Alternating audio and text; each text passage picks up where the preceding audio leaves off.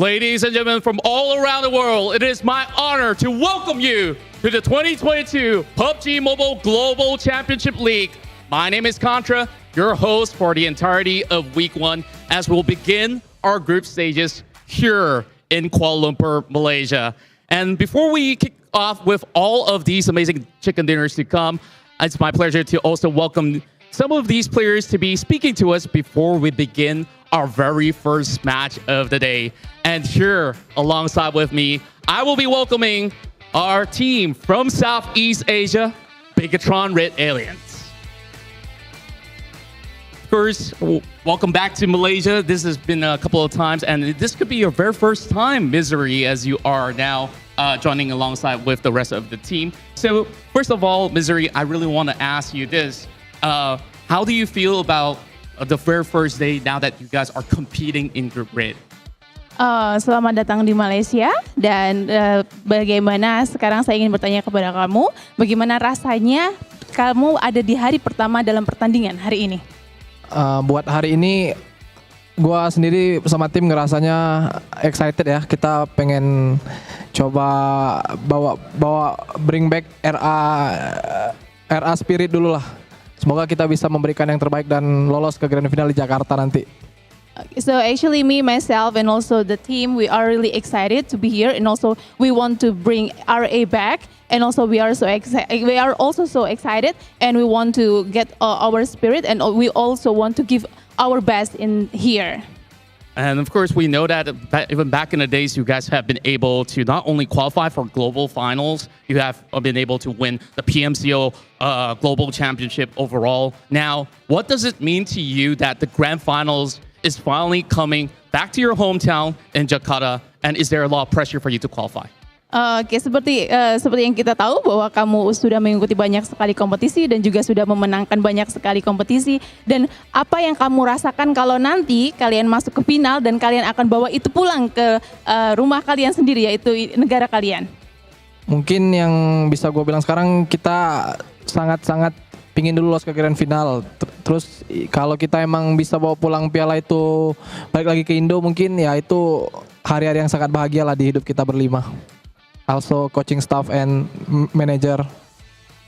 So actually we are actually so happy, and also we are also trying to give our best to get into the grand final, and also it will be the best moment in our life if actually we can get actually the award for ourselves, and also it will be such a very huge happiness for us, for the team, and also for the manager, and also for the coach, of course. Well, of course, that's a lot of great words from you, Misery. Now, I really want to ask you this. Since we're going to be starting in the group stages, there's a lot of amazing teams that are also together with you guys here, where you guys are competing with. Only the top three teams will be going into the grand finals. So, is there any teams that you see to be really tough opponents here that you're starting off in Group Red? Kita tahu bahwa nanti kalian akan berkompetisi dengan tim-tim yang juga luar biasa secara global. Nah, tim mana yang menurut kamu itu yang paling berat? Semuanya sama aja sih, cuman mungkin kita lebih ke prepare ke tim-tim yang recently dapat hasil yang lumayan bagus ya. Kayak mungkin Infinity, gitu aja sih paling. Oh well, so far actually all the teams are the same thing, but then maybe we are actually we'll be more focusing on like the recent strongest one, which is Infinity. I see, and of course they have been the champions of Southeast Asia, and also there's a lot of other teams like Big Bug Galaxy. I know that you guys have been able to do it before, so I definitely wish you guys all the best. Now, I really want to hear from your thoughts overall. What are like some of the challenges that you have faced throughout this year itself? Oke, so semoga sukses nanti untuk kompetisinya. Tapi untuk kamu sendiri, apa sih tantangan kamu sejauh ini? Sejauh ini mungkin kita ya naik turun lah ya awal-awal, karena ini juga baru kan aku di sini. Terutama kita mungkin kemarin fase turunnya waktu kita nggak lolos sih ya. Cuman ya semoga kita bisa balik lagi ngebuktiin kalau kita emang layak main di PMGC kali ini. Well, as we know that actually we have been through ups and downs, and also I'm quite new here. So well, hopefully we can get back up all together. All right, that's great. And of course, do you have any words that you really want to say to everyone else competing here in Group Red and also to the world who's currently watching the PUBG Mobile Global Championship League? Oke, ada nggak sih yang ingin disampaikan untuk semua yang berkompetisi di sini dan juga untuk seluruh dunia yang menonton kalian? Ya hati-hati aja sama kita because kita amat sangat bahaya. Okay, just be careful with us because we are dangerous. All right, I love the confidence. And of course, thank you so much, Misery, for joining us with this interview. Now, we won't keep you guys waiting for far too long as the match will be coming to your way. So, of course, with that being said, let's kickstart our first chicken dinner here as we will begin our matches. Let's pass it back to our casters and let's have a good time. Bye.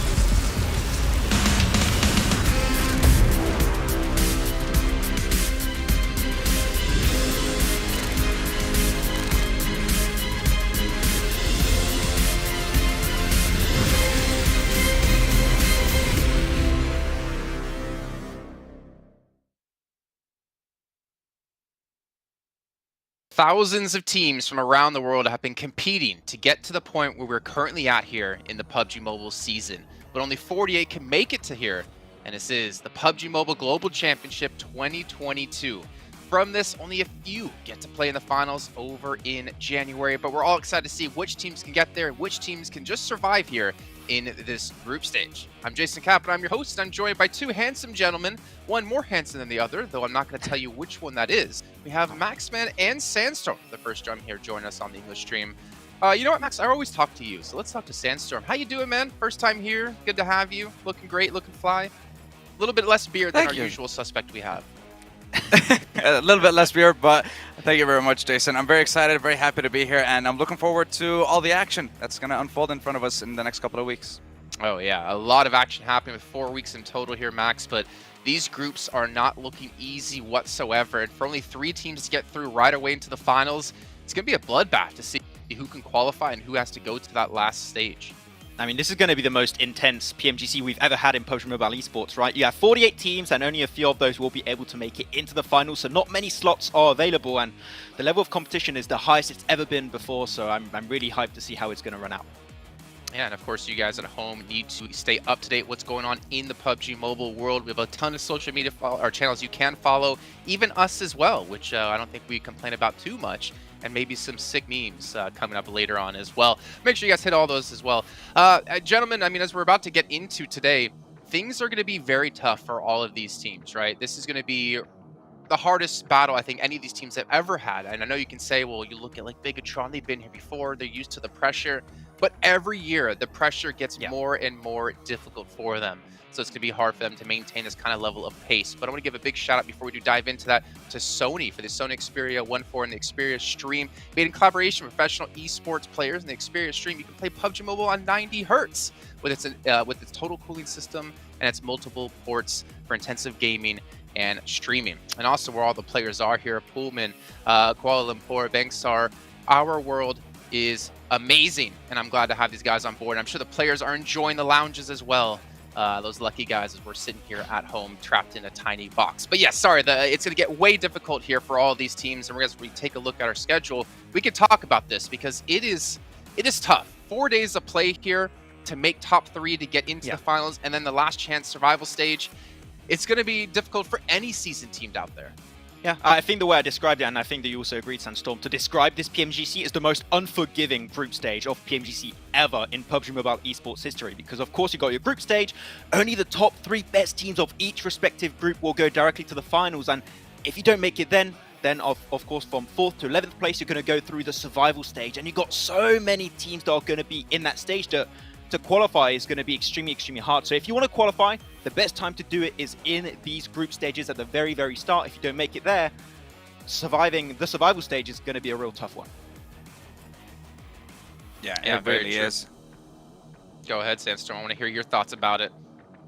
Listen, when it comes to the groups, I'm focused very much on, obviously, like week 1, red group. These guys are going to be the first teams to qualify to the finals. So I feel like that's going to give them maybe a little bit of an advantage over the other teams, over the other groups. Gives them more time to prepare for the grand finals. Gives them more time to prepare themselves and study the competition a little bit more and more.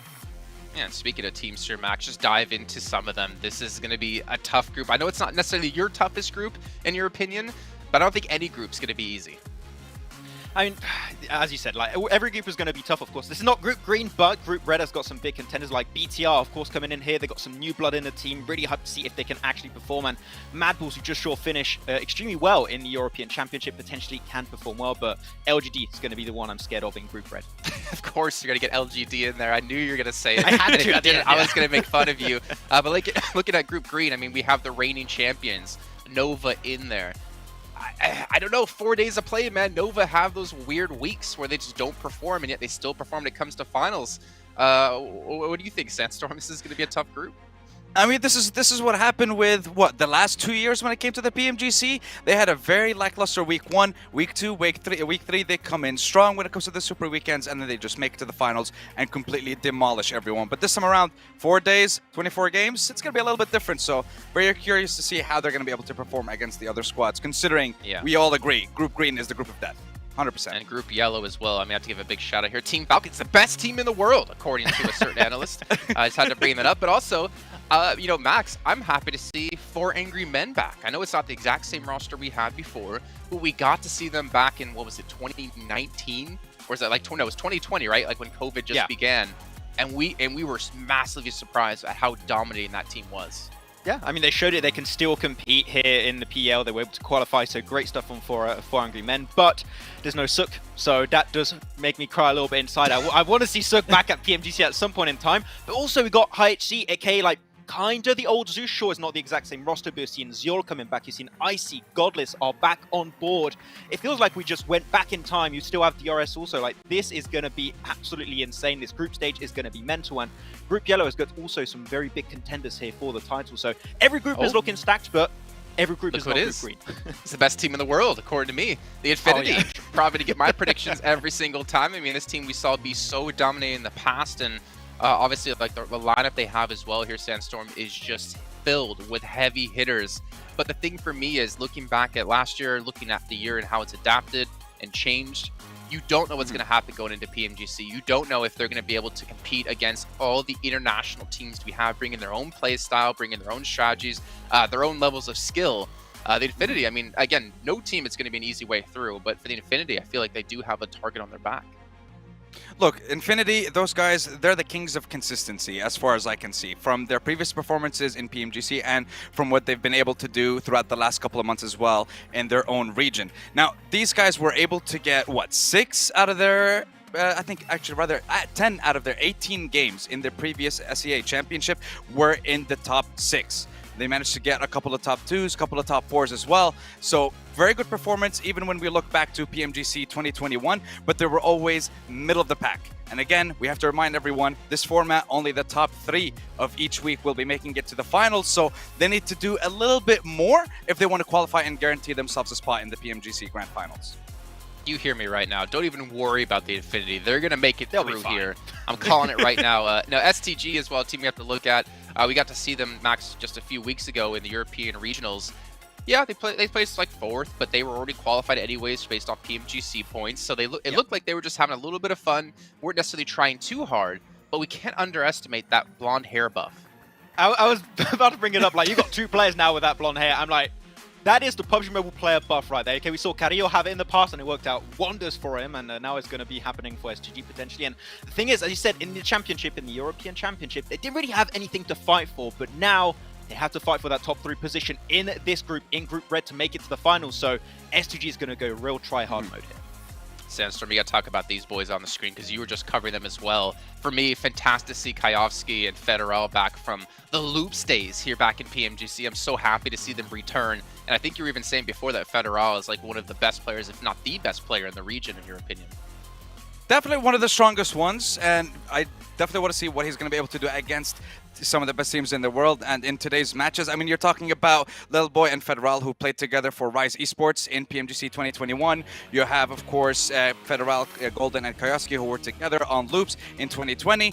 Talking about the back-to-back America's champions. And I know, listen, it's America's, but still, these guys are a dominating force, and I'm looking forward to seeing how they're going to be able to take on Week 1 in this competition. Well, we can see here the schedule coming up today. And Maxman, you said this is the pinnacle of perfection when it comes to maps. Talk me through it. There's only one thing missing is a Vikendi, but you know what? I'm asking for too much right now. But we start with Erangel, you close off the day with Erangel, also got one in the middle, and you only have one Sanok and two Miramars. It's like, it's the best map rotation you could have in this kind of tournament, and of course that means if you are dominant on Erangel, you're going to be in a great position right out of the gate. So if you can dominate on that map, you're going to be good to go. Yeah, and normally when we look at events, when it comes to, I guess, the culmination of regions, we typically can see some feeder teams, we'll call it, but I'm not quite sure we're going to have any feeder teams when it comes to PMGC because each team is going to be the best from each region. But you too have actually picked some teams to watch here going into this first match, and honestly, I can't say I'm surprised with Max's picks with how much he's been talking LGD up. However, both of you only got one prediction correctly, and that was the Infinity by Maxman. Yes, it is the only one that you can pick because, you know, Jason, you're not allowed to have a team to watch. I was like, you know what, I'll pick one for you. It's going to be the Infinity. It's fine. And Infinity also, I put this team as easily one of the top threes of Group Red. I think that if there's a team that can directly go to the Grand Finals, it will be Infinity. And LGD, let's not forget, this is their first international debut, right? First time they're playing outside of their home region. And seeing what they've been doing in PL when it comes to how they rotate around the map, how good they take fights, I really think if they bring even the small amount of that skill to PMGC, they can go the entire way. So LGD is so scary, and with teams like Nova especially, like China can dominate once again. Well, Sandstorm, looking at your teams to watch, a little bit unorthodox with some of your picks. One of them off the bat, I'm going to go with R8, actually. Kind of surprised to see them in top 3. Why did you decide to choose them? I think they have a lot of international experience. I mean, we've seen what they've been able to do last year in PMPL, MENA and SA. They managed to be crowned champions for that tournament. They have a lot of experience against those teams, and this year they've kind of been struggling just a tiny bit because they've always been getting so close to that first place, but then just get stolen in the last couple of games. They managed to get second place in MEA Fall, in Arabia Fall for 2022, and when we look at PMGC for 2021 as well, they didn't qualify to the Grand Finals just because of 3 points, and of course that last game just ran away from them. So I think this time around they're going to be able to change things up and maybe even qualify from the first week. Okay, well, Max, what's your thoughts on that then? Because we got to see R8 over at PMWI just a few months back, and personally I wasn't super impressed, to be honest. I was actually more impressed by Team Falcons, to be completely honest with you at the time. What's your thoughts? I think that R8, when it comes to it, they are a great local team. Like when it comes to the MENA region, MEA region, they dominate, right? They're one of the best teams out there, hands down, no issue there. What I think they lack is international experience. And I think that especially them playing in PMWI, sure, it was the after-party showdowns, it was very different from what we're going to have here. But that is great training for them to have an idea of like how things go on the bigger international stage, right? And with teams such as Enigma Galaxy that already played at that high level and done so well last PMGC, I think that we can have high expectations for R8 this season, and especially Ida is one of the top players in the region. I love how he plays in general, so I think R8 can actually do pretty well here. Maybe not be top 3 of the group, but at least go in the survival stage. I think there's a big chance of that happening. Well, I mean, R8 and Enigma Galaxy both had a massive point discrepancy between them and third place when it came to points from the Arabia region, so they were pretty safe and clean to get through. But Enigma Galaxy is one of those teams, as we obviously mentioned them, that is kind of a conundrum to me because they placed so high last year at PMGC. They were such a surprise, I believe 3rd overall. And yet this year hasn't felt like that Enigma Galaxy has carried over that momentum from PMGC last year into 2022 and made it work for them. Yeah, and not only that, with the massive change that we're going to have in their tournament style, specifically with Sandhawk, I guess the map that they used the most to get the most amount of points in PMGC 2021. You're talking about when we're looking at the finals of the PMGC, 50% of their points came from the 3 games in Sandhawk. 25% of their points from the East League finals were also from Sandhawk only. So many second places, so many placement points by the end of the tournament, but it's not going to be available this time around. So how are you going to cope? How are you going to adapt? Yeah, there have been some zone changes, at least when it comes to Sandhawk. Killing off in the blue, not going to be as possible. So get out of here, Roof. We're not going to see you there anymore. But it's still going to be difficult anyways for all of these teams to make some adjustments to obviously the lobby, to the teams they're playing against, but also the zones and how they're going to change. I'm curious to see how teams like Tron will do, because again, they've been here back to back to back, and yet they've kind of underperformed when we wanted to see them excel, not able to show up as we've seen before. But I believe, though, it is time to head to our commentators for our very first match of the day. We have John Allen and Blank waiting on the sidelines here to head over to them to kick things off. Thank you very much. We're into game number 1 of the PMGC. Blank, we're here finally. We've been waiting all year, and it's just come to pass, and we are ready and raring to go. That we are, we're going to get into the games over on our angle, Miramar, Sandhawk, our angle, Miramar, our angle again. It's a long, long day ahead of us. We've got some interesting things going on today. Obviously, heading over towards Group Red today. We'll be making sure we get all the way through this. We do have our survival stage coming up as well. Also, top 3 teams will be heading towards Grand Finals. I think it's 4th down towards 11th will pass through towards that survival stage. But those last 3, in a bit of a world of hurt, but we can talk about that closer towards the end of the week here, John, because right now we do need to kick off our first game and see who exactly will take home the first chicken dinner of PMGC. Yeah, that air angle is right around the corner. I can see those timers at the top of the screen, Blank. They are counting down. I'm so excited for this to all kick off here in Group Red for the first of it all. Are you looking, did the analysts had their teams to watch? Are you looking at any specific teams, beyond what they were talking about potentially? Obviously, they talked about like BTR. We had Sandstorm talking about RA. It's his favorite team, I hear, but we're going to be getting into this one. Are you looking at anyone as your front runner in this group? I was actually still want 4 rivals to get something done here, do something well. I'm a little bit worried for them, honestly. Came to the World Invitational. I was pretty excited for them coming to that with Voki as well as Jumper heading into the team, actually giving them a bit of an oomph there. They had their 3rd place over in the Fall 22 PMPL. But coming out of Southeast Asia Championship, only a 10th place there, so a little bit awkward for 4 rivals. Hopefully they can improve on that coming into the future, but it is a team that I'd like to do well, considering we can consistently see them in these big tournaments, but we're always like, 4 rivals aren't going to do so well, and it's Max's least favorite team, I hear. But yeah, I think they have potential. It's not coming quite through yet. I think there are a couple of teams here, John, though. S2G as well as Manpools. A little bit of a rivalry going on here from Western Europe. We are now heading over towards our angle to start our day off.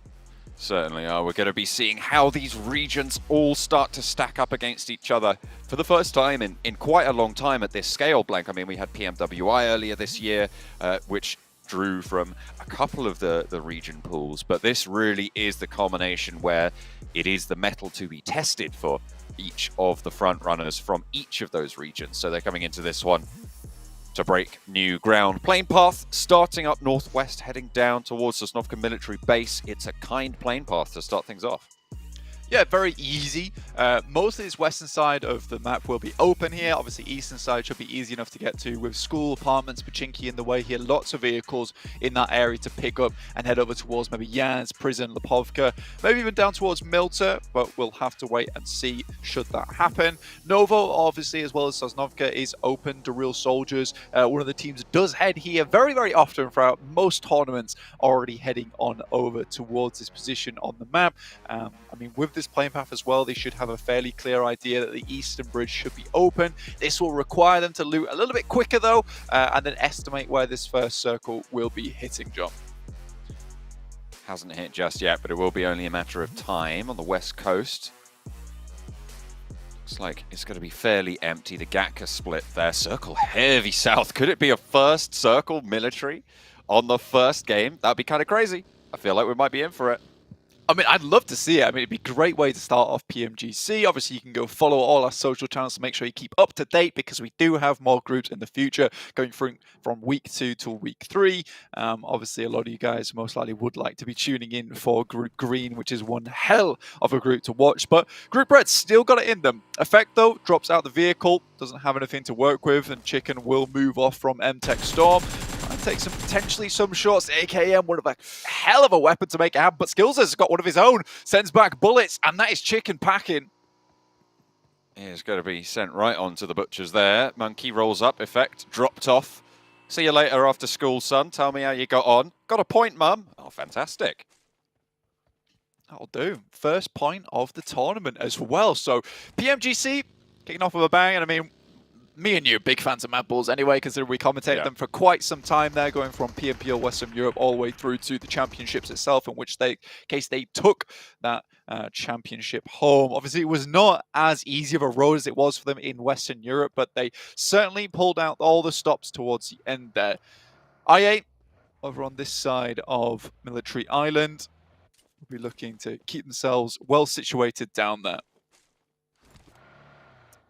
Yeah, as you were saying, Mad Bulls third place in their region, right, which isn't really indicative of their performance in their earlier regional stages, but that is how it goes, obviously being beaten out by HVVP and Fireflux, but they are the top representative from the region in this group, so that's why we're looking.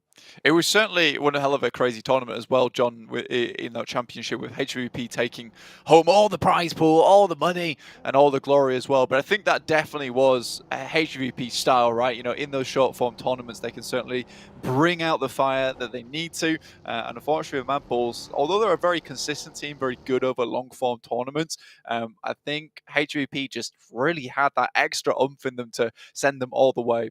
Plus, there being a lot on the line for HVP to make it through to the PMGC. For Mad Bulls, this felt more or less like a cruise for them, which is okay. Absolutely fine. They'll take it. This was their one chance of getting to PMGC, and they're through now, so happy days. Speaking of cruising, S2G, right? This is a team that you would expect. Oh, hang on a minute. I'll put that on hold. Crash over on the Western Bridge. Blanca run down as well as S2G are caught in this conflict. Hamzy the only one to go down so far. And it looks like they might be able to pick this one back up as well. Silas low, but not out of it just yet. Kelsey looks for the flushes. S2G, it looks like, hey, Blank, look at this. It's Europe coming in strong at the start of PMGC, the European region. Obviously, S2G coming through from the Turkish region and then qualifying not through, this was my point I was going to make, not through the European Championships. They qualified through PMGC points. They didn't make the cut into the top, well, it would have been top 3 or top 4 if they'd have made it there, but they were down in 6th in their region. So this is a team that is maybe got a little bit more to prove. So it's good to see them taking confident fights, crossing that bridge.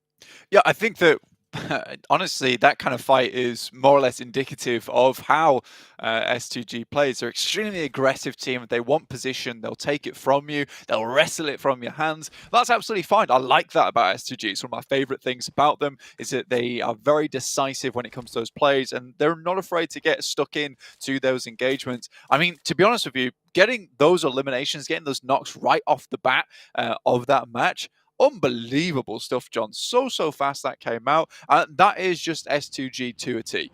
And I think now they've got themselves a pretty damn good little hold on Sosnovka at the moment with that sudden shift like you were talking about before, John. You know, we'd still have Shelter Farm, Milter in this one, but this is looking very much like it would be heading down towards Sosnovka. So a very cool way to start off our game today.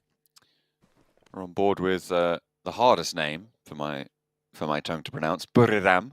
There we go. I'm sure I've already messed it up. We're hopping away from them though, so I'm saved that embarrassment, Blaine. You are saved that embarrassment. And to be honest with you, I'm not even going to try yet. When it comes round to it, then I will give it a go. But for the time being, I'm going to be staying over here with the 4 Rivals guy, with Pemburu. Definitely gave me some trouble back in the day, but do they drop in Cobraria? So it's Buriram in Cobraria. That would be the hardest. Yeah, the hardest. I mean, you've done it now though, so you're fine. That's you're true. there. I've one down. However many more to go. Yeah. I have to double check the drop spots on Miramar. Woo! That would be a fun time, indeed. Enigma Galaxy now making their way over towards that western side of the bridge towards Sosnovka. Obviously, S2G already punched a hole through that barricade that I8 set up earlier on. I8 not out just yet, but down to that singular player so far. Don't quite have our elimination totals on the side of the screen just yet, but I'm sure we'll find out exactly how many points each of those players did get when we head over towards them. Indeed, so that's 3 eliminations so far on I8's side, able to get that final flush and knock over towards I8. I assume that maybe he's able to crawl away and maybe a different team picked up that last elimination, but it will be S2G taking all the points from that engagement. A really good start. They move into a southern position, a southwest position on the military island. It seems like currently 5 teams have hedged their bets. Well, not even hedged. They've made their bet on that military island finish. Heading down south, that's Enigma Galaxy, S2G, Box, DRS, and of course I8, who are a little bit diminished on that south. Slightly. I think diminished is a bit of an understatement there, John, honestly. Decimated? Let's go with that. Decimated, yeah, that's a much better way of putting it, 100%. I mean, S2G kind of cleaned house on that side of the map. DRS, though, these guys like to drop around over Noia. They've already got themselves a bit of a foothold over towards that western side of the observatory in that area. It's a nice position to hold. Great scouting position for them as well. And luckily, they didn't even have to think about heading over towards that eastern bridge. So this has worked out fantastically for them. Sosnovka, one of those positions that can really, really benefit you, but it does require the circle to head down here frequently. You do get a lot of loot on board. It is super valuable in terms of getting like level 3s and good amount of equipment. You get a long time to loot down here as well, but it does require you to make that crossing, which is always a bit of a tricky maneuver, John. But for DRS, nothing too bad happening for them here. And that's your circle. Down towards Sosnovka, confirmed, slapped in, punched the number, and we're heading on down. So all these teams over towards that north side will have to get a move on. That is probably the kindest possible circle that could have happened in this current scenario, because it means that teams know the choice they have to make. And I feel like that's often where teams come unstuck in their macro decisions, when it's sort of got, a quarter of the circle on the mainland, or it's got a 30% probability of not actually going fully there. No, it's 100% committed to the island now, Black. So teams are going to have to figure out how to cross. Yeah, it's a pretty nasty hard shift as well down this way. You would have thought that maybe there'd be more time for these teams if it would overlap with the farm, as well as maybe shark fin and some of those compounds on the yellows on the northern coast. But no, it's straight down towards Sosnovka, which means a lot of these teams don't have a lot of time to think about making these maneuvers. And with it cutting off so much of the bridge as well, you would usually see a lot of teams like hanging around towards Lighthouse or towards the gas station before finally making their cross, waiting for the opportune moment. And if you could get control of Lighthouse or even gas station, you can let these teams cross first and wait until there was that opportunity to present itself. Here, there really isn't that. It's just a mad dash through. Mad Bulls punch their way through LGD as well as MTech and move straight down towards where S2G moved in on the western bridge there, John. Titan skirting around the edge there. All 4 of them are alive, but they're a little bit split right now, with Influence Chemin in the mid. Will be moving up to Buradam. I don't think they're aware of this position. Will get jumped out on and immediately tumbles out, but hops out of the vehicle, goes for the challenge. Unfortunately, wasn't quite quick enough on the uptake. 2 players, though, in for the backup. Going to roll on over the top of the hill. They divert. They're not going to go in for the challenge. Not going to be able to get their teammate back up, but they're crashing straight into Kengzo. It's not great for Titan, but he does get felled here. There's 3 players alive. Tiger rolling on in, trying to back up the teammate on the inside, but Kengzo not so lucky, down already. Molotov into the back, forcing them up to the wall, reposition. You don't need to commit here. You have the bridge.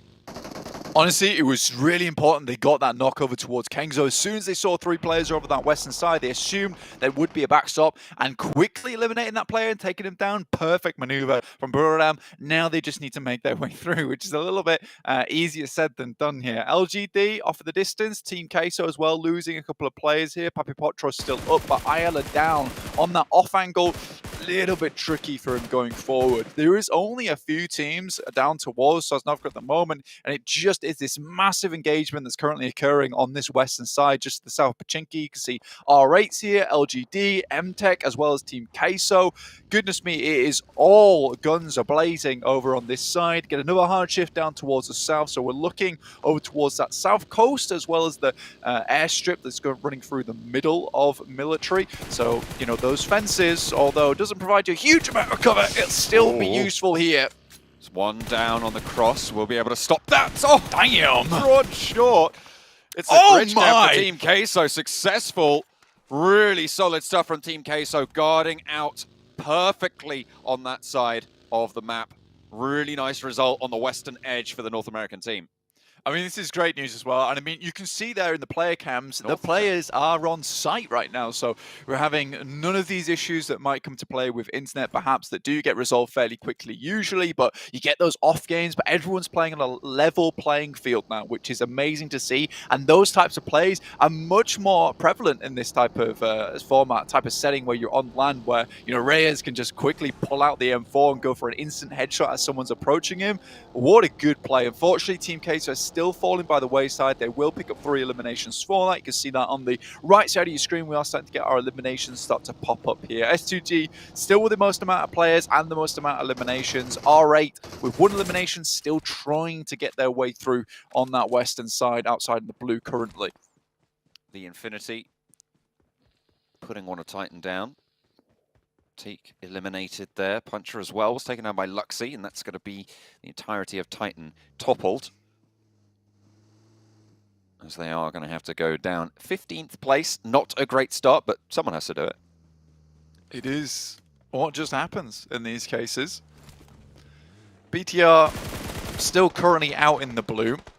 The Infinity moving past Influence Chemin. Influence Chemin taking home a very, very dominant victory over in the Americas Championship. Honestly, one of my new favorite teams, honestly. As a team, they are very good. And in Americas, you don't see this very often, but there is some massive tactical maneuvers coming through from Influence Chemin very, very frequently from them, which is great to see. I think taking 2-2 splits. And overall, I would say the level of Americas has improved vastly over the last year. So this is no longer being in PMGC, just the SEA show. You know, we're having some big contenders coming through from Western Europe, big contenders coming through from Americas, and SEA, you know, a lot of these regions are starting to catch up in a big way. Bigatron on the outside now. DRS first to revitalize Bigatron, hopefully looking to return to power. 2 players from DRS taken down, the real soul. With Influence Chemin on their south. Oh, beg your pardon. Don't have too much further to go for this next circle, so they'll have to push through this fight. DRS currently successfully holding. The Bigatron looking to try and move through. Gianti looks for one on the spray. It's good, but it is traded off. Bigatron are going to hold on to it for now, but they are flagging. 2 players down. Luxy moves forwards to try and back up Misery. Jen Foster down and out in the, not out in the blue, but certainly down. Luxy finds the last, but in comes Influence Chemin to play spoiler. A third-party engagement spoils Bigatron here. Misery runs for the hills. Yeah, very, very difficult game plan there for BTR overall. Zuxi and Luxi, I think, both did a marvelous job taking down a lot of those players from DRS. Unfortunately, does not come to pass there. Influence Chairman also making their way in. BTR sometimes has struggled coming in from the blue, but this is the first time in a long time, at least in PMGC, we've seen such a dominant push in towards it versus the team that's holding out players inside the blue. So I don't think this is a complete failure coming through from BTR. I think this is unlucky with Influence Chemin also rocking up onto this as a third party. If it wasn't for them, that could have been a successful push through into the blue from them. But we'll talk about that in just a little bit. So watching some of these teams start to make it themselves. Tiger moves up. Misery's got no HP on board, and it would be surprising if he gets through this one. It's unfortunate he didn't manage to get that spray onto Tiger. It felt like it was dead to right, but not to be. So, Buriram with the north side of the circle under their control. Influence Chemin can start to push in from the east. Currently 3 teams occupy inside the airfield around those wrecked planes. on the inside that are currently in the next circle. That's S2G, Box, as well as 4 rivals. You can have the Mad Bulls and R8 pushing in from the western side. Mad Bulls playing on the out. I mean, this is very classic Mad Bulls behavior, taking opportunities where they can see them, find a position to play in. If it's just a little bit of a ditch or a couple of these crates to play around, that's enough for Mad Bulls to make something happen. R8 move in. Mad Bulls should have oversight on this, and Prestige tries to get a little bit further. Hamodi backs him off the crate, claims it for Enigma Galaxy.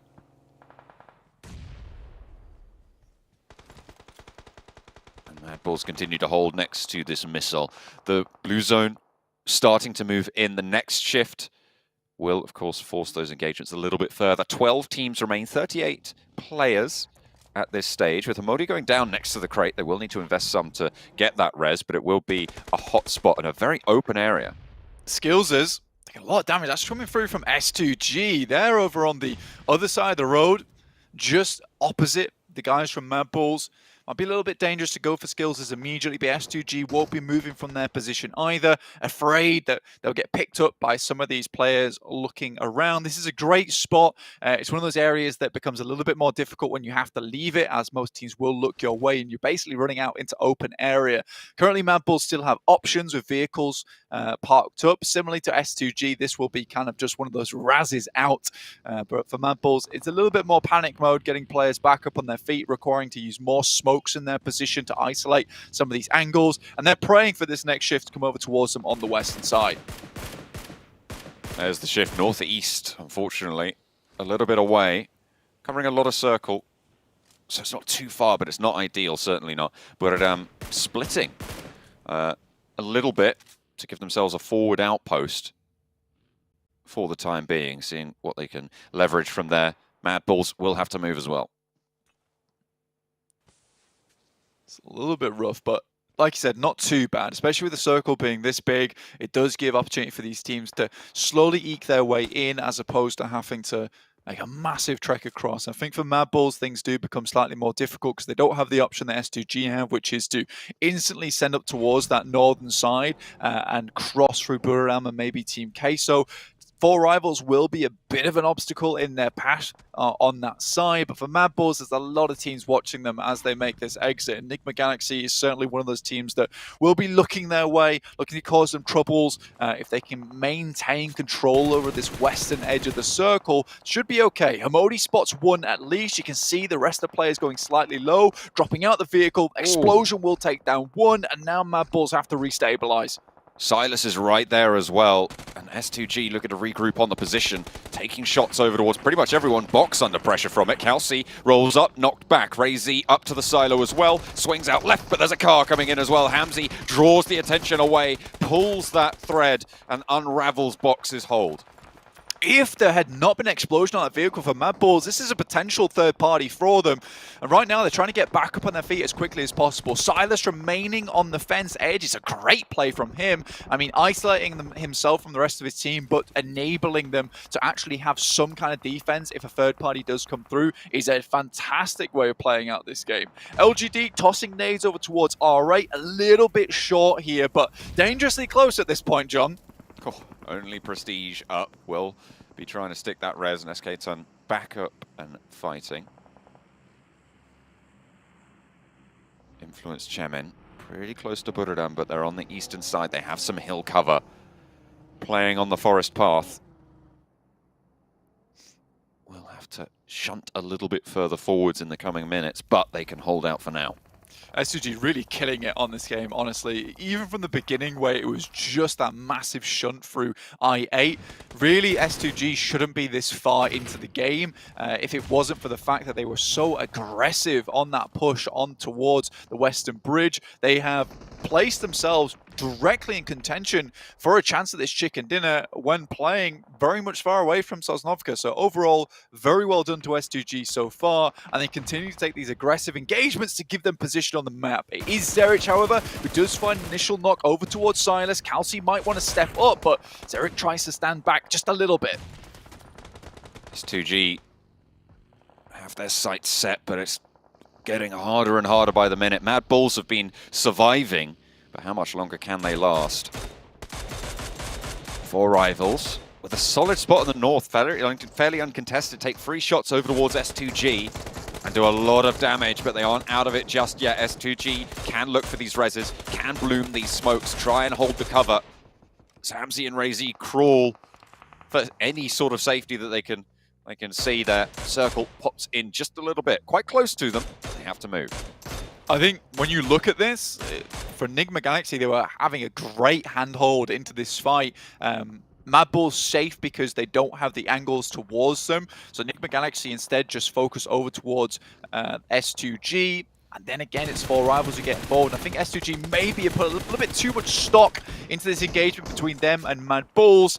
Ralph moves down through the smoke there and quickly and easily picks up at least 1 elimination over towards Mad Bulls, leaving them with just 2 members. Kelsey, who's got one hell of an aim on him. You know, he's a cracker in terms of a shot. So he's taking shots up towards the guys from Enigma Galaxy, trying to hold them back. But this is too much for S2G. Samzy down before he can cross to the buggy and get cover. Enigma Galaxy with the crossfire. Only Kelsey now standing and taking a lot of damage from the blue zone in the meantime as well. Nade in hand, but what's that going to do? You will fall, and S2G eliminated on the western side. A good start to their game, playing punchy through the western bridge, but felled here. And I mean, this is classic S2G behavior though, isn't it? It's like very aggressive gameplay, some fantastic fights, but then getting yourself into a position where you have poked too many of the Hornets' nests, in which case you are finally taken down. MVM, what a nade coming through from Enigma Galaxy. Currently at 8 eliminations. You know, Sandstorm was worried about them not being able to get too many points over on Sandhawk, but looks like they're absolutely fine. Being able to scrim, practice, get their aim back up to speed, and team fights and engagements seem to be going well for them. Battle for the south side between them and Influence Chemin right now, seemingly swept everyone else aside. Freak down, not being invested in to get back up. As it looks like Law is rolling forward. Modi backed off the ridgeline, in fact taken down by Federal. Influence Chemin looking good to start their control campaign on this south edge. Not too many other teams left in it as well, Blank. There's only 5, 4 rivals on the north. Buridam still going on the northeast side, and Mad Bulls have stayed alive. Yeah, unfortunately it was for Skills as they're just a little bit too far forward. Enigma Galaxy able to get a hold of them. Luckily for them though, now they have information. Influence Chemin coming in hot though over towards Enigma Galaxy.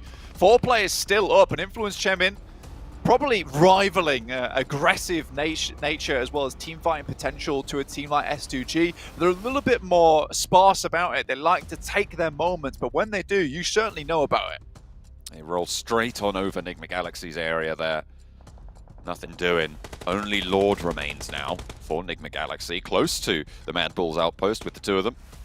4 rivals, all 4 of them start to move a little bit further south. You can see them getting up to that wall line. Lord, under pressure from the nades, will burn to Federal, and 8 eliminations now for... Oh, that was for Enigma Galaxy. Influence Chemin still on 7, so still a lot of points being scored on this south edge. Yeah, Enigma Galaxy still did a very good job there, and a surprisingly good job as well. I've got to congratulate them. I think it looks like they have been putting in the work between last PMGC and now. Even their performances towards their PMPLs have been pretty decent despite not having to play as many Sandhogs, and they're working their way around that. 4 rivals still have this really good spot right now, and they've been reluctant to leave it, and I think that's the correct decision. You have this strong spot where you have sightlines towards everyone. It looks like Buram just has no idea where they're being shot from. Unfortunately, he has the fancy feet, so he is tap dancing his way out of the way of a lot of those shots.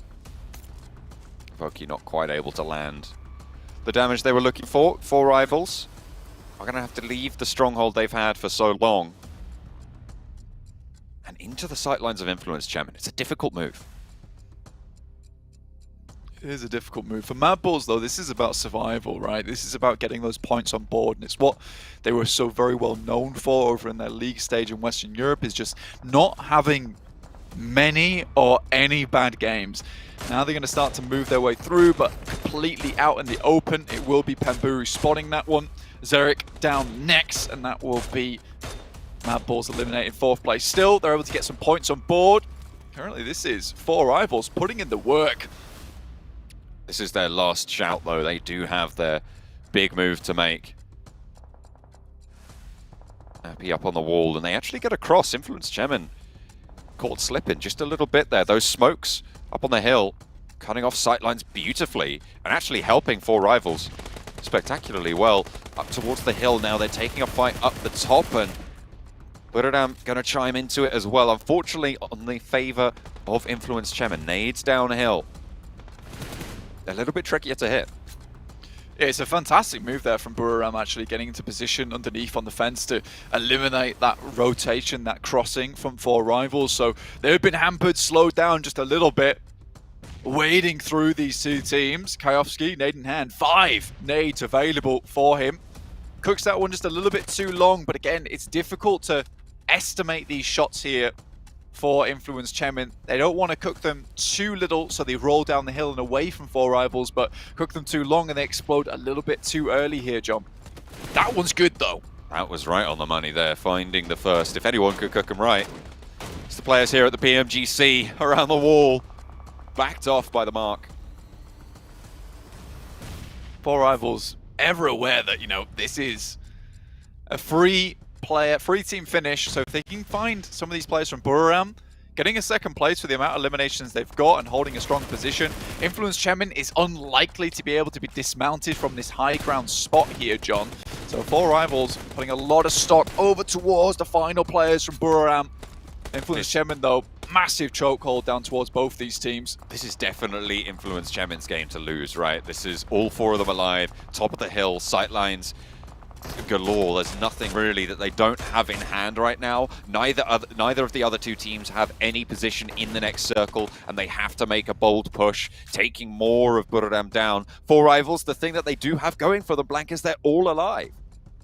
I mean, for Four Rivals, they've done really good here. And again, this is why I talked about them at the beginning of the game. It's a team that I'd like to do well. You know, they have some great experience. They're consistently here. I think they've added some very, very good players to the team. They've just needed somewhere to prove this for themselves. Appy had to hold down here off against some of these other teams. Makes the crossing and stands up, and it would have been unbelievable if he had lived through that one. Now Four Rivals have to make something happen from underneath, but how many nades they have to make it work?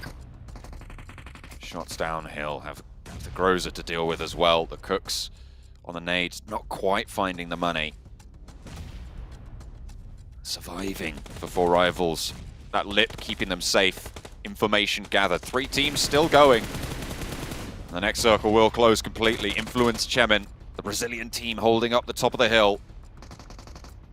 They've got Four Rivals dead to rights, but it's just a matter of closing it out. And it seems like they're a little bit faltering in their approach to this. I mean, they are just continuing to put down the nades, and when you have this ordnance, when you know that there's so few threats left, you can just go for it. That's what they're going to be looking for here. They're not cresting the ridgeline and actually taking a couple of shots towards their way. Pemburu makes it to the cover of the ground there. Skayovski a little bit out in the open, steps up for Pemburu yet again, but backed off. Federal finally finds Tiger, and that's 2 teams now remaining in it. Influence Chemin finally getting knocks, traded off 1 for 1, but more damage pouring through, and it leaves it only into Pemburu's hands, but he's doing damage. That MK14, as you say, Blank, it's doing so much work. Federal, if he gets felled here, there's a chance, but no, it's not to be. Law puts it in. Everybody from the top rope, and it's Influence Chemin, the Brazilian team, to find the first chicken dinner. A firecracker finish over towards America's Championships, and then coming to PMGC like this, John, an unbelievable result for them. And again, it's that same patience that we see from a team like Mad Bulls, alongside that aggressiveness from like S2G or Nova. It's really, really good to see here over in the PMGC, and I would say that's a completely deserved win for Influence Chemin. They seem extremely happy about it. Again, massive props to Four Rivals though, from a very difficult spot on the map there to be able to actually still pull that one off and get as far as they did. It was just a case they were bleeding out, and I think you were saying that Influence Chemin may be faltering a little bit. I would say that's more patience, right, John? They waited it out knowing that Four Rivals, there was only one direct route for them, and that was upwards. And if Influence Chemin could just sit up the top side for as long as possible, they didn't really have to do much else. The MVP there for Influence Chemin. Federal, 7 eliminations, 806 damage there, putting in a shift and a half. There he is. Look at that. almost looked surprised with how well he did there. But yeah, a great game overall. Federal, a long-standing member throughout of most of PUBG Mobile, in fact. So we're going to take a quick look at the stats here. 806 damage total. You're really leading the team here in terms of performance throughout the game. But again, all these other players, I will still say this is a very tactical team. They bounce off one another very well. Lil Boy even 695 with 4 eliminations. Nothing to scoff at here. Very, very good team. Every single one of these players is built to perform. But again, some surprising other teams towards the top there with Buram as well as 4 Rifles, but Mad Bull's going down in 4th place. That was kind of expected, even with the bad positioning they had. This is a team that consistently puts up those points, and it's one that we can't disregard yet. Yeah, it's definitely not something that you can count out. This has to be sort of all considered through the lens of having a military finish on the first game of the PMGC, right? It makes everything a bit weird, a bit wild, and pretty windy there. You can see, I mean, even Influence Chemin, they traveled almost 15 kilometers in that game. Yeah, it's a long distance to go, and again, you see some of these teams in PMGC that it doesn't matter if your drop spot doesn't initialize over towards Sosnovka. As long as you can make it down there and you have the plays and the chops to do it, you can still pick yourself up a chicken dinner. So it wasn't realistically the teams that were dropping in Sosnovka that were able to get the big wins. It was more these teams that were just willing to take it to the absolute limit here in this first game to pick up the chicken dinner. Yeah, certainly a good result for the Americas fans and for the Brazilian fans watching as well. Influence Chemin doing them proud. Let's take a look at some highlights.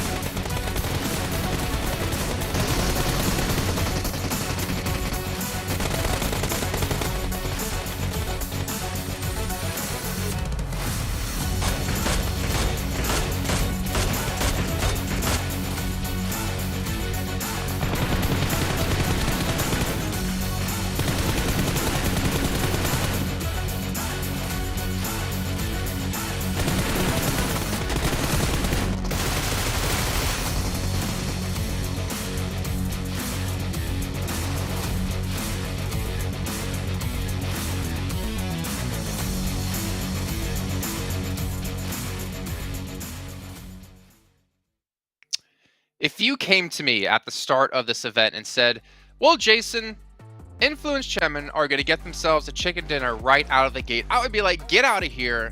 You must be Sandstorm. I don't want to work with you. But hell, they did it. What a fantastic performance. 13 eliminations as well for Federal, getting so many elims for himself. I think that was 7 alone. This is the start you want to see if you're Influence Chemin, and if you're Brazil, this is the start you want to see out of one of your teams. Look, there was so many teams I was expecting to potentially get the first chicken dinner. I was not expecting Influence Chemin, maybe Sandstorm, as you said, potentially was. But the thing is, Sandstorm, we were talking about it during that game. This was not an easy game to secure. It was like an open field finish for like the biggest portion of that game. You didn't know where it was going to go. The only way, if you wanted to create an advantage for yourself, was to clear a cardinal position on the circle, which is what they did on the East, actively third-partying, scouting, sniping teams down from a distance. They were doing everything to make sure they had control of the East, and once you still have 4 players alive in that position, I mean, who's going to defeat you? Unfortunately, no one. Exactly, and their start was a little bit difficult. They dropped, or they looted rather, the east side of Yasnaya, and when they were crossing that bridge around Zone 2, when we confirmed that the zone was going to end up in the military base, there were 3-4 teams rotating at the same time. You had Box, Brew, BTR, Titan, every single one of them were trying to cross at the same time, but the perfect timing came out from the side of Influence Chemin. They were able to avoid most of the teams in that scenario and then rotate around the radio station, and then, like you noticed, Maxman, they were able to third-party DRS, BTR, and then just levy that into a chicken dinner at the end of the game. So perfectly played by Influence M. Well, Influence a little bit lucky to avoid. I think that was Reyes from Team Queso sitting on the bridge, just knocking teams down pretty much by himself, as we saw in the highlights there.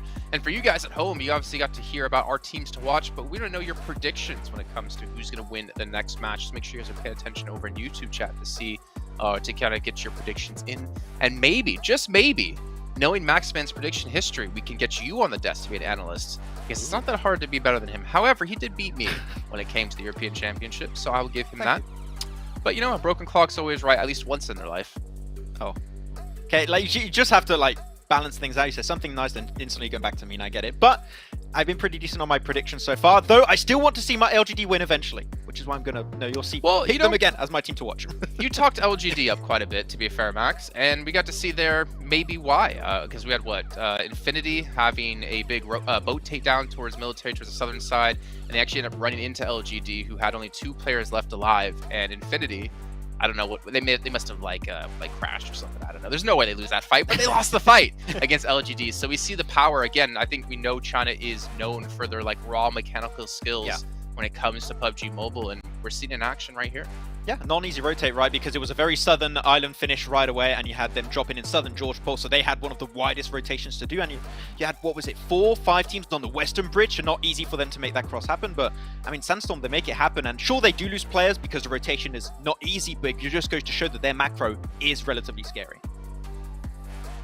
Yeah, it really, really was. And I mean, when we're talking about the teams that tried to cross towards the eastern bridge, you mentioned it yourself, Jason, Queso. Queso are just the kings of bridge camping and gatekeeping. This is something that they've done in Americas, and this, I think, is one of the reasons that they actually managed to qualify to the PMGC. The amount of points, the amount of teams that they gate kept in the Americas tournament was absolutely insane. They were just racking up kills after kills, and seeing them do it again here, and the fact that we had a military base to start up the tournament is just beautiful to see. Yeah, I'm kind of happy you mentioned Team K, so I'm actually really happy to see them coming back, just because of Ayala and Mystic being on the team for such a long time, and we've known Ayala for a very long time here. But as we move along forward into the show, we got to do a little bit of a comparison between 2 players, and it's going to be Federal and Pemburu as Maxman. We almost saw him clutch things out at the very end there against Influence. Yeah, Pemburu, also known as the Hunter, and he felt more like the Hunted at the end of that game, I'm not gonna lie, but they had a really good rotation. It was efficient from the northern side and trying to avoid a lot of those skirmishes in the field open areas, which I think makes sense. The main issue for them, clearly here, Sandstorm, is when they had to cross that road south of military base. When you want to leave that position and you're fighting up against Influence Shaman that have the high ground position, still have 4 players, plus you have I believe it's Sky only of Buridam as an off angle. It's tough, and yeah, it was so close, right? There was a chance of world where potentially they get the win, so good run from them. I take a look at our top performers here. The white hair buff only kind of coming true for Hamodi, as we were talking about before. But great to see at least Enigma Galaxy make it here into the top 4. But it's just all Influence Chemin here. And Sandstorm, you know, I got to give it to you. They have proven to be a pretty solid team so far. But again, 1 victory, 1 chicken dinner, 1 match doing well in is not going to qualify you for the finals in top 3. It might not even get you into the next stage of the event. So they need to do this multiple times, or at least to continue to have a solid performance. I think that they can, just because of how strongly they've been, I guess, competing in the last couple of months, and the performance that I've seen in the PMPL Americas Championship as well. The fact that they were contending against the likes of Alpha 7 so many times, I just believe that they could do something massive when it comes to the PMGC, and it's great to see them start off with a chicken dinner in the first game. Decent amount of eliminations as well, so pretty good head start for them. Yeah, we can see here we have Miramar coming up next, and then getting our way over to Sandhawk. Now, I want to get your opinion, actually, you two, because obviously we mentioned before, the zones have been changed slightly. I know Blank has been pretty happy with how it worked out here in the first match. When we were at around the 30-minute mark there, pretty much, the zone was still quite big, right? And previously, it would be almost impossible to play in those zones. I was just curious, what were your guys' thoughts? Yeah, I just think it offers so much more potential to do super smart rotations in the late game, right? It's a little bit slower in the late game, and also you've got bigger circles, gives you a little bit more space to do those plays, because if we had the previous circle settings there, that circle finish would have been right on the cusp, and potentially 4 rivals would have never had a chance to even make a potential comeback. So the fact that these circles are a little bit slow at the end just gives so much more time for teams to really express how they want to play those finishing moments, and I feel like this is just going to make this PMGC even better, because teams just can do so much more on paper.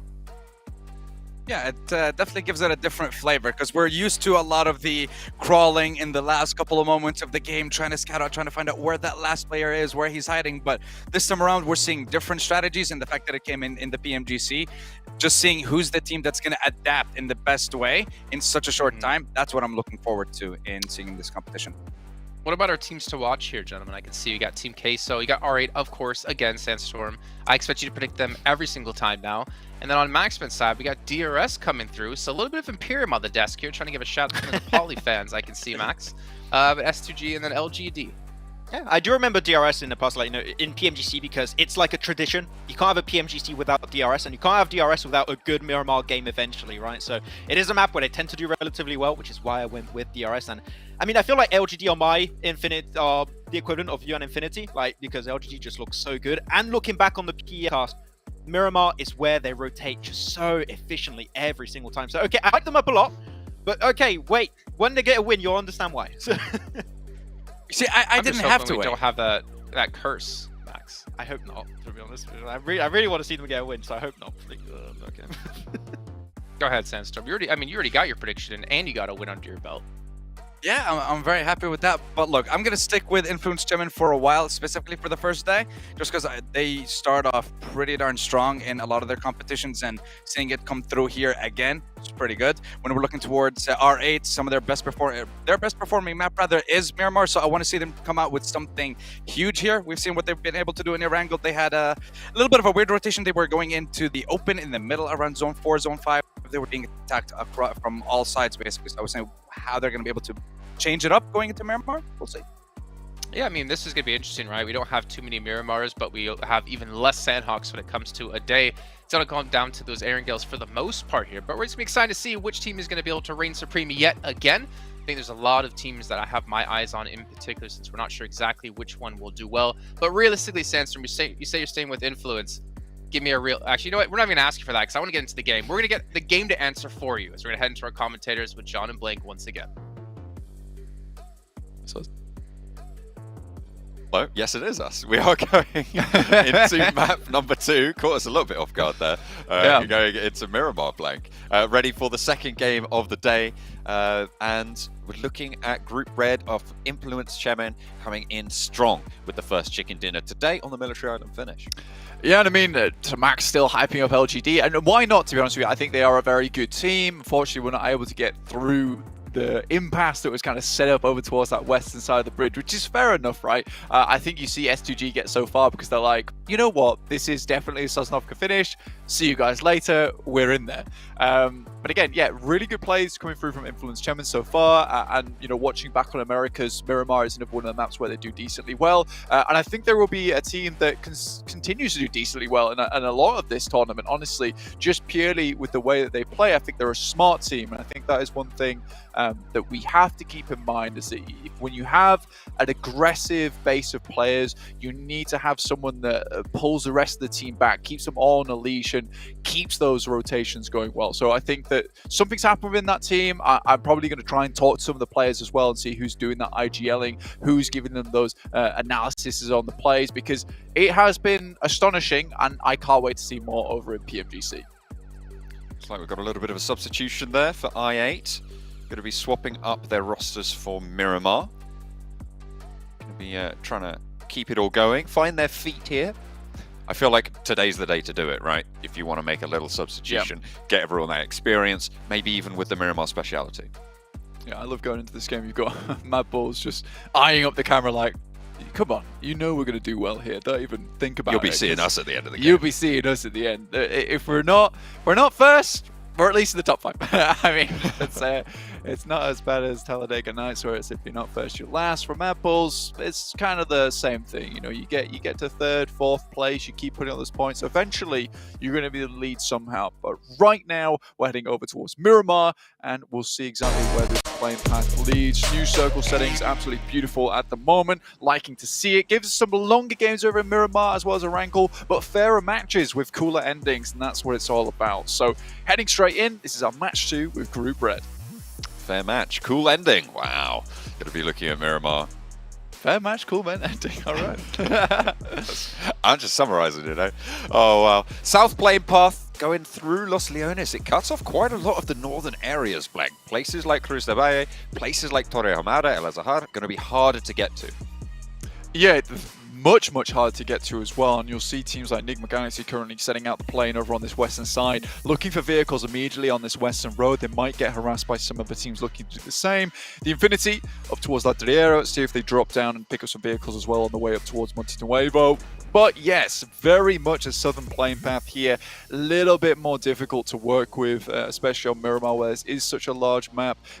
When you're looking at Erangel and you see that plane path coming through from Severny down towards Sosnovka, you're not too upset about it, especially if it's on the western side, because there's still opportunity to get everywhere. Here on Miramar, much more difficult, and especially with a lot of these teams, you know, they have scrimmed together for a while. I'm sure that they're very aware of each other's drop spots. Here it's still difficult because this throws a wrench into the gears, right? At this point in time, a lot of teams are trying to figure out where exactly these teams are going to be picking up vehicles from, where exactly their rotational paths are going to be. So a little bit more difficult to play, and I'm sure we're going to see some early engagements. That's a hard northwest circle. Goodness me. That is diametrically opposed to where the plane path went. Looks like we're in for an interesting first day of games. Central in the drops. Bigatron will be taking up residency in Picado. No one else contesting that. Los Leones probably the main contested area at this stage. Two teams dropping there. Agon I8 and Mad Bulls, both playing from Los Leones here. I'm trying to keep an eye out for any other hot drops that we might be seeing playing.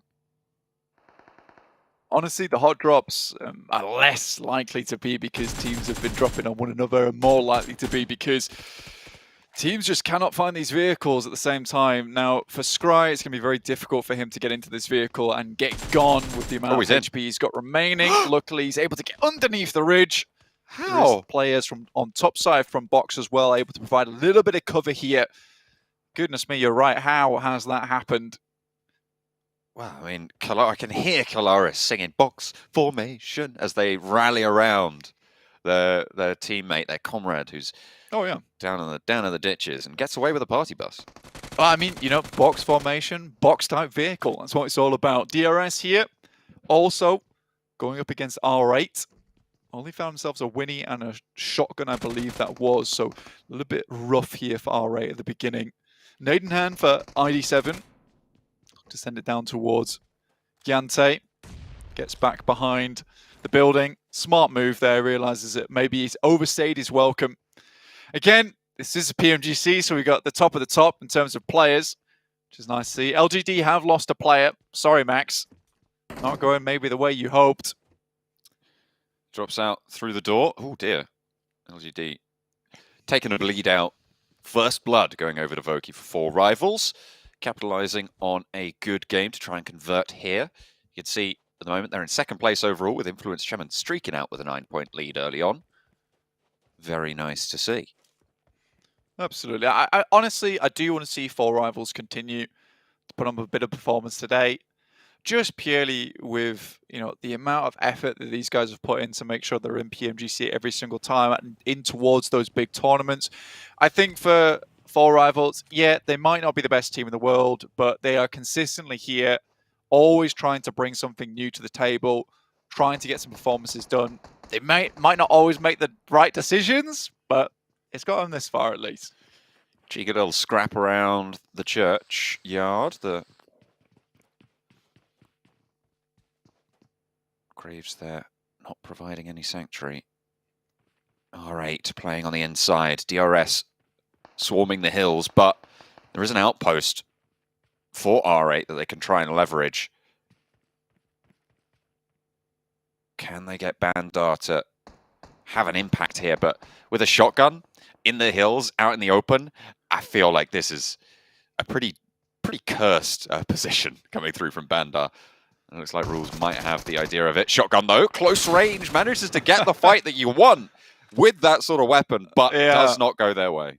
Rules really takes the tango with the Tiger over on that side. I mean, it was a little bit dangerous.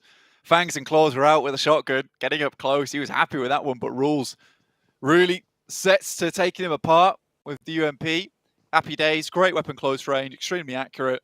And without the vest, that thing really does shred you very, very quickly. So if you miss that first shot on the shotgun, it is pretty much GG at that point in time. Mad Balls down towards Los Leones were sharing that alongside with IA by currently making their move up towards the northwestern side, where we have seen this circle drop. La Coberia is still in, Crater Fields, El Pozo and San Martin, one of the huge features of this circle currently, alongside with a lot of the high grounds that are available in this area. S2G currently trying to set themselves up in this area with one player out towards Power Grid, providing some support, some information in Hamzy. They are kind of trapped at this stage. Waiting for the misstep from DRS, but it's just not coming. They're spending a lot of time here, though. They're potentially wasting a little bit of time as well, because they're right on the southeast side of the circle. They could be getting loot. They could be getting ahead.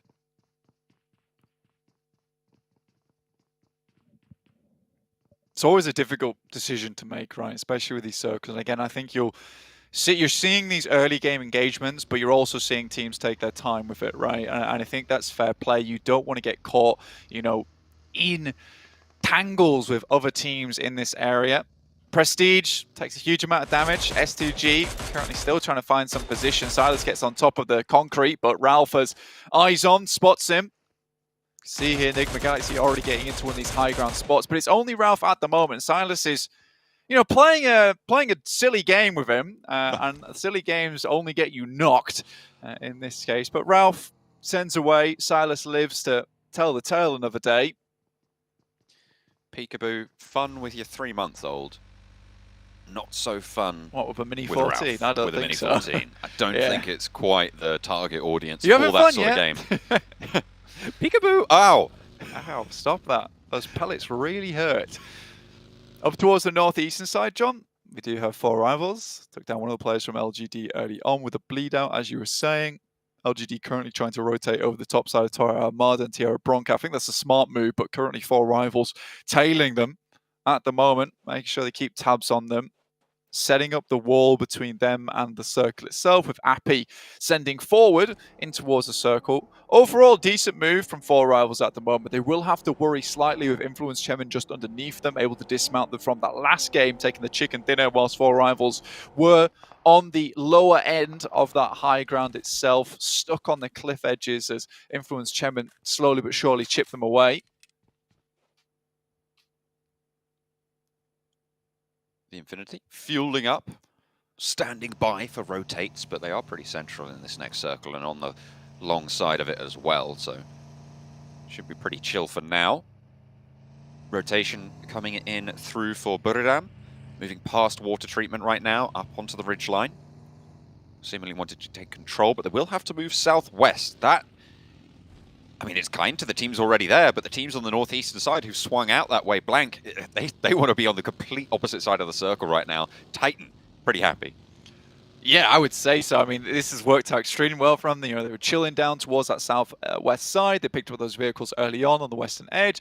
Now it can move up into a decent position. Enigma Galaxy, though, have a very, very good outpost in the terms of Ralph. Fortunately, this is one of those positions where you have to be really careful in, because currently the Infinity over towards Crater Fields, moving down off that mountain, might just be able to spot down towards him.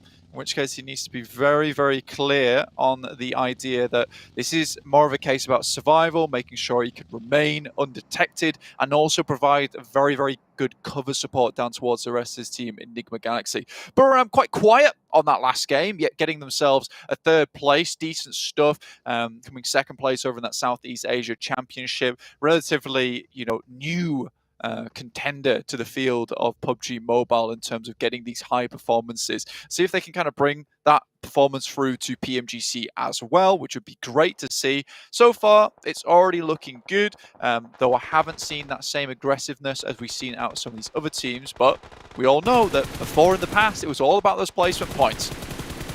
Oh, God, Tani. Caught sleeping there, Freak from the top rope. Finds him completely exposed. This is a really powerful area for Enigma Galaxy to hold. And with Lord down the bottom as well, they have some control in the ground foothills. Able to get a return shot back. These other teams, but God Tony going down, one of the clutch members of the team. Slightly unfortunate, really, having that player up and kicking is very useful for you. So the Infinity losing one, a little bit of difficulty, but they have eyes on now, so we'll be able to at least remain competitive. Oh. Goodness me. You felt like that one was going to hit, didn't you? Oh, man, I just hear that dog bark and Newsy just not going to bite with it. Not yet anyway. Puts another bullet downrange. But the lead sails cloudward. Doesn't quite land. Team slowly working their way into the circle now. 4 rivals able to stay out of dodge from the guys on Influence Chemin. LGD currently, MVM, CCC, Suki far behind. With the rest of the team slowly making his way over towards them. So it will be pretty difficult for this team to get in with 2 powerhouses in front of them. And realistically, you know, you can go one of 2 ways here. You can see on your screen that heading down towards where 4 rivals are moving in, bit of a death valley for them. Buriram also in that area, might want to take shots towards 4 rivals. They're already set up in this position, but with this circle shift, you'd imagine most of these teams on northeastern side more concerned with getting into position first. So there's difficult areas in this circle, right, Blank? That field to the southeast side of El Pozo, very, very open and exposed. With Enigma Galaxy in the position that they're in right now, it's going to be pretty impossible to try and step up to that sort of area. So that isolates a lot of this next circle. And everybody else is already crunched in. So these teams who have yet to get in the circle really don't have a lot of places to go. No, I think for Enigma Galaxy as well, with such a good position on the map and a great start for themselves, it's sad that they've lost one of their members, one of their players in the process. They're trying to take this split between the compound that's just on the south edge of that field, as well as sending Ralph up towards the top side of the mountain. This is extremely good for them, but with 4 players, this would have been ideal. This gives now the Infinity maybe some time to move across, but again, it's another 3v3, so somewhat of a stalemate towards this top side of the mountain. Shots from Hamzy about to ring out, I'm sure. S2G peppering away Pemburu.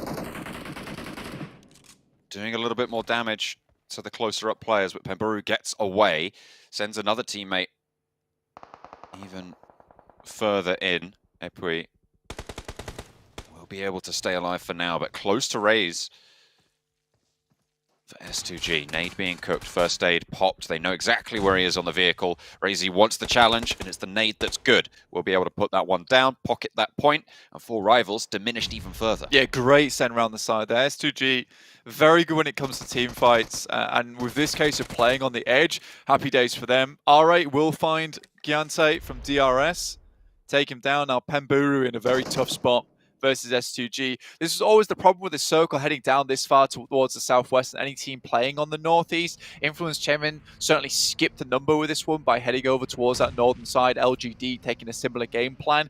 You head through here, teams like S2G know the exact route that you're going to take, and with the position that they held, it was almost impossible for any team to get through. In fact, even another great play from them was sending Razy over towards that compound just on the western side underneath the mountain that Infinity and Enigma Galaxy currently playing, because in that typical scenario, right, you would send one player out towards those compounds to try and provide an anchor point for the rest of the team to attempt to crawl on over towards. But Razy, one of their better and more informed players when it comes to those 1v1s, sends over that side, holds out any player that tries to make the escape. Really good play from S2G.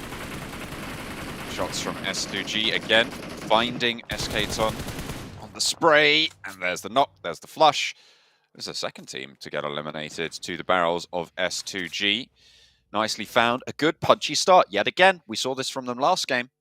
Can they capitalize further? Yeah, their beginnings are always so fantastic, and I just want to see them be able to translate that into late game. And again, it's the same exact strategy. You have 3 players over on that top side, you take shots, you do a little bit of damage. The only other option for that player is to send towards that basically break out of buildings that Razy was holding. He has great angles, takes shots, and it's an instant flush. So honestly, S2G set that one up perfectly, and I do think anyone coming from that northeast should have really realized that that was going to be always the problem entrance for them.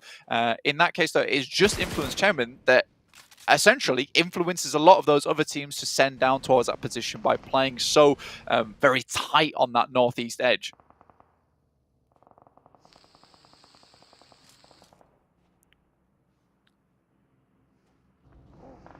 Titan on the southwest side. Enigma Galaxy playing actually fairly split with their Ralph's position. I'm surprised that they haven't backed it up. One knock over towards Ralph, and that's it for their strength in this position. So as long as Ralph doesn't go down, they're fine.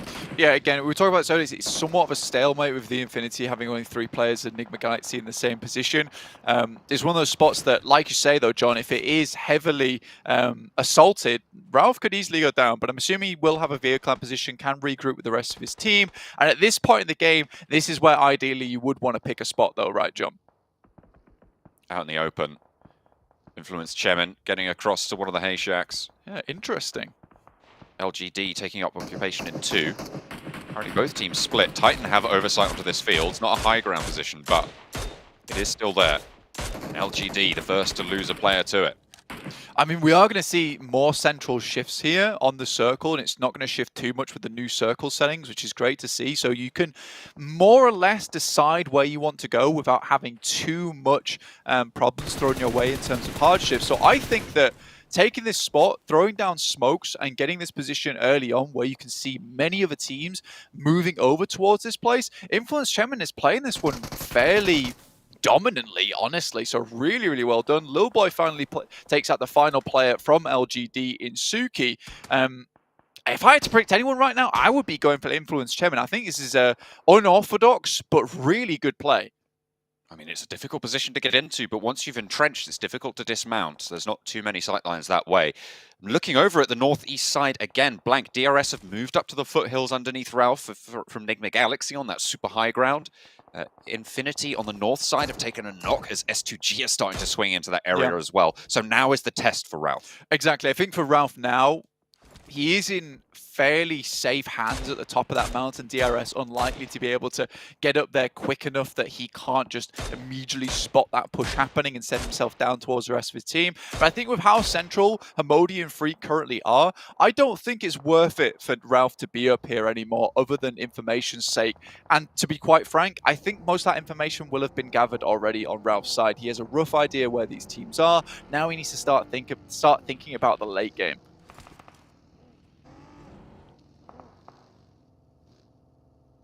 Next circle, just about to come through. Team Queso on the southwest side, close to so many sightlines. Really difficult push for them to make. It's fairly central, and actually not too big of an issue for pretty much anyone at this stage. So small little incremental moves. Probably the difficult pushes will still be on the southwest side, but we're looking at Bigatron and Box as well on that western side, who both have to shuffle a little bit further forwards. Team Queso, they're coming apart in that position. I mean, that's to be expected. Yeah, this is going to be difficult to push through, especially on the ridge side. MTech as well on that area. Team Case were just unable to make their way through. Had a pretty decent league stage as well, but also similarly crumpled over in those finals in America's Championships. Did fairly decently, but was it good enough? I don't think so. I mean, they were really struggling. There was a few teams that were looking to overtake them as well, and it was by the barest breath. I think it was like 2 points, in which case they were able to qualify over towards the PMGC, which is not the result they were looking for, considering the league stage and how dominant they were in it. Again, Influence Chemin, I'm going to say it again, an unorthodox play, but playing into these new settings really, really well. Usually you would have seen a hard shift down to maybe, even I8 at this point in time, but with the fields all around you and having a dominant position like this set up so early on with the smokes that they use and the vehicles get here, I think that they might be set for another chicken dinner here. I don't think there's many other teams that can challenge them all that well. Mad Bulls currently still going, very silent at this point in time. Typical for Mad Bulls as well. If you didn't watch Western Europe, this is a team that starts to pop off in that late game and likes to take their time getting into position without too many troubles early on. They're kind of the opposite of S2G. They are the yang to the yin, as it were. They start off a little bit slower, then they start to punch out and gain that momentum. They scale well. S2G will have to move in from this northeastern side, close to DRS, and Ralph did descend from high and regrouped with the rest of the team. Yeah. So the north side's still a little bit further open. Titan are really the roadblock in the way of all of these southwest teams. There's 4 teams behind them. Yeah, it's a fantastic spot that they're currently holding. Mad Bulls mostly struggling because they are on the low ground at the moment and they will have to move over fairly open positions, so it will be those vehicles that will come massively in handy. So they're sort of waiting for this massive engagement to start popping off on this side. There's 4 teams in close contention, in which case they might be able to sail on through. Federal does get taken down by a nasty headshot coming through from S2G themselves with that high ground and get another over towards Kayovsky. What a terrible result there coming through for Influence Chemin, and that is just S2G with some incredible shots coming through from the high ground. It's what they're known for. They are pinpoint accurate. Influence Chemin being further decimated out in the open. They are pulling it together though. Keeping them up at 2 is not ideal. Little Boy and Law still in it, but out in the open. It's very much a hide and survive situation for them. Audience predictions come through. DRS with 43% of the vote here from the northeast side. Yeah, interesting that actually. I mean, it's a decent spot they're currently holding. They have the ridge line, but S2G currently have made their way into a very, very strong position to play from. Currently, I think it's 8 eliminations so far, which is a really good game for themselves. And I think that, you know, when the audience were predicting this, DRS did have a good spot. Silas takes a bit of a tumble there on their side. Nexo comes in, and look, this is what we were saying before. If Influence Chum were able to hold that spot, they would have been great ending for themselves. Look at that. This guy is on fire today. Reyes doing so much work for the squad. Papi Potro pops the final shot. We'll be able to keep alive for Team Queso, but in comes the crash from MTech Storm as well. They will be able to run it on down. Box Gaming forward in the meantime. This south side really starting to heat up now. It's MTech Storm versus Titan as they both try and flee for any position in this next circle. Influence Chemin maybe having to hold out Taman and Chicken on that south side of themselves. Law and Lil Boy out in the open. Can't really afford to peek too much. They know there's so many people looking their way. Yeah, MTech just took the opportunity they had to try and get towards a better position in the circle. Madballs try and fight out against Team Queso, and we just caught the barest end of that. But again, like you said, Reyes pulling out some fantastic work, and Madballs just not able to make their way through. They were pushed out by BTR and unable to get into a position where they could get anything done. So happy days for Team Queso, I suppose. 3 of them still alive. Titan have moved a little bit further forwards, trying to stop Bigatron from getting any further in, and doing so fairly successfully. Only the 1 player remains for Bigatron. Shots from Ayala, allowing the rest of Team Queso to redistribute those meds, keep suppression up towards Titan. 3 versus 4 on the hillside here. Puncher low, but heals up. Smokes being launched forwards to give themselves avenues of ingress. Happy Potro probably looking to break out to that left-hand side, but they have to... Lefton? That's definitely a word, but it will. They will have to try and find these routes through the Titan defense, which has not let up for the last 5 minutes, Blank. It's quite the intense engagement on this southwest side. A load of these teams trying to make their way through, but Titan remains at the top of their game at the moment, not allowing any teams to push through this area. Reyes looks for a little bit more, but Teak and Puncher both moving forward to eliminate the final players. Ayala with the DBS, can't quite find the second, but it looks so good. Now Reyes has a big task on his hands.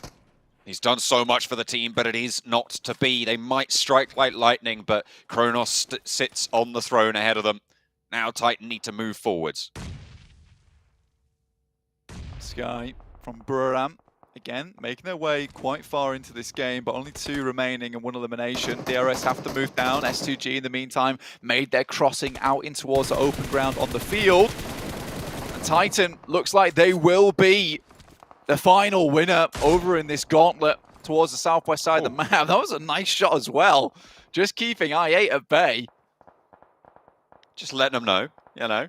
And this is a great result for Titan, right? To get this deep into the game, to have held out powerful teams on the southwest side after an early L in the first game. It's a good little return to confidence as well for them. Keeping themselves up at 4 could be crucial, but they do have to figure out where to go from here on out. Aeon X I8 will be taking heavy punishment from Buradam across the way, but everybody's going to have to move. Nigma Galaxy have just been holding out on the inside for so long. 2 eliminations, but they've stopped people moving to these buildings. It's been a rough time. Buram with only 2 players, though. I think taking the fight towards I8 is somewhat bold, somewhat dangerous, but I respect it. And if Buram want to get any further, they will have to make something happen. But that is a disgusting nade that gets sent over the top and will send Buram home. Happens, you know? Unfortunate. Buram take the dip there. Titan and S2G, the only 2 teams with 4 players remaining. Teak healing up, mounting up. S2G already in the circle for the next, but they're playing out in the shack. And DRS might be able to spot it with their last player, Killer. Enigma guys, he kept this cool, calm, collected throughout the entirety of the game. I liked the timing in which Ralph moved down from the mountainside as well. We talked about it literally 10 seconds before he made that movement, so getting back to the team was very, very important there for them. MTech out in the blue. This is most likely the end for them as they try and swerve their way into the circle. Already Chickens out the back. There's only 1 remaining in Tarman. Trying to get across, but Tarman's time is ticking away and will reach its end. MTech's Storm will fall. No further into this game. Influence Chairman still alive, still keeping that tally up. Of course, they had a really nice little buffer lead at the start, so getting top 5 again in this second game is an excellent conversion into those overall standings for Group Red. Modi not quite landing the shots. S2G still at 4 players though.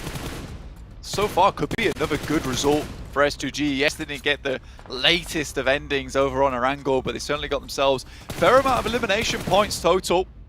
Puncher also takes a huge amount of damage. Great spot for Hamodi here. I mean, he has sightlines absolutely everywhere. And with that little lip at the top of the wall, gives him so much cover to play around with. S2G with 8 eliminations after they had that massively good barricade they'd set up. Basically playing the guardsman of Miramar so far in the match. Influence Champion's still going as well, John, like you said. Little boy sneaking around out in the field. They've been playing it for a while. Very familiar with it now. Enigma Galaxy, 3 players. In a very, very central position. They have control of the longhouse. Very useful. Will be difficult to try and push on towards S2G. Sure, they have 4. Titan, sure, they have 4, but getting in here is really, really tricky. There's a lot of open ground. Yeah, 8 eliminations for them anyway. Still a good result. I8 have been struggling, bleeding and bruised. S2G in a similar problematic situation. Damn good shots coming through from Hamodi. Obviously holding on the high ground there, supported by the rest of his team. We're able to get a huge amount of damage over towards S2G, which were the biggest problem for Enigma Galaxy going forward. Crazy last player for S2G now. Little boy's been crawling, pinches a point. Nice one. Adds to the tally. 5 eliminations for Influence Chairman. Top 5, top 4 as Ray Z goes down. That'll be S2G out.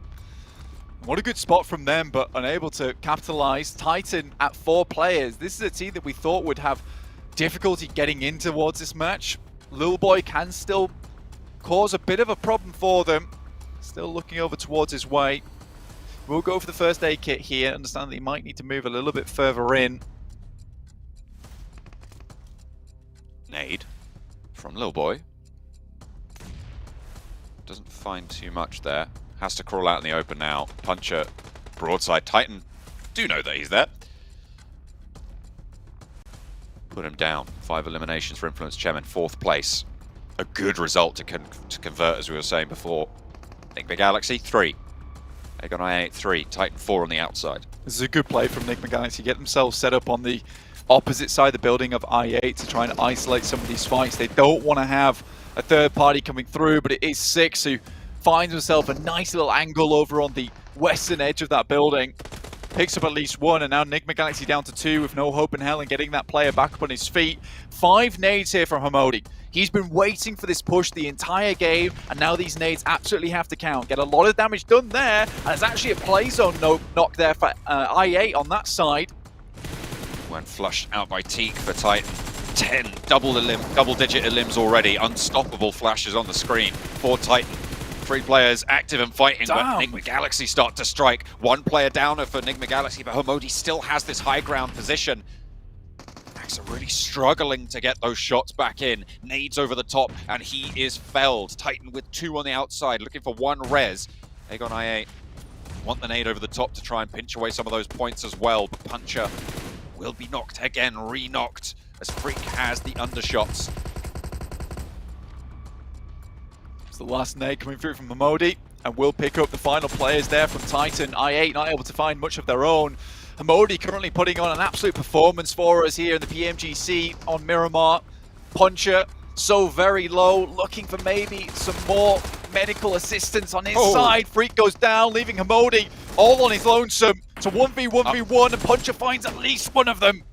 But the meds are running dry, and it's another shot over towards the roof side. And from the outskirts, it's Titan to stay alive to the very end. They held everyone out on the southwest edge, and they will continue to roll through those fields. Beautiful chicken dinner coming through from Titan, masterfully executed. Yeah, seriously resilient, and I mean, mate, you can flex those guns all you like, because honestly, you had to be one hell of a strong man to finish out that game the way they did. It was really, really tough, really difficult. Magical performance coming through from Titan. A lot of things had to go right from them there. The fact they were able to get that far, pick up as many eliminations they did, I think you could say that Freak maybe dropped the ball just slightly there, John, by peeking out too wide, not off the back of Hamodi, playing as 2 singular units. It's not a happy day there for the guys from Nigma Galaxy. It looks so clean, like that should have been their chicken dinner, but Titans absolutely deserved this one. Yeah, they played that perfectly.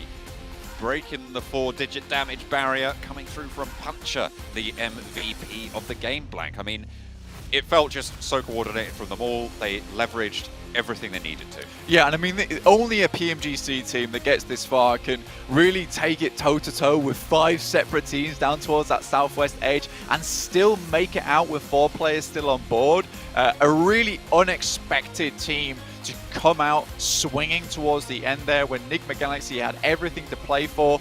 I mean, that pick over towards Ralph was quintessential, and then they pick him up and he sends out wide, and instantly Titans pick up on that as well. So unable to get all the angles on the map there just because Titans were so locked into that game. They were so ever present, even spotting out Lil Boy. I mean, they were really on the swivel that entire match there towards the end.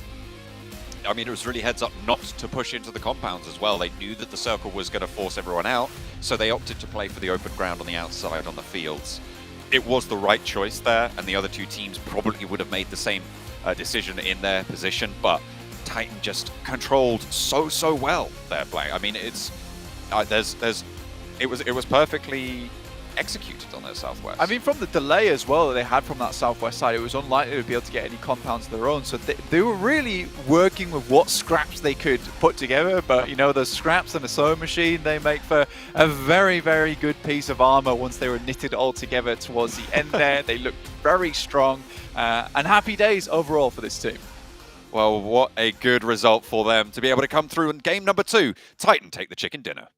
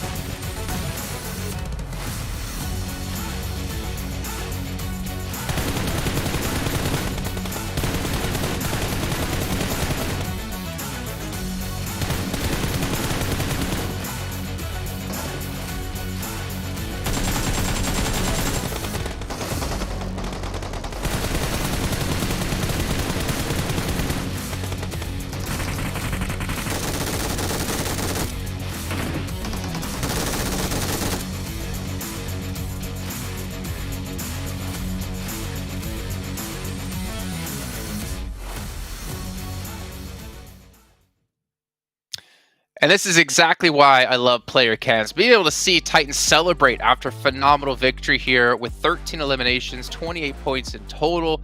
I'm happy to see them take a victory here, but also it's kind of surprised and happy to see a team like Nigma Galaxy able to yet again be up there in points. They got fourth in the first match, second in the match number 2. That is a solid start here out of this team.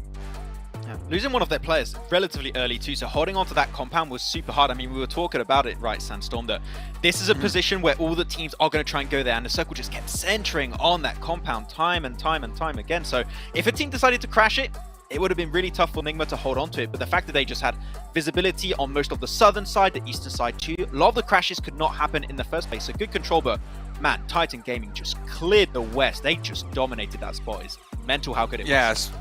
I don't know, there were so many teams on that southwest side of the zone. You had, I don't know, the likes of MTech, Box, Team Queso, Titan, and Mad Bulls. Every single one of those squads was in the southwest side, but it was Titan that had that massive ridge control that gave them the advantage. And also the fact that you had, I believe it was Box and MTech fighting each other, you had TQ and Mad Bulls fighting each other, so they were kind of just weeding themselves out while Titan was just lying and waiting for the right time. They took up TQ, they were able to inch their way slowly but surely into the last zone, and I'm not even sure what happened with Hamoudi exactly. He had, like you said, he had a god spot, Maxima, in the end game there, and I'm not sure what was that mistake that happened, but Titan very well played to get that chicken dinner. Yeah, very well played indeed, and a very difficult one to pull off as well, because we kept seeing the zone focus over towards Nigma time and time and time again. And Hamodi's position that you mentioned before, Sandstorm, was quite crucial. I mean, Max, we were seeing, and you were kind of saying and screaming like, "Come on, that's such an OP spot!" But I mean, the position he took was fantastic and allowed them to get that far in. But I'm kind of curious about your thoughts of the way they played out the situation here for Nigma, because they did let a lot of teams actually get close to them, I feel like. Yeah, I mean, that's the issue, right? Is that because they lost a player earlier, it's very hard for them to hold on to that position. For the longest time, we were even talking about it, Jason, during that game. The western side, they had little to no information. Like, you could have had team potentially Titan crashed earlier, Influence Jaman could have crashed a little bit earlier too, potentially. It was tough, but they still made the most out of those 3 players and get as much information as possible. And the moment they clear the east, you can play those rooftop positions, and Hamodi really short, unfortunately does get up at the end, but you just can't fight that because he has that little ridge. It's so hard to peek, and you just clear the players in that position because that rooftop was just so powerful. You can see here our overall rankings, and Influence Chemin able to hold on to that first spot with 41 points. But again, it's very early on in this event, so things can change quite drastically as I see Nigma Galaxy able to get up into a second place position without a chicken dinner. Looking over towards maybe a team like S2G, Max, we got to cover them when it came to the European Regionals, a team very heavy when it comes to eliminations, able to put 14 on the board so far, so not a terrible start for them. But the further go, the more risky it becomes for all of these teams. See an R8? I thought you were going to jump on that, Sandstorm. I was no, I was gonna like, R8. they're in they're in 6. Listen, there's nothing to talk about. They've managed to get 3 points in a total of 2 games. And look, we know there's 4 days of competition for each week for each of these groups. There's a total of 24 games. But I feel like obviously, like, you're allowed maybe 1 or 2 mistakes or 1 or 2 bad games. I feel like throughout the entire week. And that's it for RA. Any more mistakes? Because as we know, only the top 3 will be able to qualify to the grand finals. So they either start picking up the pace now before we get into the second half of day 1, or it's going to be next to impossible, if not impossible already, for them to qualify. Every single game, every single map is going to matter here. One thing that I find very interesting, though, we didn't have time to talk about it just yet, but we know that these circles are a lot bigger and they take a little bit more time to close off in the late game, right? And we saw like a step up when it comes to the amount of DMRs and snipers being played. I think that in Miramar in particular, they could be very meta. Unless you're Ayala from Team Kessa, then you're playing shotgun, which is a bit weird, a bit of an outlier. But it seemed like the Mini 14, we're seeing some SLRs being played too. Like, it seemed like the metas maybe changed a little bit to adapt to these circle changes.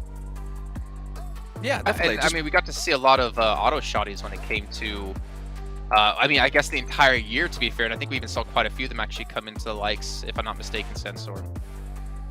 Yeah. Like, we've seen a decent amount of shotgun uses in Americas. Mainly, I believe it was the likes of Team Queso, and I think there was Rise Esports, but they're not here, unfortunately. So it's only going to be Queso that are going to be using those weapons in the close quarters combat. But I love seeing it time and time again, and the fact that you're bringing it out on Miramar, the wide open map. You're bringing it there? Sure, okay, and we just love to see it. Okay, well, ladies and gentlemen, we're going to head to a short break where we get things ready for match 3, so don't go anywhere.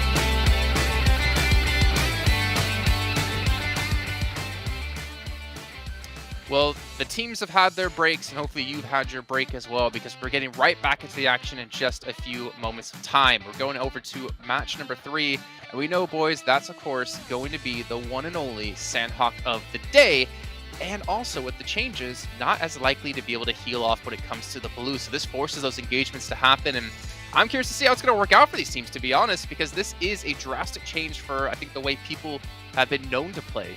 A certain team in particular, a certain player in particular I'm looking at. I wonder, is that player? It's not going to I happen. wonder, is that player Raouf of Enigma Galaxy? Maybe, quite possibly, just a little bit. I mean, you know, but I'm not going to say any names. I think everyone out there pretty much knows who I'm talking about. But yeah, it's definitely him.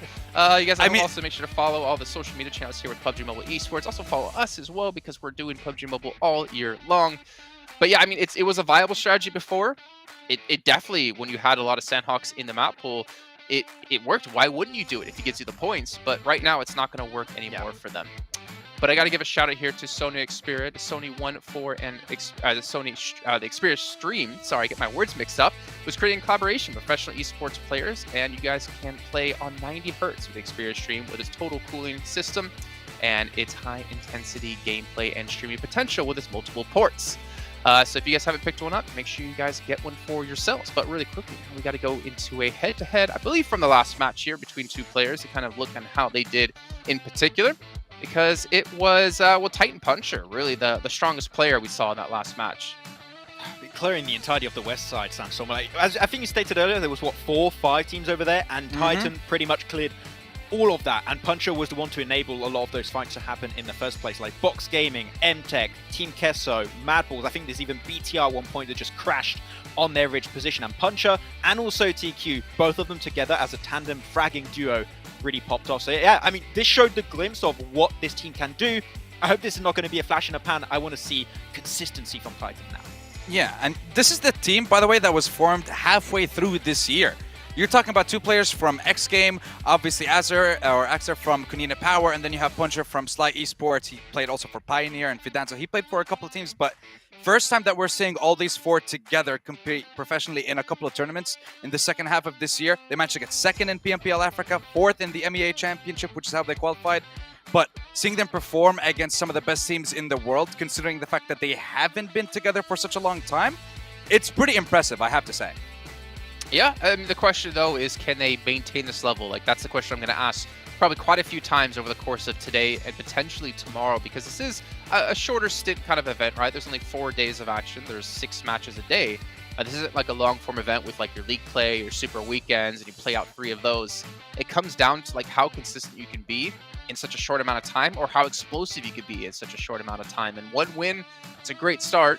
Same thing for Influence Chemin. Like, yeah, they're in first place right now, but you got to keep this up. I mean, ideally, you get top 3, you get straight into the finals for PMGC, and you don't have to play this last stage, this survival stage that we got going on. It's tough. Like, we said it earlier at the start of the show. If there's one time you want to qualify, it is directly in the group stage. Because otherwise, you're going into the survival stage. You have 3 groups of 8 teams who've got so much more competition that's going to be happening in the survival stage. So your best odds to make it in the finals is right now. You've got 4 days of play, and we're going to see who's going to make it. And right now, I had to pick Influence Chemin because they've been doing pretty good, and they're doing too good. So I need to curse them a little bit. So calm down. Well, I'm more curious about your BTR pick. Are you just shilling out for follows on Instagram? Because why would you pick them? What's the reasoning behind them? Why you gotta expose me like that? I mean, follow me on Instagram. Okay, BTR, I mean, it's still BTR. We want to see them do well. Typically in the past, I remember them doing relatively well when it comes to Sanhok. That was 2 years ago. Maybe it's not as viable now, but still, they used to. So we'll see if it can still. It's 2 years ago. It's quite a long time. That's a lot of tournaments since we've seen them, I guess, show up properly. But I agree. And also, why are you picking Influence Chemin? They're my team. Stop it. Leave them alone. You're doing too good. I'm not happy about that, okay? Well, you're picking one of his teams, right? You're picking Mad Bulls. Why'd you go with Mad Bulls? You know what? I feel like they might be doing something special on Sanhok. Just going for a wild guess on this one. That is such that's a cop-out such answer. an unconvincing answer at all.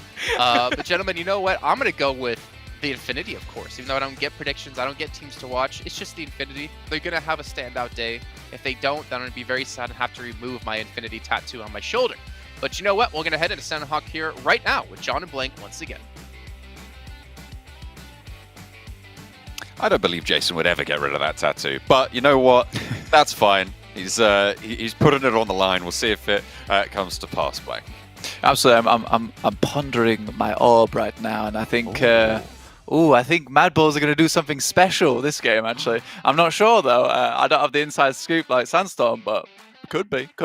Anyway, I do think that there will be no healing on Sanhok. I hope. Fingers crossed, guys, we get like a nice little cool ending to this game on Sanhok. This is going to be speeded up quite a bit, though. Obviously, you know, Sanhok early game, very slow usually because we don't see that circle shrink too quickly. But this time around, we're going to be seeing something different. Obviously, we've changed our circle settings over on Orangle and Miramar, which is making for some really cool games, right? But we've done it again over on Sanhok because we want these games to be just as cool, and on a small map, we have to make some special changes. So you have to wait around and see exactly how that pans out. But I will say there will be no healing here. Yeah, well, maybe to a couple of earlier zones, but you will not be able to get that second, third place from just that heal strat, right? So we'll be looking at more oomph in the midst of it all, hopefully, on this Sanhok. I'm really excited to see how it all plays. As you say, it's kind of a little bit of a new dynamic because it means that teams are going to be forced to play a little bit more aggressively, and we don't usually see that. Yeah, absolutely. I mean, massive shout out to the esports team over at PUBG Mobile, constantly making changes, constantly bringing out new updates, new content as well, so you can check all that out over on the PUBG Mobile app as well and just get in the game and find exactly what's going on. But we are going to head over towards Sanhok very shortly, but first of all, we've got to show you our beautiful venue that we currently have going over in Kuala Lumpur, which is really nice to see. Happy days, so these players in a nice little spot, nice little zone for themselves. But obviously, PMGC, biggest event of the year. We want all our players to be comfortable. You can see that they have all the fans available to themselves. And again, this is happy days. This is looking very nice so far. BTR, S2G, heading over towards Sanhok right now, John. Liking the pods. They're looking pretty swish, but it's time for Sanhok. No more pods. We're dropping into the jungle. The plain path. We'll be heading across. Looks to be on that south side of the island, but it's Sanhok, it's small, everywhere should be reachable, so everybody's going to find their drop spots. Absolutely, this is one of these maps where it's not at all problematic for teams to get in towards the positions that they like to be in. Again, this is going to be slightly more speedy of a map as opposed to Erangel and Miramar. It's of these teams to be quick and flashy on their rotates, on their decision making to ensure that they can have the best game possible to themselves. S2G already send themselves nice and quickly down over towards Paradise Resort. They love this position. It's a position they've played in fair few times, honestly. R8 similarly also heading down towards here. We'll surely see the other players. We might just have a scrap on our hands right out the gate of Sandhawk. Might do indeed. Dropping in for the fight. R8, S2G, Paradise Resort. Eastern side for R8, they're moving through already. The DBS picked up, but Razy's got the M249. That is a big gun to find in these close-range fights. Certainly going to be intimidating. Prestige, you can see him hesitating, even with the DBS, to turn that corner. I mean, with a little... Yeah, exactly. With the little to no loot they've got on board in terms of vets and helmets, I mean, Razy's just tapping the pre-fire on that position, comes around the corner. It's kind of a 50-50 chance, and it's never a chance you want to take. In the meantime, we are seeing a lot of other engagements popping off around the map. Buriram taking shots over towards LGD, who are currently suffering from the hellish curse that Max has set upon them. The Hellhounds chasing them down throughout all these matches. He has afflicted them with his eye. The all-seeing gaze of Max. Not the best place to be. You don't want to be under his purview. Not at all. You're under the purview of Max. It's kind of over because he's going to start slipping hex bags in towards your backpacks, in which case, not much you can do at that point, John. Influence Chemin over towards Bootcamp at the moment, seeming to do fairly well for themselves so far, even getting quite late in towards our previous match over on Miramar, 41 points total. Nigma Galaxy with 33, which is really, really nice to see, honestly, just purely because this is a team that, you know, everyone sees them as a Sandhawk team, but they're more than that. Overall, they have some very good players that have been developed over a very long time and have stuck together for a very long time as well. Lord, Ralph, Hamodi, Freak, practically the same roster we see all the time now coming through for Nigma Galaxy, stuck together, performed very well, and this is a team that we'll continue to see far into the future. It's a team I really like, and we'll see what they do over here in Sandhawk, because it's a team that should know this map inside and out. I know most of the time they would play those heal strats on the outside, but you have to be very, very elegant, in which case you choose these spots, and quite dainty in those rotations as well to make sure you stay out of danger.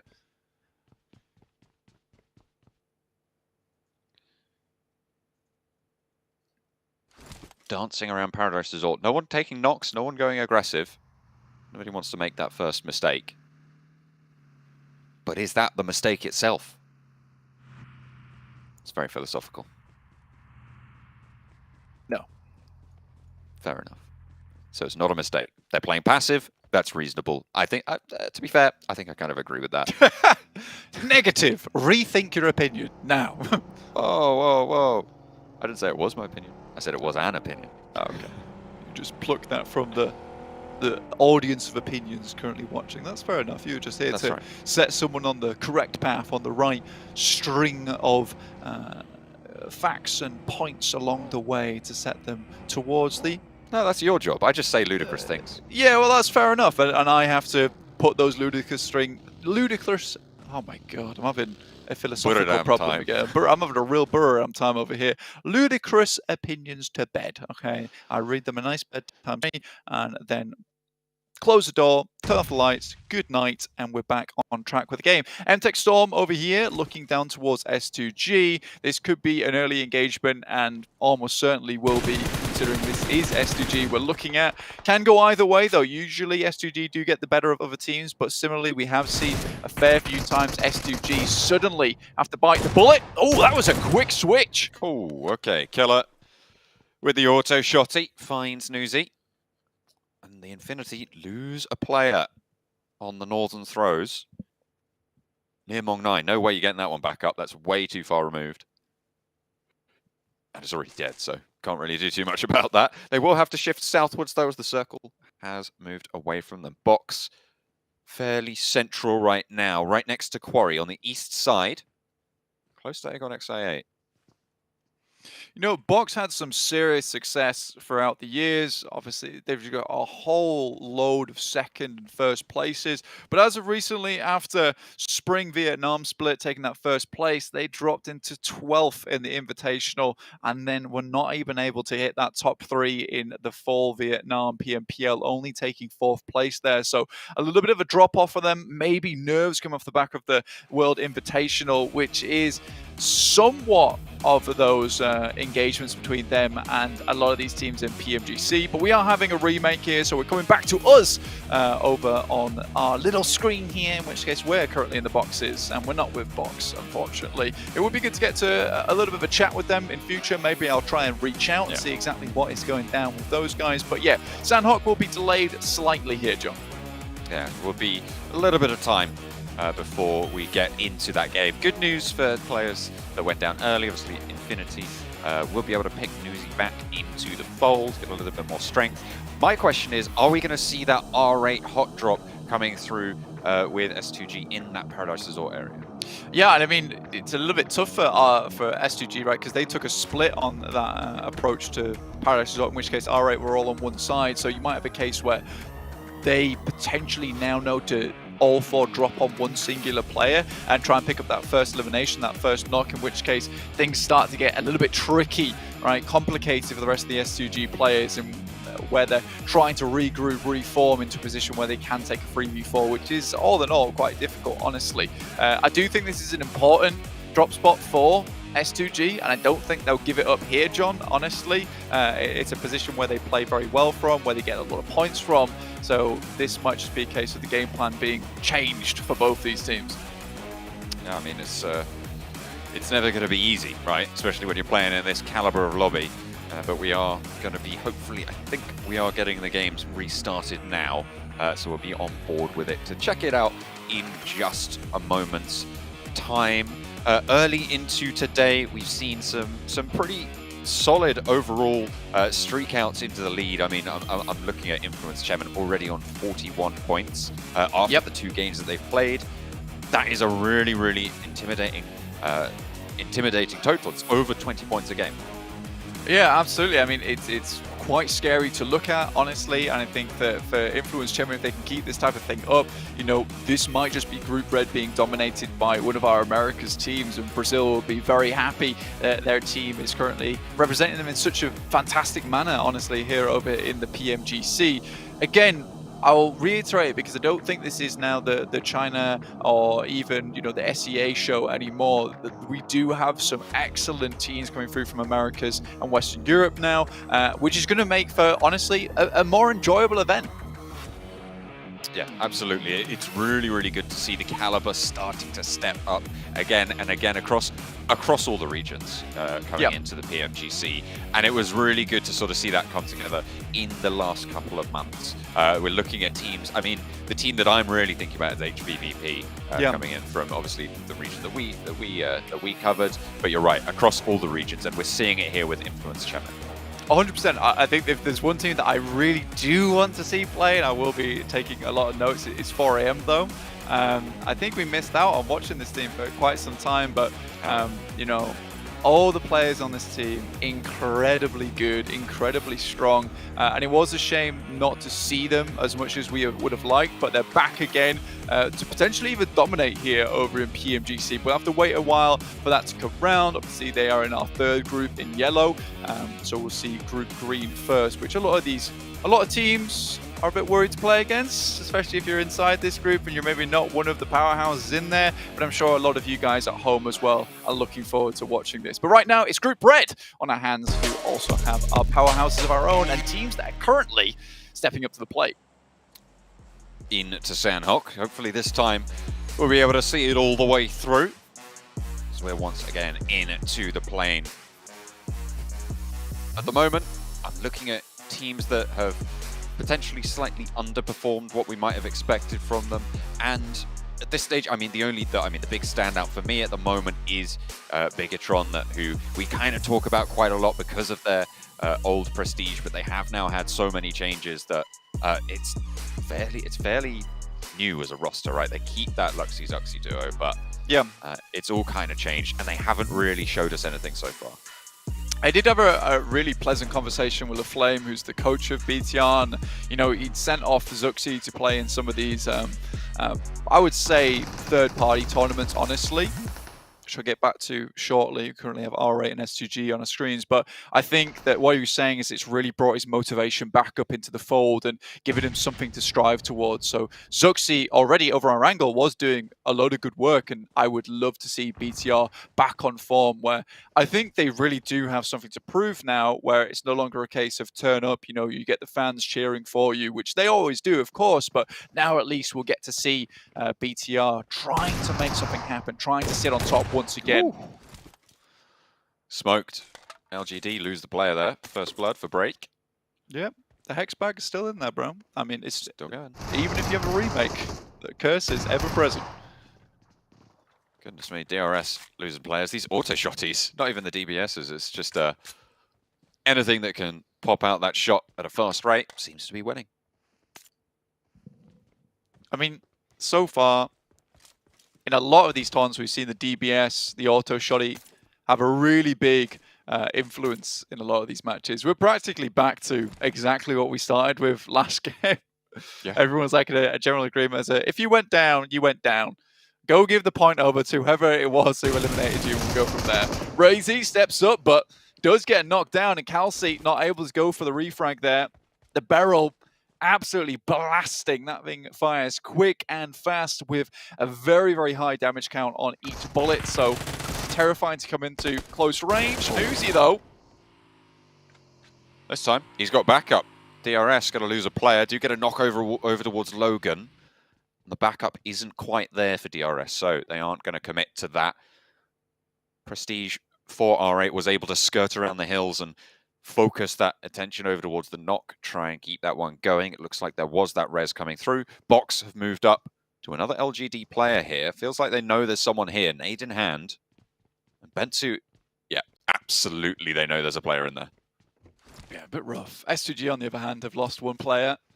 Able to get their initial knock back up on his feet, but R8, sorry, have the significant advantage of a 4v3, and it will most likely be S2G leaving Paris Resort behind. That does mean moving out in towards the arms of MTech Storm, who might be able to find themselves a cheeky couple of knocks as they make their exit. So S2G, definitely not the way they wanted to start out their game here. All the C's. But none of the teammates right now put to sleep. Night-night. LGD down to 2. I mean, Box has been just coming like waves against CC at the moment. Not able to really hold back the C itself. And LGD down to just 2 players. This has really not been the best of starts for the tournament here in PMGC for LGD. And obviously, this is 3 games in a row now where LGD has had some pretty significantly bad games. And remember, if you're in that bottom 5, sorry, you were just immediately eliminated from the entirety of the tournament here in PMGC.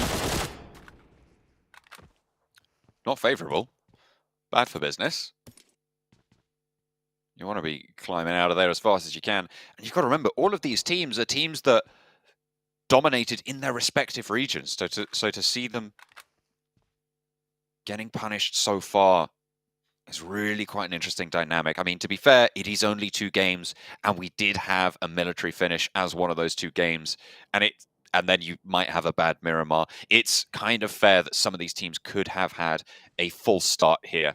But for teams like Influence Chemin, who have capitalized beautifully, Enigma Galaxy 33, it's going to be really, really great to get that relief under the belt. Yeah, I mean, I don't think you can excuse any of it, though, honestly. With, I mean, Influence Chemin showed us that beautifully over on their angle, right? What was it? 15 kilometers over, and the next best was like 10,000 meters traveled. I think for Influence Chemin, they certainly took their game to the next level. They were like, look, we might not be on Sosnovka, but we're a team that can get down there and set ourselves up beautifully to get down towards that position. So I think for Finflu's chairman, they showed us that, you know, it doesn't matter if you don't have the best position. It just matters the skill level of the team and how clean your rotates are. So when you get this level of play in PMGC, there's really nothing where you can be like, well, the circle didn't shift in our favor, or, well, you know, it wasn't our best rotate, or we got held out. These aren't things that should necessarily hold you back if you're a team that can make it towards that grand finals and can take one of those podium finishes.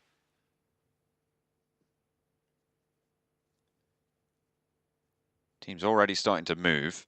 And I think even now is where we might see some of the impact of the changes to the circles here, Blank.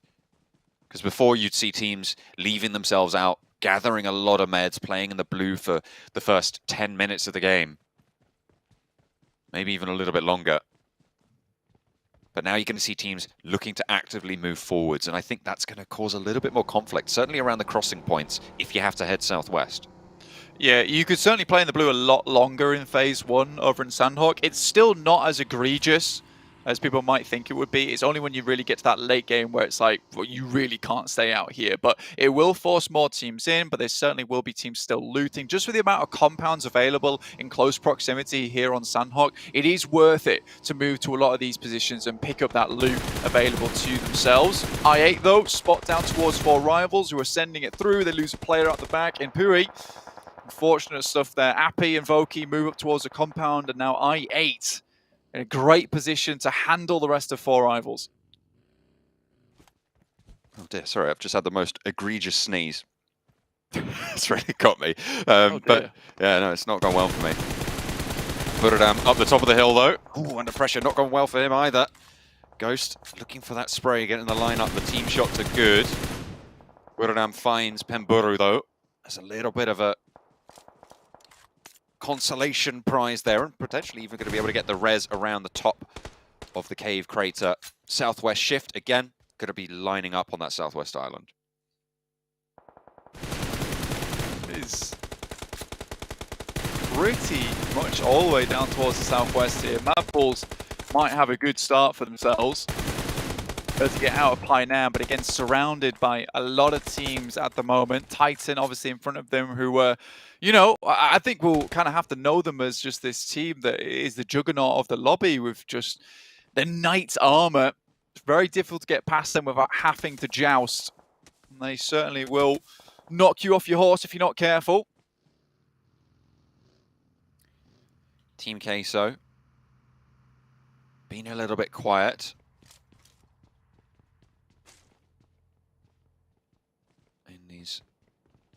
In some of these early games.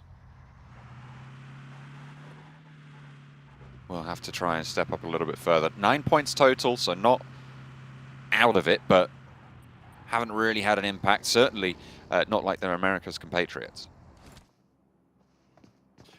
Yeah, and it was a bit of a rough entrance for them into Americas. So you can kind of see why they might be taking it a little bit more careful into this tournament. But again, like Jason was saying on the desk, which is a really good point, although this is technically our group stage, you are having these very short stints of gameplay. They're almost their own mini championships, randomized by our group selection. So you have to just work with what you get. This requires a lot of analysis from the back end of teams, as well as analysis coaches working to figure out the rotations, what's the best move inwards. For Mad Bulls, is certainly a team that excels at that type of thing. So we might see a big change for this team come tomorrow when they have figured out exactly how they want to play this one out, what kind of rotations they want to make. And today is just a little bit more slow, careful, cautious, trying to figure out exactly how they want to move through on these circles itself. I mean, we've sung the praises quite a lot of Pokemolodoy coming in as coach for Mad Bulls, right? Coming in with a lot of experience in Battle Royale and seemingly giving a lot of that passion and a lot of that power, experience and knowledge over towards the roster. Obviously coming 3rd place in the European Championship. Mad Bulls the highest seeded representative from the region in this group. So it's really good to see that. And that is the sort of thing that we want to see more of when it comes to these consistent league phases. Scry on the off angle will find at least once from IA as they make their way across the river, and this was a trap that's been sprung perfectly, carefully, waiting for IA to get a little bit too close. Box not going full on the approach, but Bensu with a lovely off angle will find at least one more, and I think IA might just crumple under the pressure of Box, who have found themselves a very nice compound to hold out teams on. This is a Box is a team that does love to hold in these in buildings in general. Very good at holding that sort of area as they clear out anyone else who tries to step on up. And playing on their coastal side, it's going to give them a little bit better sight lines to protect a lot of their flank. They can pay attention to just one direction if they don't want to move further in, which they will have to on the next. IE7 here from R8, finding at least one player from Team K, so these guys vacated from the Confluence compound, but unfortunately left one of their players behind as they got knocked on the way out. And now R8 has to figure out how they would like to move into this map. Infinity over towards the northwest, actually still making their way down from the northwest island, but these circles are coming thick and fast at the moment. Next one shifts further down towards the southwest with Titan, Enigma Galaxy, and Madball still holding in. Influence Chemin looking to move through Painan though, so this will be a really big test for Madballs. And although we have sung their praises so far, I still think that there is time for them to prove themselves, and I'm not 100% convinced as of yet. Influence Chairman, on the other hand, looking extremely good coming out from the Americas Championships. Team Queso struggling slightly, and Titans obviously showing us that they have what it takes in the PMGC after that last Miramar match. Yeah, really solid stuff from them, but they have one more to go and they're playing in a good position for it. Shots over towards 4 rivals, but Titans are already picking up those points. Be difficult to sneak those away. Enigma Galaxy again playing spread in a central area as they were in the previous game. 4 rivals take some shots from them. And 4 rivals having a tough time of it in the center area.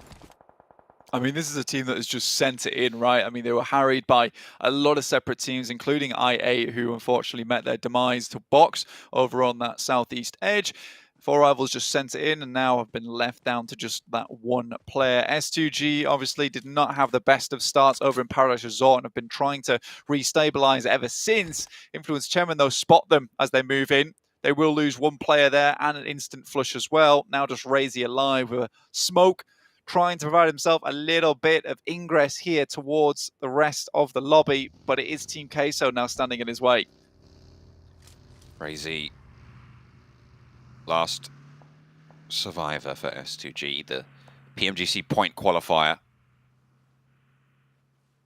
from the Turkish region, one of the two.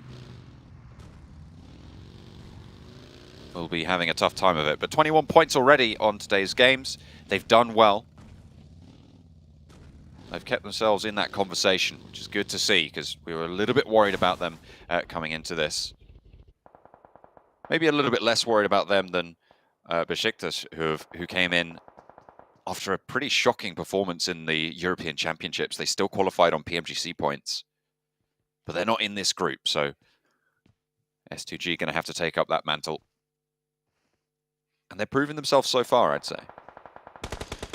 It's been okay. I mean, they are running into similar problems they have done in the past, though, and we thought that this would be something that they would adapt to or fix coming in towards PMGC, which is just a lot of these engagements happening all the time. And yes, we know that they are a fantastic team when it comes to those team fights, but on the other hand, they take a little bit too many of these engagements, and they're a little bit too slapdash on a lot of these rotates, which leads to them getting shot by several different teams, as you've already seen this game and last game. And you'd feel like this is something that they would improve on, and they have time to improve on. And by time, I mean 3 days. It's not a lot, and you really don't want to, as one of the forerunners for the Turkish region, go out in your group stage when only 5 teams are being eliminated. Not ideal. LGD, they have been suffering so far. 10 points total. No elims this game. They will be moving forwards with 2. Rotterdam 3 players. Southeast side. They were the southeast side. They swing all the way around to the south side of Sami. Actually pretty close to LGD, so they have to fight out of it. But the circle does go their way, so a lot of that urban environment is still left in. And Box are going to move into it from the east. Team Queso under pressure from Titans. And we'll go down to them.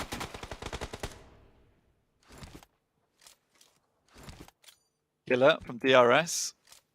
It's a nasty bit of damage coming through from Scry. Mad Bulls making their way down, try to avoid a lot of that conflict on that northern edge. I think Mad Bulls are coming into a group or an environment now where, you know, any team can be the end of them, and just avoiding teams is maybe not enough at this point in time. But spots out of Box have been making the long dash, and this is just not something that's really available anymore. You need to be proactive, getting into these circles nice and early with the amount of damage it's currently doing to you. And with the speed at which these circles are popping as well, if you're left out in the cold and you've been waiting too long to maybe try and pick up a couple of these eliminations as teams come in, you're going to suffer for it, just like Influence Chairman currently are right now, and that might just be them out. Influence Chairman, they are indeed eliminated on the northeast side. As the Titans pick up another dominating card. A chance to chase, because remember that Titans are currently sat second place behind Influence Chemin. There is quite a buffer, but with a strong finish, with a good game, the Titans very much have the potential to leapfrog that and take the top spot. If they can play this one as well as the last, it should be fairly simple for them. They're moving through the Infinity right now. Bombardments laying down the ordnance. Over towards the back line, it's got Tunny trying to hold them off to slow down that flanking position. But it's Newsy up front, taking the fight and will not be able to bear the pressure. Aza around the bottom of the rock will go down, and God Tunny gets the flush, leaving Titan at 3. So there's the final nail onto Aza's position, leaving God Tunny high and dry. Teak will be a little bit better into that fight. Has the backup. 9 eliminations now coming through from Titan. Yeah, that's an unreal result coming through from Titans in this game. It's beautiful to see. A lot of open ground in the middle of this actual circle itself. Enigma Galaxy obviously playing down towards Sandhawk on Sami side for so long. They've been able to pick themselves out a very juicy spot in the circle to try and translate into a big win here. BTR, though, still going. Made their slow but steady movement from that northwest edge.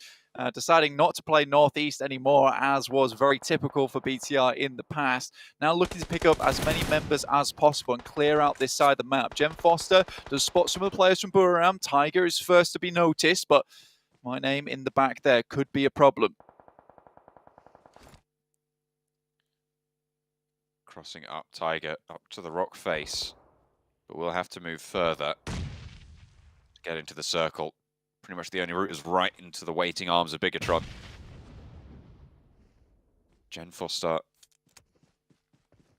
close, will be first to take that fight. Misery moving north for Bigatron on the southwest side.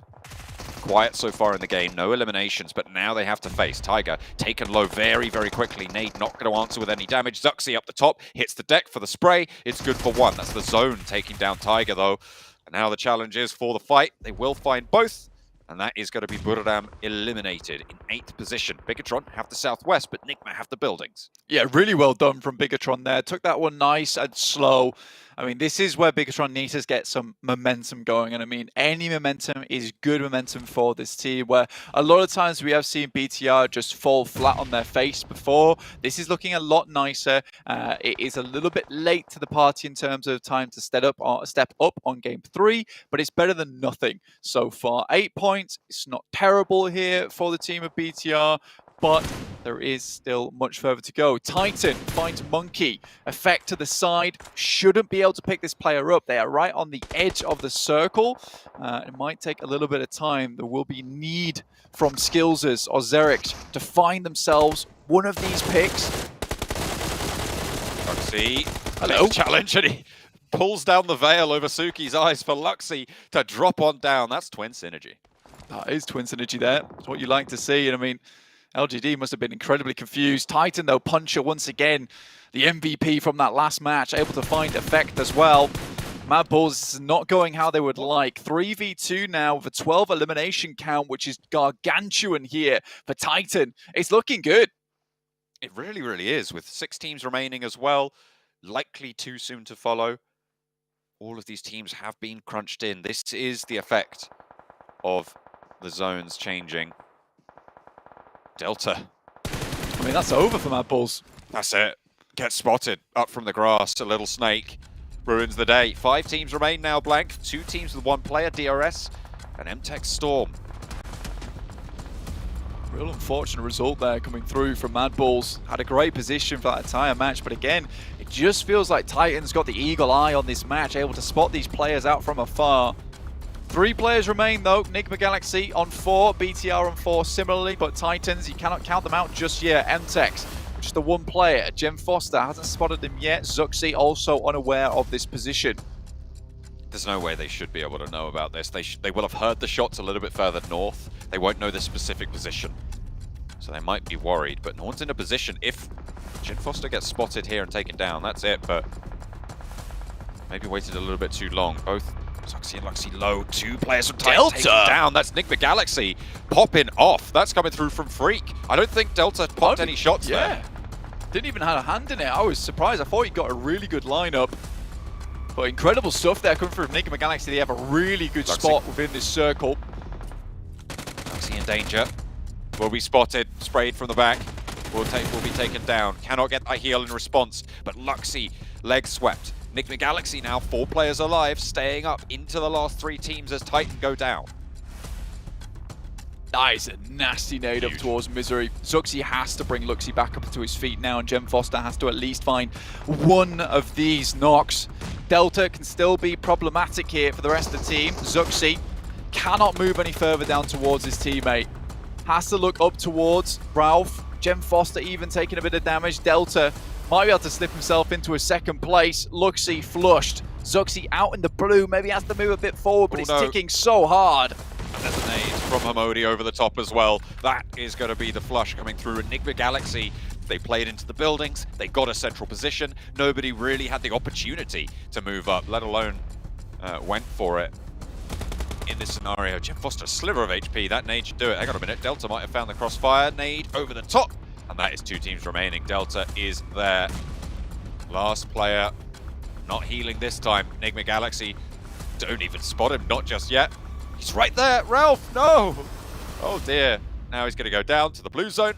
And they will keep it on going. Enigma Galaxy take the chicken dinner that they were denied on Miramar.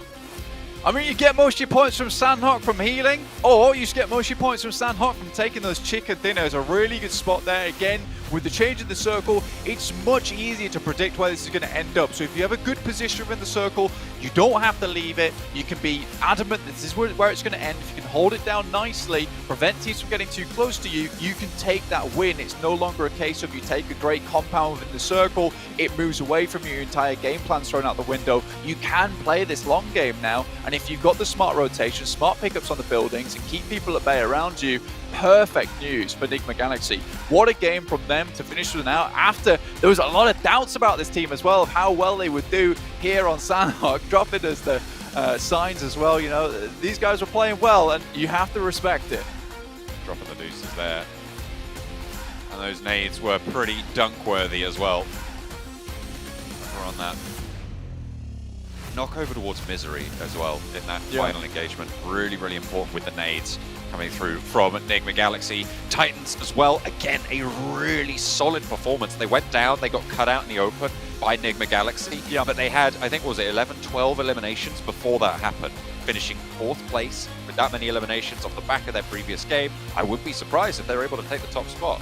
Yeah, it was a very, very good match from them. And again, it's nice to see that 13 nades were thrown there from Enigma Galaxy. I would say every single one of those nades was impactful in that match. Titan not allowing the Mad Bulls to get anywhere into this circle. Yeah, they were traveling out into the open, but I think this is one thing we're going to have to keep tabs on for Titan throughout the entirety of these matches coming out from PMGC, is they do not let anyone step past their gaze. However, we'll be heading over towards the highlights now after that beautiful chicken dinner.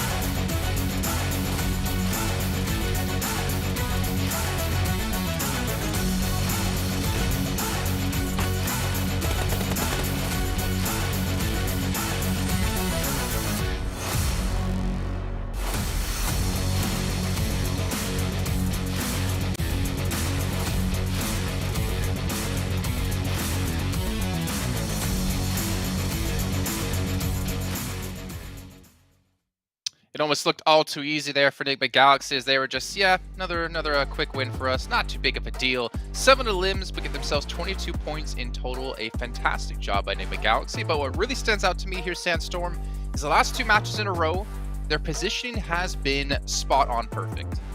100%. They managed to get themselves smacked up in the middle of the zone, get themselves in a compound. In the first time we saw it in Miramar, they lost a member, but they were still able to keep complete control of it. This time around, they didn't lose a single member. It was a complete 4-stack, full squad. Yeah. They were able to cover all angles. And like Maxman noticed as well under the broadcast, we saw, under the desk, we saw them leave the compound for a little bit around zone 4, zone 5. They were trying to scout out a little bit, find out a little bit of information, see what the other teams were doing, get some information, and then go back to the compound and then still stay there. Yeah. So very well played from them to finish it up. Yeah, I think in that position, if you're not willing to actively seek out position and information, you're going to allow teams to get too close, and then they're really going to have the potential to make use of that utility, nades, smokes, mollies, and just basically push you out of that compound. So I love the fact that they were going for those 2-2 splits, and especially in those finishing moments, sending, they had like a tag team, I think it was Homodia and Rauf. They send them both out, straight down south onto BTR, making sure that they can as much control as possible. This is a team that was decisive to make sure the chicken dinner does not escape from them again. And man, we had question marks. No, there's no heal strat. How is it going to work out? And it worked out great. Yeah, it forces a lot more fights as we're seeing, but as you mentioned, Max, yeah, seeing Titan get extremely far was a fantastic showing of them again. Typically, we've seen when it comes to at least Western Europe, a team will get a chicken dinner, next match, 16th place, 0 points. So it's nice to see they're able to like kind of bounce back here and maintain a level of play. But what about Delta for DRS? They lost their first player a minute and 14 seconds in, and yet they're able to hold on to get 2nd place. I mean, that's not easy to do, and he was a pain in the backside of a couple different teams. Yeah, I mean, we saw Sandstorm, some teams trying to go for the heal strat, and some teams, I think, understood the hard way. No, it is not going to work out anymore. Now you just got to basically hold on to the very edge of the circle, which is what Delta did. He just snuck his way through, playing in the bushes, pulling a Ryzen in 2019, and it worked out. And even in the chances for quite a few teams, I think 2 teams, he got rid of the last pair of Mad Balls, and also almost got a few spray downs onto Titan and make sure that he slowed down the rotation. So yeah, sure, heal strat doesn't work, but playing slow edge is going to be the new quote-unquote heal strat now. Yeah, and you had the other player from MTech, I believe, the last surviving member. He was also the one that kind of nailed one of the players from the side of not DRS, I believe it was BTR. Yeah, it was Bigatron. Yeah. They lost one of their members. That gave an opportunity for Enigma Galaxy to leave the compound once again, scout a little bit more, finish the knock that they managed to secure as well, and then just keep pushing that advantage that they had into the chicken dinner. Sandstorm had to bring up a certain topic. No, listen. We're not going to talk about him. This man, the last 3 days rehearsals was talking up R8 Esports. Listen. Care to comment? I mean, yeah, they managed to get some dubs, but unfortunately, it was only in the scrims. It was only in the test matches. Unfortunately, it wasn't in the matches that mean something right now. But who knows? We still have a second half to the day, so maybe they'll do something. We have a lot of teams on the bottom of the rankings that I did not expect to see on the bottom of the rankings. I would say R8 also one of those teams that I'm a little bit surprised. So maybe just a bad start, right? It's PMGC, it's a completely different ecosystem from the other events, so it maybe takes at least a little bit of time for them to adapt. To be fair, like Subwood has to be bottom, right? It's impossible for no one to be in 16th place. And it is early, right? We're only 3 matches into the first day. We're only halfway through the first day of 4. So we still have a little bit of time before we get to see them maybe ramp up a bit. And maybe some people and some teams are just slow as starters. But again, good to see DRS, good to see Enigma Galaxy have such a strong performance, a strong, consistent performance. I think is the key thing for me, the consistency, which is really hard to do when it comes to these short form events. But I'm curious when we get into the later matches, like, are we going to see like some Bigatron step up? Because Max, I believe you have them picked here for this one. Yeah, BTR is one of the team looking at for, but you know what? There's a lot of things happening, and we'll see if Influence Traman can continue doing well.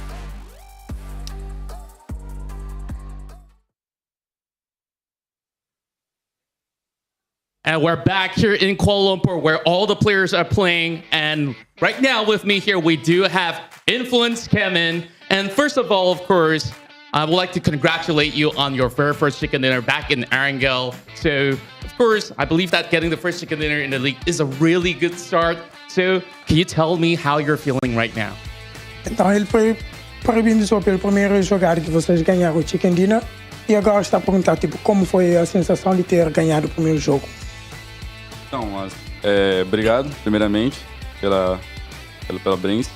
E a sensação é boa, é única, uma experiência incrível, então creio que vai ter mais. So first, thank you for the presentation. And it's like it's a good sensation for being like the first chicken dinner of the match. And they will believe there will be more to come. Well, I do believe so as well. Now, first, the next question I really do want to ask is that how do you and the rest of the team are currently feeling right now about the state of the team? And do you feel like there is any more changes that you need to basically do to get better in this competition? Então, ele perguntou como vocês estão sentindo agora, depois dos 3 jogos, e se precisa melhorar alguma coisa para os próximos jogos.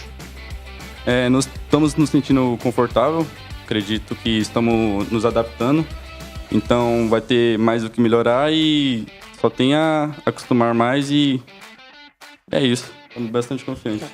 So for now, they feel like they're safe, but they need like to make a few changes because of the last 2 players and the last 2 games are not that good. But they feel like they can make the change ready for the next 3 matches for the night.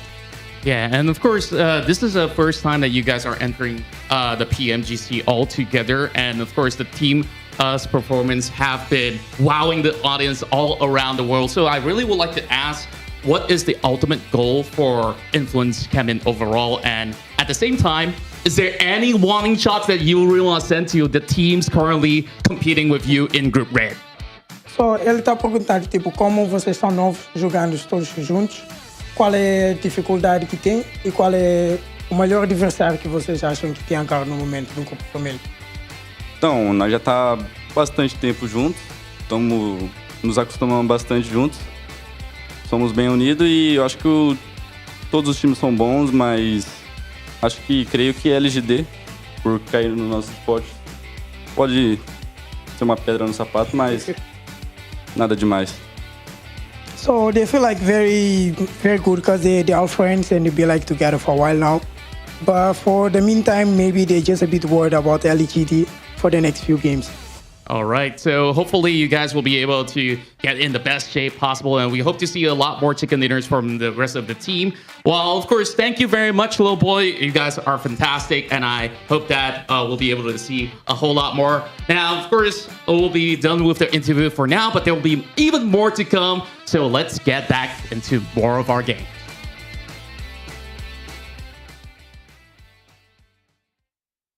Well, Influence Shaman, they've already made a good performance so far and kind of put their foot down. The third team here ready to play, and a team who's ready to compete for those top 3 spots to get directly into the finals. And you guys can find out obviously how they're going to do by following all of our social media channels, not only the PUBG Mobile Esports, but our own, as Maxman was shilling out to get all of the Bigatron fans to follow him.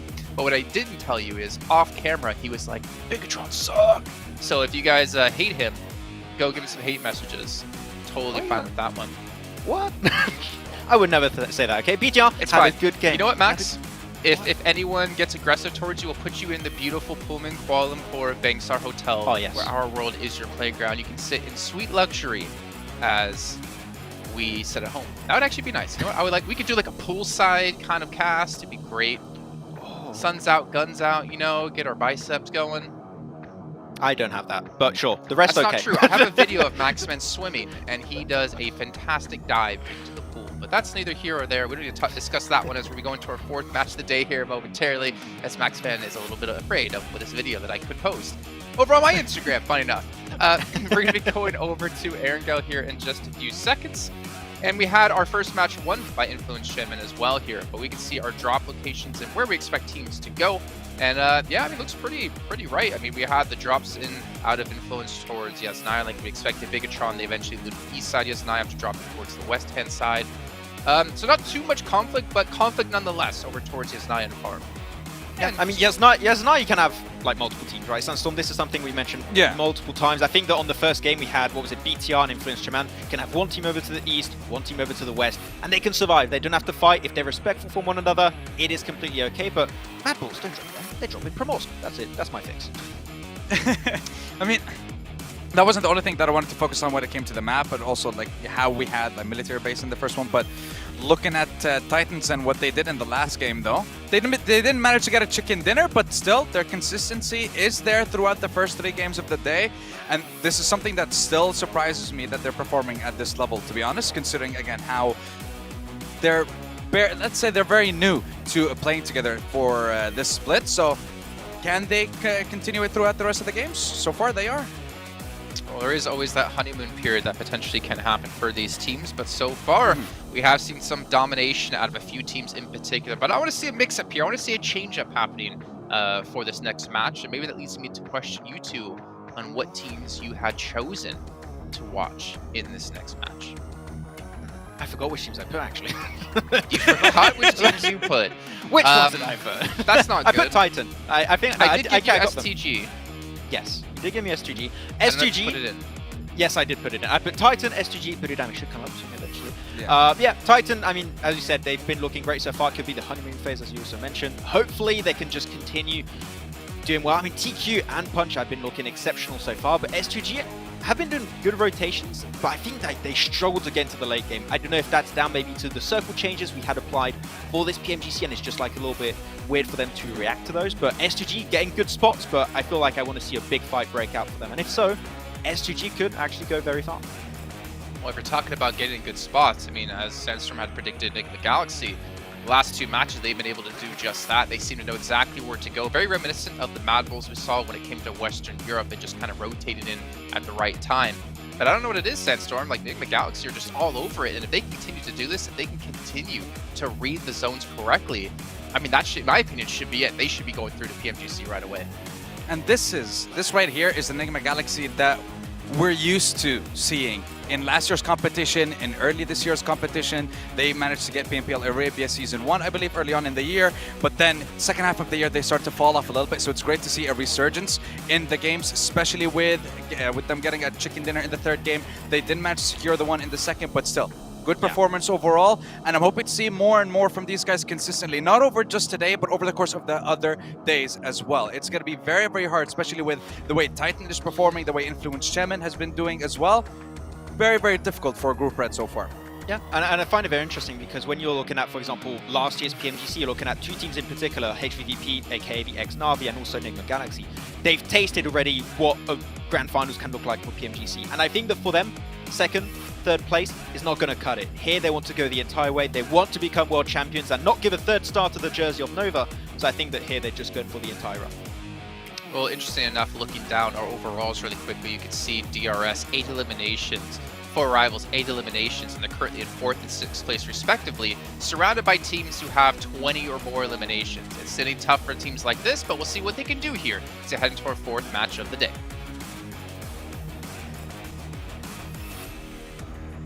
Going into game number 4, we've got the matches rolling thick and fast. We're going right on into it. Blank, we're ready and raring to go yet again after Sandhawk changed up quite a bit by the circle shifts. We're back to what we were seeing earlier. Yeah, I mean, we're not skipping a beat here, John, anymore. We're straight into matches, straight into games, not messing around. And honestly, so far, it has been an interesting first day so far, John. Just looking at the overall rankings at the moment, Enigma Galaxy currently in 1st place with 55 points. Titans not far behind them with 48, and Influence Chemin with 46. So although Influence Chemin maybe didn't have the most powerhouse game there on Sandhawk, they're still not lagging behind that much just from the success that they were able to find from previous matches. Specifically, over at the chicken dinner, they were able to grab themselves on Arangle. Not an easy chicken dinner either, so I'm expecting to see some more success here from them. Yeah, absolutely. Hopefully going to be able to put their best foot forwards there towards the top of the tables. We're also looking for more from some of the teams who will be underperforming. It's kind of what we're always going to be looking for, right? It's those middle-of-the-pack teams that will be just staying consistent, trying to move forward to the next stage of the tournament. Yeah, I mean, as we were saying before, top 3 will head over towards the Grand Finals. No problem, no shout indeed. So they're just straight into it.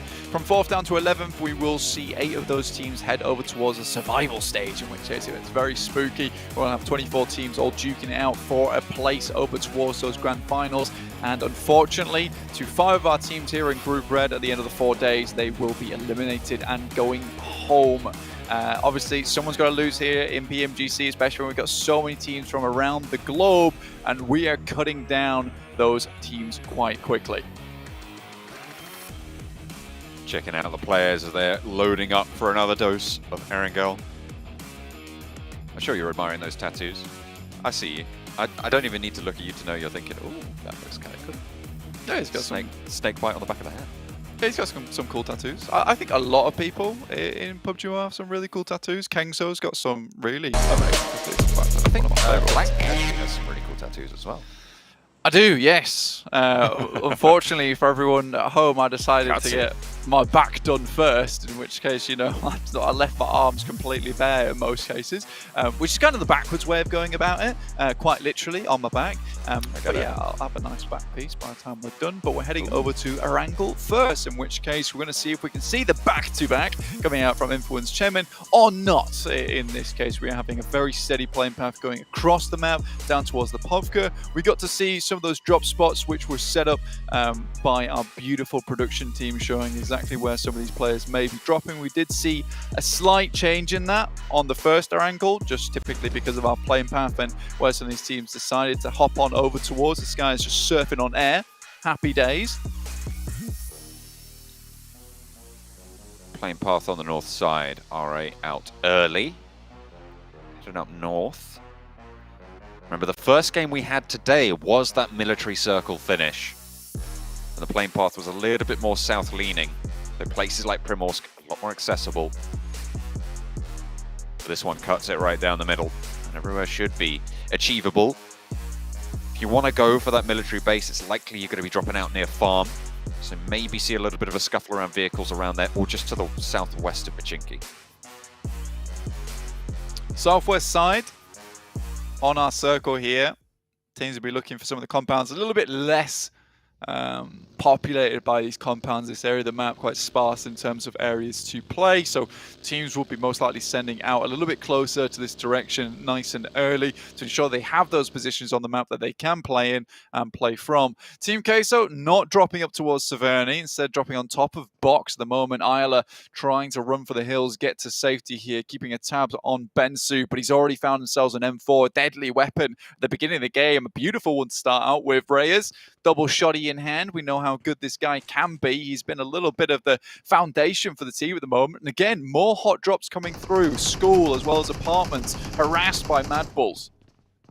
No one going down just yet. No one taking that knock, but trapped on the upper floor is not where you want to be against the Mad Bulls. Does have some oversight. Slows things down with a smoke. Potential for some regrouping coming through. The Mad Bulls playing 2 down. And, of course, they've got those 2 across the way. But Pui can start to control those sight lines with the outside shots as well. It's going to be difficult to make this push. It's not trivial, but if they want to go for the commit, they can make it. I mean, this is the first time we'll see Mad Bulls in an early game engagement. Bensu, UMP, and M4. Dangerous to tango with this guy upstairs. A dance to the death, realistically. Back and forth. UMP, first strike. 1, but it's turned around from the DP. The screen is going to get tapped. Box with the early lead into this engagement by Isla has the double barrel up the staircase. Can Box keep this one alive? Can they keep it going in the compound?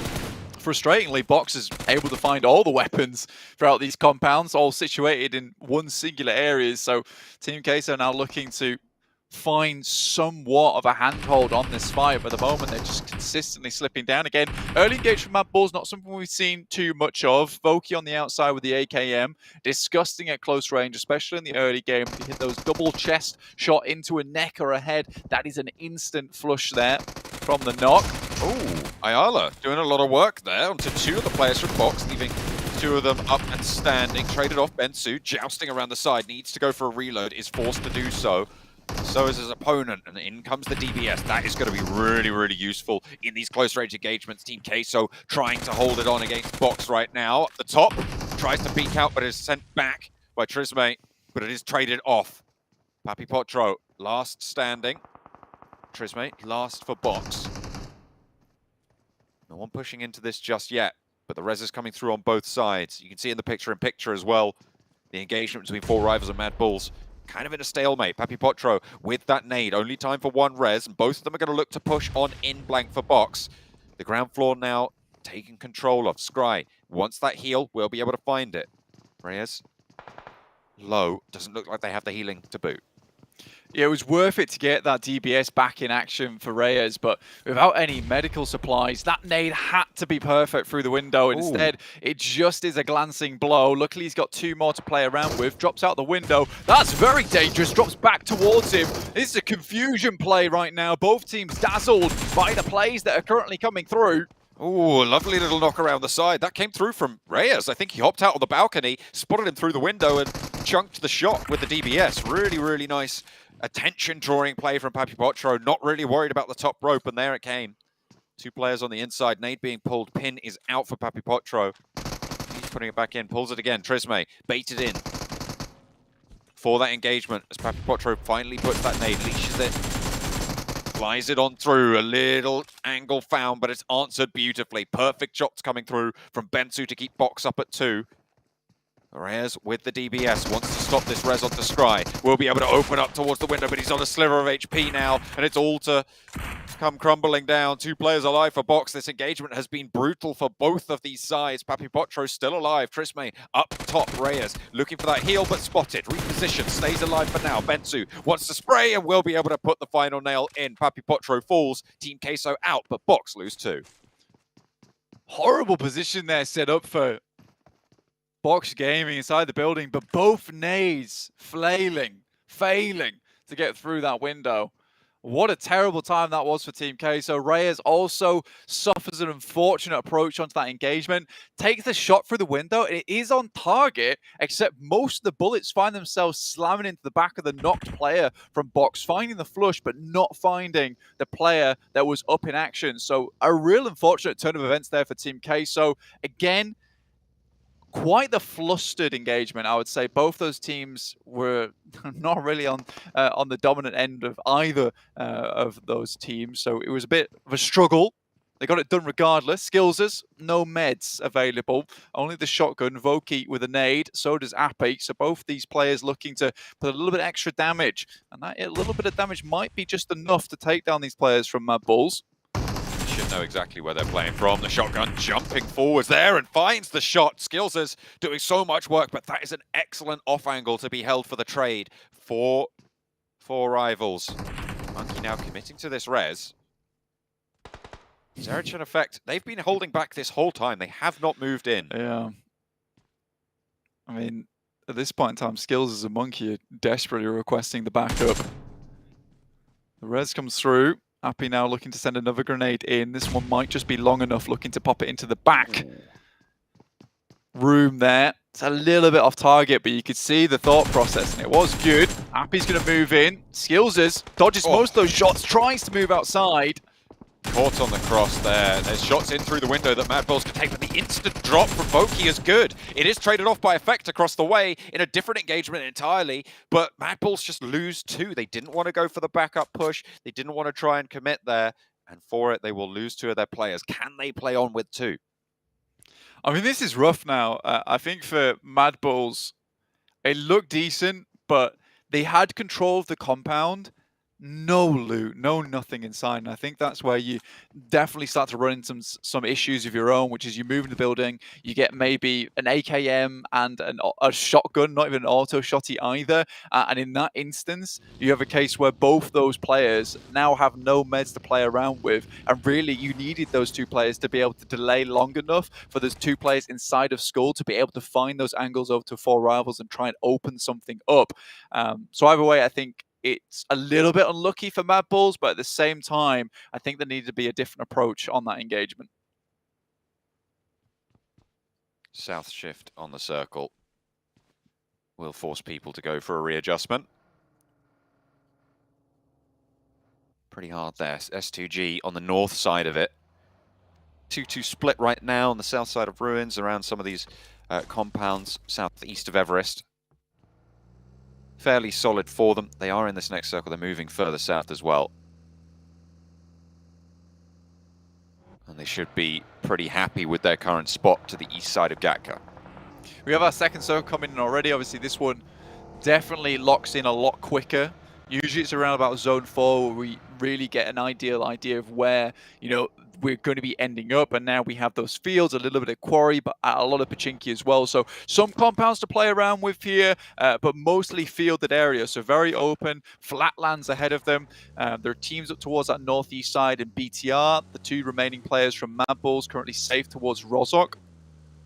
Four Rivals might look to pick up those two players as they make their escape from that position. Either way, there will be eyes towards Mad Bulls at the moment. And their totals at the moment, not good, 15. I mean, that is just about enough to keep them in for the survival stage, but they drop down one more there. They're in with the likes of Box LGD, Team Queso Infinity, as well as R8, who will be leaving the tournament at this stage, which would be a massive shock to a lot of fans at home. Would not be great for him. Influence Chemin moving on from the north side.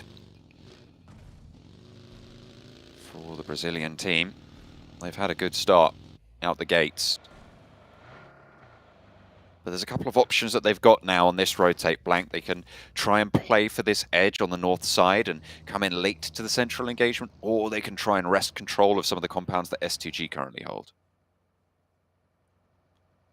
For S2G at the moment, I think this is a good 2-2 split. We've seen a lot of teams take this kind of position before. We've seen some very aggressive splits as well from some of the CIS teams in the past, where they would hold over towards that western side in Gatka, as well as these two compounds. So you would have a really big split along that way, trying to hold out teams coming down from maybe the hospital rotate. But this is fine at the moment. It gives them a lot of leeway to support one another as teams try to move their way down. Again, next circle will be hitting us very soon again, so we'll get more opportunity for these teams to make some more rotates in towards a position that is ideal, and we still have Pachinki in this, so it should be a very fun ending for us here, John. And I mean, we had Sosnovka, now we're going to get Pachinki. Either way, this has been a fantastic first day of PMGC.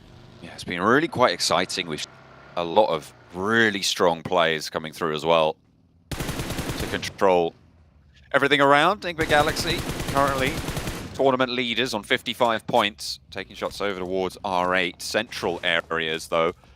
So no impetus to crash, no impetus to really go for these aggressive situations, just laying claim to the surrounding areas of your compounds. Yeah, Enigma Galaxy have been fairly lucky so far, I would say, even Hawk dropping down towards their compound on Sami, and now we're getting this shift over towards Pachinki, their original drop spot here on this map too. Even on Miramar, they started off in a really fantastic spot for themselves, and they had to push forward with the circle or the plane path being down towards the south. But again, Enigma Galaxy, this is certainly where, as a team though, you can still praise them. If you are lucky, you make the best out of it, right? They've already found themselves a chicken dinner, a really good performance there on Miramar, and now they can try and get some more points available for themselves here over in Pachinki and extend that lead, which is already quite far ahead of a lot of these teams towards the bottom in 8th to 13th. So 55 points is a very, very good scoreline to hit here on our first day. Godsunny falling for the Infinity. Titan from the south. Spot DRS. Mini 14 gets backed off by the K9. A second one into the backside there for the puncher. Not going to be happy about that. We'll be bleeding out very, very quickly now. Titan want to keep it up. They're going to have to respond. Found some cover, so it is resable. Yeah. Asa here. Looks to really pick up his teammate, but Rules with the K9 looks to take his head off. They managed to get themselves into cover from that position, so able to identify where those bullets are coming from is really important in a high-pressure scenario. Suki, extremely low, gets out of it though, and R8 is suffering. Traded. 2 players down for LDG. They need LGD, and they need to try and trade it off. But across the way, there's a third party coming through for the spray on the top. R8 lose 1, but they stay alive. 2 eliminations picked up in their central area on the side of the hill that occupies quite a prominent part of this next zone. For LGD, they just got themselves caught up in 2 engagements at once, and I think with the way the circles are currently progressing, you can be a lot slower on these initial rotates and kind of edge your way in towards the circle itself. Mad Bull's still going with 2 at the moment, John, over on that northeastern side. And Influence Chemin have managed to get themselves into a very decent spot in towards Pachinki over in Church. Enigma Galaxy leaving that spot early on, actually heading over towards that western side on the compounds there. Yes, they do have sightlines over towards Pochinki. Maybe didn't want to get caught in all the action as a lot of teams are moving their way. So potentially this is more of a survival defensive play coming through from Enigma Galaxy, which I don't mind so much, particularly with how many points they're able to put up. Today is really just about getting those consistent points going, and maybe they can turn up the heat again tomorrow morning.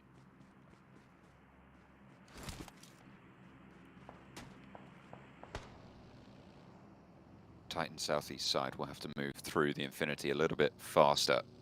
Influence Chemin, good position on the church. Bigatron on board with them on the northeastern side, near to S2G. Not the easiest of opponents to deal with, especially for a team that hasn't really been, I would say, as loud. But Bigatron, they're keeping up in terms of points. You see they're 21 to 22 for S2G. Exactly. I mean, when you look at S2G, you see a highly aggressive team that, you know, you would expect to be towards the top of the tables, in which case you watch their engagement, you're like, wow, they can take it with anyone. But at the same time, they are quite careless sometimes with these engagements. I think for BTR being here with 21 points, 22 for S2G, is a really good performance coming through from them. And again, it's that motivation that maybe LaFlame was talking about, coming back into this one with a bit of a fire in their belly, which was much required for them. So be happy to see this continue. Spray's not quite landing over onto Trisme. Box going to be looking to try and get back to the force that they can muster on both of their players. Only two of them remaining. Of course, from that early engagement that we were on board with against Team Queso.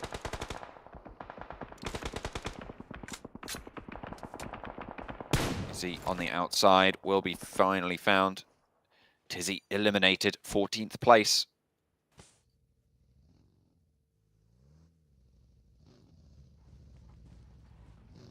Not a good spot to be in. Titans, though, able to get all players back up and running, and we saw them in quite a difficult scenario for themselves versus DRS, but somehow managed to get back on their feet and now moving as a unit up towards the Infinity, who will have to receive this. Newsy still in the vehicle, maybe a little bit late to the party, and Logan trying to support from the back, but it's not enough. Feeding that information over to the rest of the team. 4 players pushing up eastern side of the hill. They can fall away, they don't have to go aggressive, but Logan might be the sacrifice for it. Went for those sprays, gets the heal off, but not playing in the next circle just yet. Lord spotted, that's a big green gun in the fold. And Orm is in play for Federello. Was that Federello?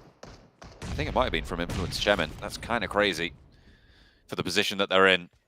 We'll be looking out for that a little bit more. Nades over towards Aegon XI8, and it is not going well for them. Trying to reset this fight, but for I8, I think it's all over for them at the moment. Providing some information from the knock players, but just Blade remaining, and I don't think he has much of a position to play from. Prestige looking to finish him off. Trying to go for the res here, but that nade should be on target. Out the front, and actually, that one's going to land just about missing on the second one. And you post it through the window. It should be a fairly easy push here. And the nade, yeah, that'll do it. R8, take down I8. Difficulty aplenty there. In the meantime, Influence Chemin moved over towards to pick up the loot crate that dropped in Pochinki itself, leaving Church alone. Mad Bull's able to slink their way in. Enigma Galaxy taking shots over towards S2G, but it's Federal there with the AWM, sending a big hefty shot S2G's way. And also finding Kengzo. I mean, it's pretty big bringing in this Orm. That's probably from that loot crate. A really good move for Influence Chemin, or a good result on their move, should I say. You never know what's in them till you open them. But S2G locked in combat with Enigma Galaxy. Both of them on 3 players remaining on the western side. The next circle does encompass this compound as R8 try and push up. Will be having a fairly tough time of it. Box up to 5 eliminations now. With the 4 that they were able to claim early, they are able to tickle another one away as Titan lose a player. Goodness me. Federal with the AWM is honestly just taking the shots of his life at the moment. The ghillie suit sniper. He is pinpoint accurate, hitting the bullseye on a lot of those targets. Influence Chairman are having a huge amount of control over this area just from this singular spot. It is a really good compound to play in. Not opting to play the Harry Potter Tower as well, which R8 have now just occupied, in which case Influence Chairman can maybe move their attention their way. But just anybody who steps up gets popped with that AWM. It is so hard to deal with.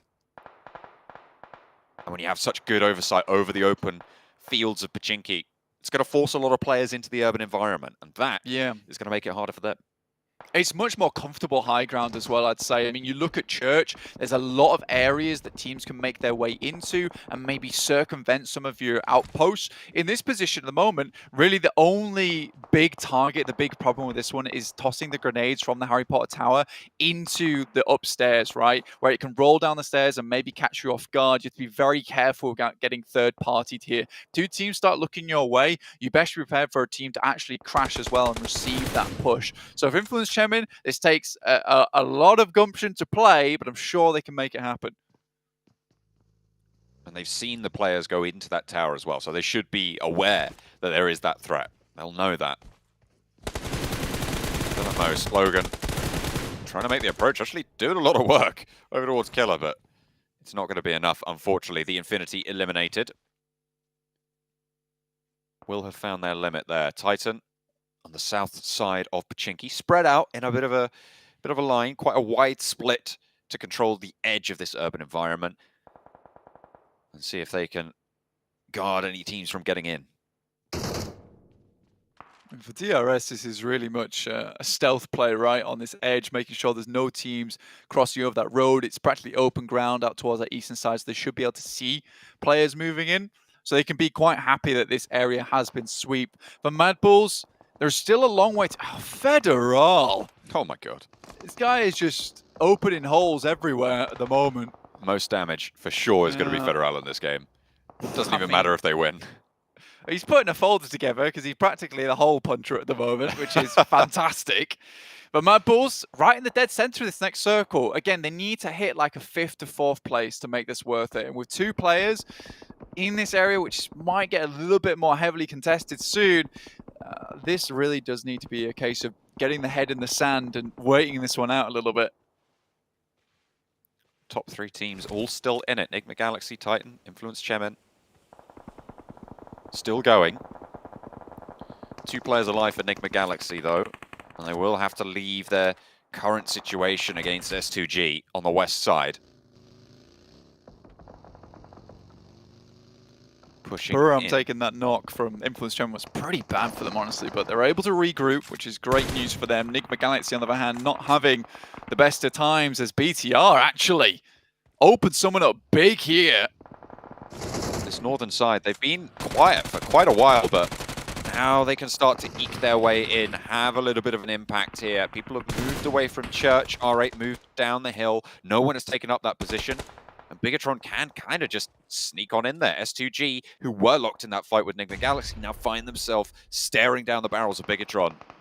As Jen Foster wants to put these nades over towards Silas and Cal C, that is right on the money. And that will be the end of them. Bigatron wipe out S2G on the northwestern side. They should be able to claim Church for it. Yeah, 4 limbs as well. Really good stuff there for BTR on the full squad wipe. I mean, S2G, again, very similar performance coming through from them, which is a case of good early game and then a bit of a slapdash late game where, you know, they get themselves caught out in the open versus a team that was waiting for this to happen. R8 currently still in their watchtower, but you can see they're taking a bunch of damage as Influence Chairman finally starts to look their way. BTR takes a knock 2, and now they're just completely going for the full-on push, get these players out of the way so they can start to provide themselves with a little bit more room. Even smokes down on the ground for Law to be able to make this push up is pretty fantastic. They will have to worry though, because BTR has broad angles over towards them. That's really gonna force Influence Chemin back, tail between legs, but it's a really nice suppression from Grajowski. Little boy might go down for their trouble, but they're able to slow Bigatron and force them into that fight with R8. Now, the good news for Influence Chemin is that they don't need to take that fight, because Bigatron are going to take it for them and keep control. R8, 100%. Although saved by the bell by BTR, they're now locked in this spot, right? You know, and BTR's thrown away the key. It's going to be quite difficult for them to get out of this safe. Has been spun by the BTR squad.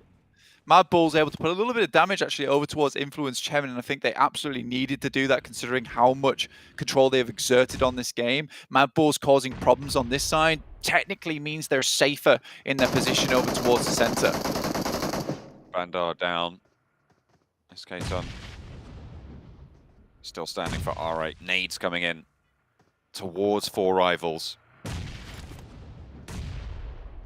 But they're weathering it for now. 2 eliminations. Teams are starting to get closer and closer and closer together. 3 teams, sorry, on 4 alive. Bigatron, one of them. Look at those nades over towards R8, who are finally down. This is the best performance they've had so far in the games today. This will be where it draws to an end. Federal's feet spotted. 6 gets blasted as Mad Bulls chime in. Yeah, honestly, they'd already taken a knock over towards Titans as well. And again, if you'd want 2 players from Mad Bulls up at the end game for a clutch performance as a duo, it would be Effect and Zerich. These 2 guys play off one another beautifully. And Titans currently are the team that is going to cause them the most problems, being the closest on their angles. Effect just trying to send some more grenades through. He doesn't have any left now, though. Just smokes. And that'll be required for the end game to keep the team and the position under the cover of the clouds. Bigatron really exerting a lot of control here. I mean, you talked about how it's a lot of space for teams to hide underneath that church, but when you get to these late circles, that kind of turns itself around. And there's not a lot of stuff you could do. That nade was beautiful. Coming over onto Buradam from 4 rivals, and in comes the push. The burn-up is there. That's the entire building cleared. There's no way you get those 2 players back up unless you go for a really fancy play. Tiger wants some retribution with the nade in through the window. Can he find it? The nade is in and it's both! Whoa. Oh, there was a coordinated nading right on top of 4 rivals. There was one that went in through the window on the top right as well, and that is absolute decimation. I talk about retribution. There it is, Blank. I mean, you pull the pin, you click the fingers, and the team is gone. These guys are working with Silit Bang at the moment, apparently, so I'm astonished that that happened so quickly, but Buram were caught on the off by one hell of a nade and then sent 2 of their own. BTR take that moment to move down to a compound of themselves, picking up a building, and it is the Mad Bulls, the dead center of the storm at the moment. But they are weathering it. You said to make it worth it, they had to go for 5th, maybe 4th place. With the 2 players that they had, I mean, they've sent center and they've kept a hold of it. Right now, 6 teams remaining. They're not in the easiest of spots, but they're still fighting. DRS get lined up on. Yeah, and this is very much what you want to see from Mad Bulls. It's a case of, yes, they had to keep their head in the sand, but at this point in time where teams are starting to get a little bit too close, this is where, you know, that powerhouse behavior coming through from Effect and Zerich comes into play, because even though they are just a duo squad, they're very happy to continue to put the pain in towards a lot of these teams and almost mark their territory this way. Bigatron might be a little bit of an issue for them, but if Influence Chemin harry them on the way in, it'll slow things down and they can respond effectively. DRS moving in, trying to swing out up towards the little building there. Rules. Not going to go any further for now. Asa tries to send some nades over that way to Influence Chemin, but the angle is just a little bit too difficult here. 2 players now remaining for Titan. BTR with 4. Looking to set themselves upon first win of the day, but it's Zerich to step up. Finding Luxie. He swings out just a little bit too wide. Now DRS might have a chance here to get a bit of a spray onto them, and it's all falling apart. The sand slipping between the fingers here for BTR. It looks so good. Knocked on the top of the hill as well. Removes their oversight. Their power of suppression. So they're forced to get that res onto Zuxi down low. Influence Chemin taking bombardment. We've seen the nades be effective here. 6 of them as well. Plenty remaining. Cross. Play for Influence Chemin. This is the final zone, Blank, and it's closing. It's going to force everyone together right into the center. At the moment, Mad Bulls probably one of the closer teams to it, but Influence Chemin getting naded out by Buradam. Skayovsky on the back. Zerich steps up, finds one spray into the smoke. Nades being pulled right now for Delta as he wants to lob it on in and get the answer.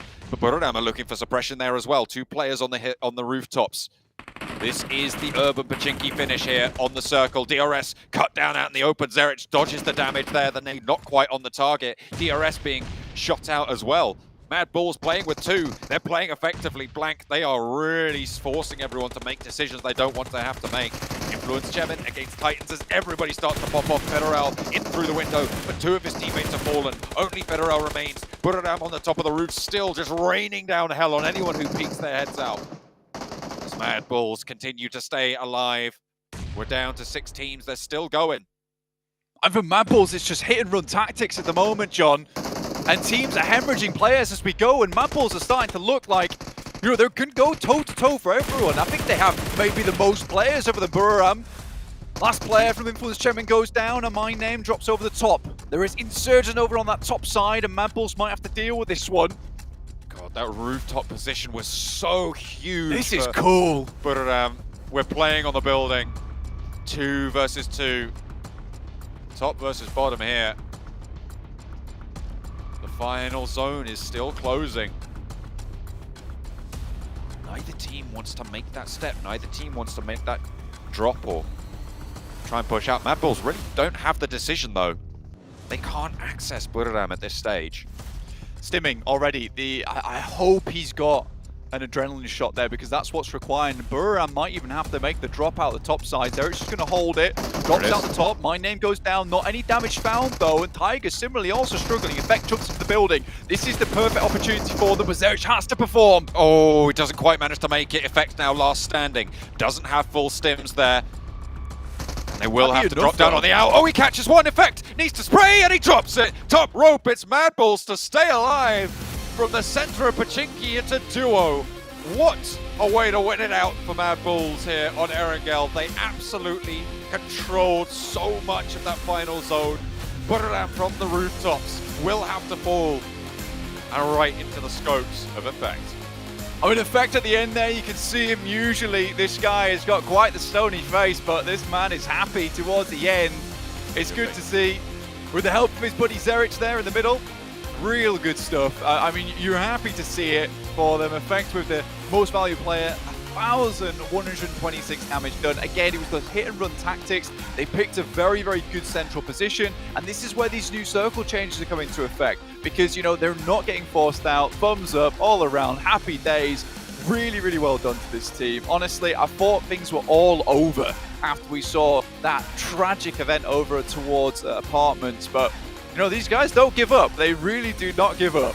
I mean, this is the Effect that you kind of expect to see, right? This guy is definitely one of the MVP candidates from the region.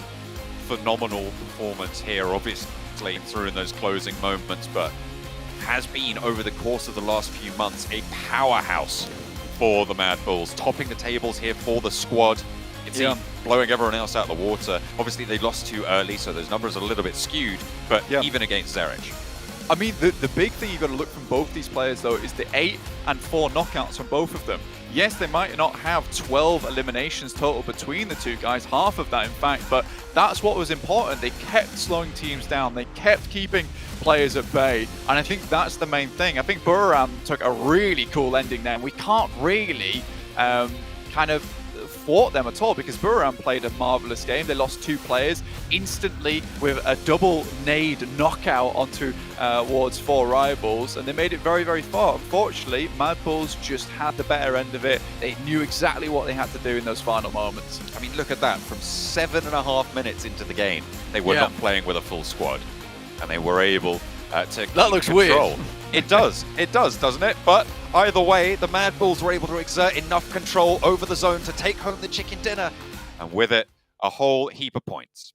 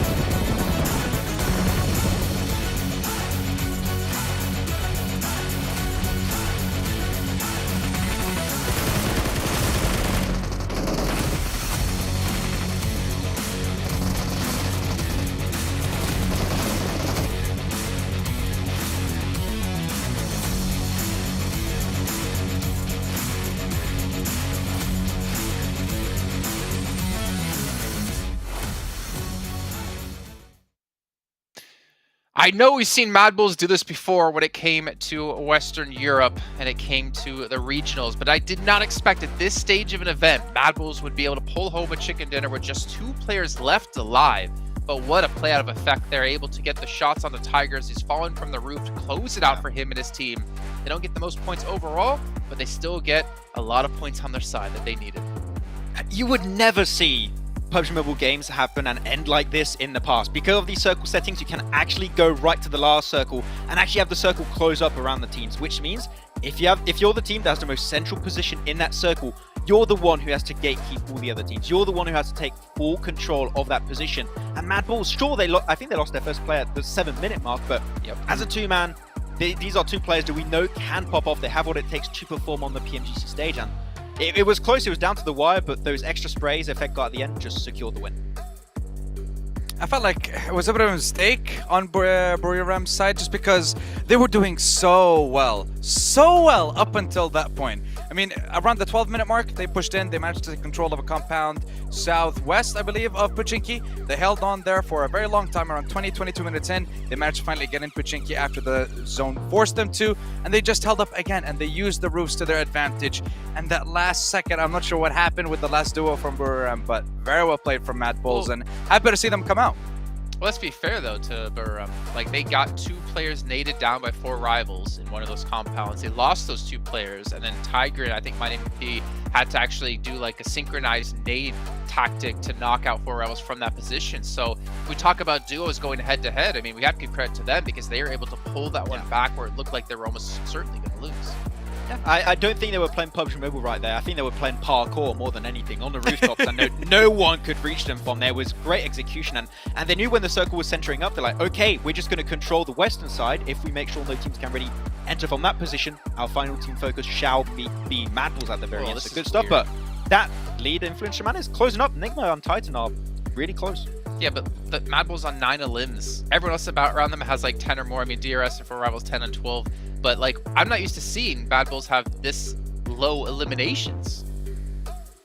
And that's the thing, like, you have, I mean, what we had, I guess, after 3 games was Nigma Galaxy, or after 2 games, Nigma Galaxy in top 2, top 3 without a chicken dinner, but the consistency for them was there.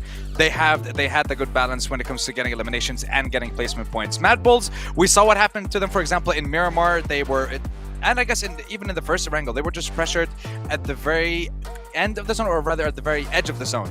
And they just, nothing that they could do in that situation. So good change of pace for them, but now you need to do even more. You need to get into the top 3, and you need to stay there if you want to get to the grand finals. Exactly right. It's about top 3 right now, and then obviously avoiding some of these last place spots that, well, the team that you keep talking up here, Sandstorm, is currently sitting in. I'm not gonna say the team name. I think you say it enough every time. But I have to keep bringing it up. You know, I have to bash on someone, and I think Max has a little bit of seniority over you because he looks like he's 35. But anyways, moving on from that, I mean, Mad Bull is able to pull things off well. BTR, though, Max, you were saying, the church position they were playing in front was pretty good, but you were expecting them to maybe transition a little bit quicker in towards central Pochinki. And if I'm not mistaken, they got caught off guard by a couple teams because of that. Yeah, with my 35 years of experience, I would know that the BTR should have been maybe a little bit quicker on the rotation away from Church. But yeah, the thing is, Church is a great position. If you hold on to it and you have the scouting position done, it's great. The issue is when you have to leave Church into Pochinki itself, which is what happened there, because all the teams are going to center up. They're going to be so close to the outside of Church, and that rotation downhill to another building is so hard, especially when you have players of DRS good for off angles, same for, I think, Influence Gemin. It's so rough. And BTR, if they were just a little bit quicker, and Mad Bulls, if BTR were just a little bit quicker, I think this could have been their win, but unfortunately it just let things happen and it just went out of control. Well, unfortunately, it's not hashtag BTR win yet. However, they still have 2 chances left to go, but for now, we have to head to a short break here. We'll get things ready to go for match 5.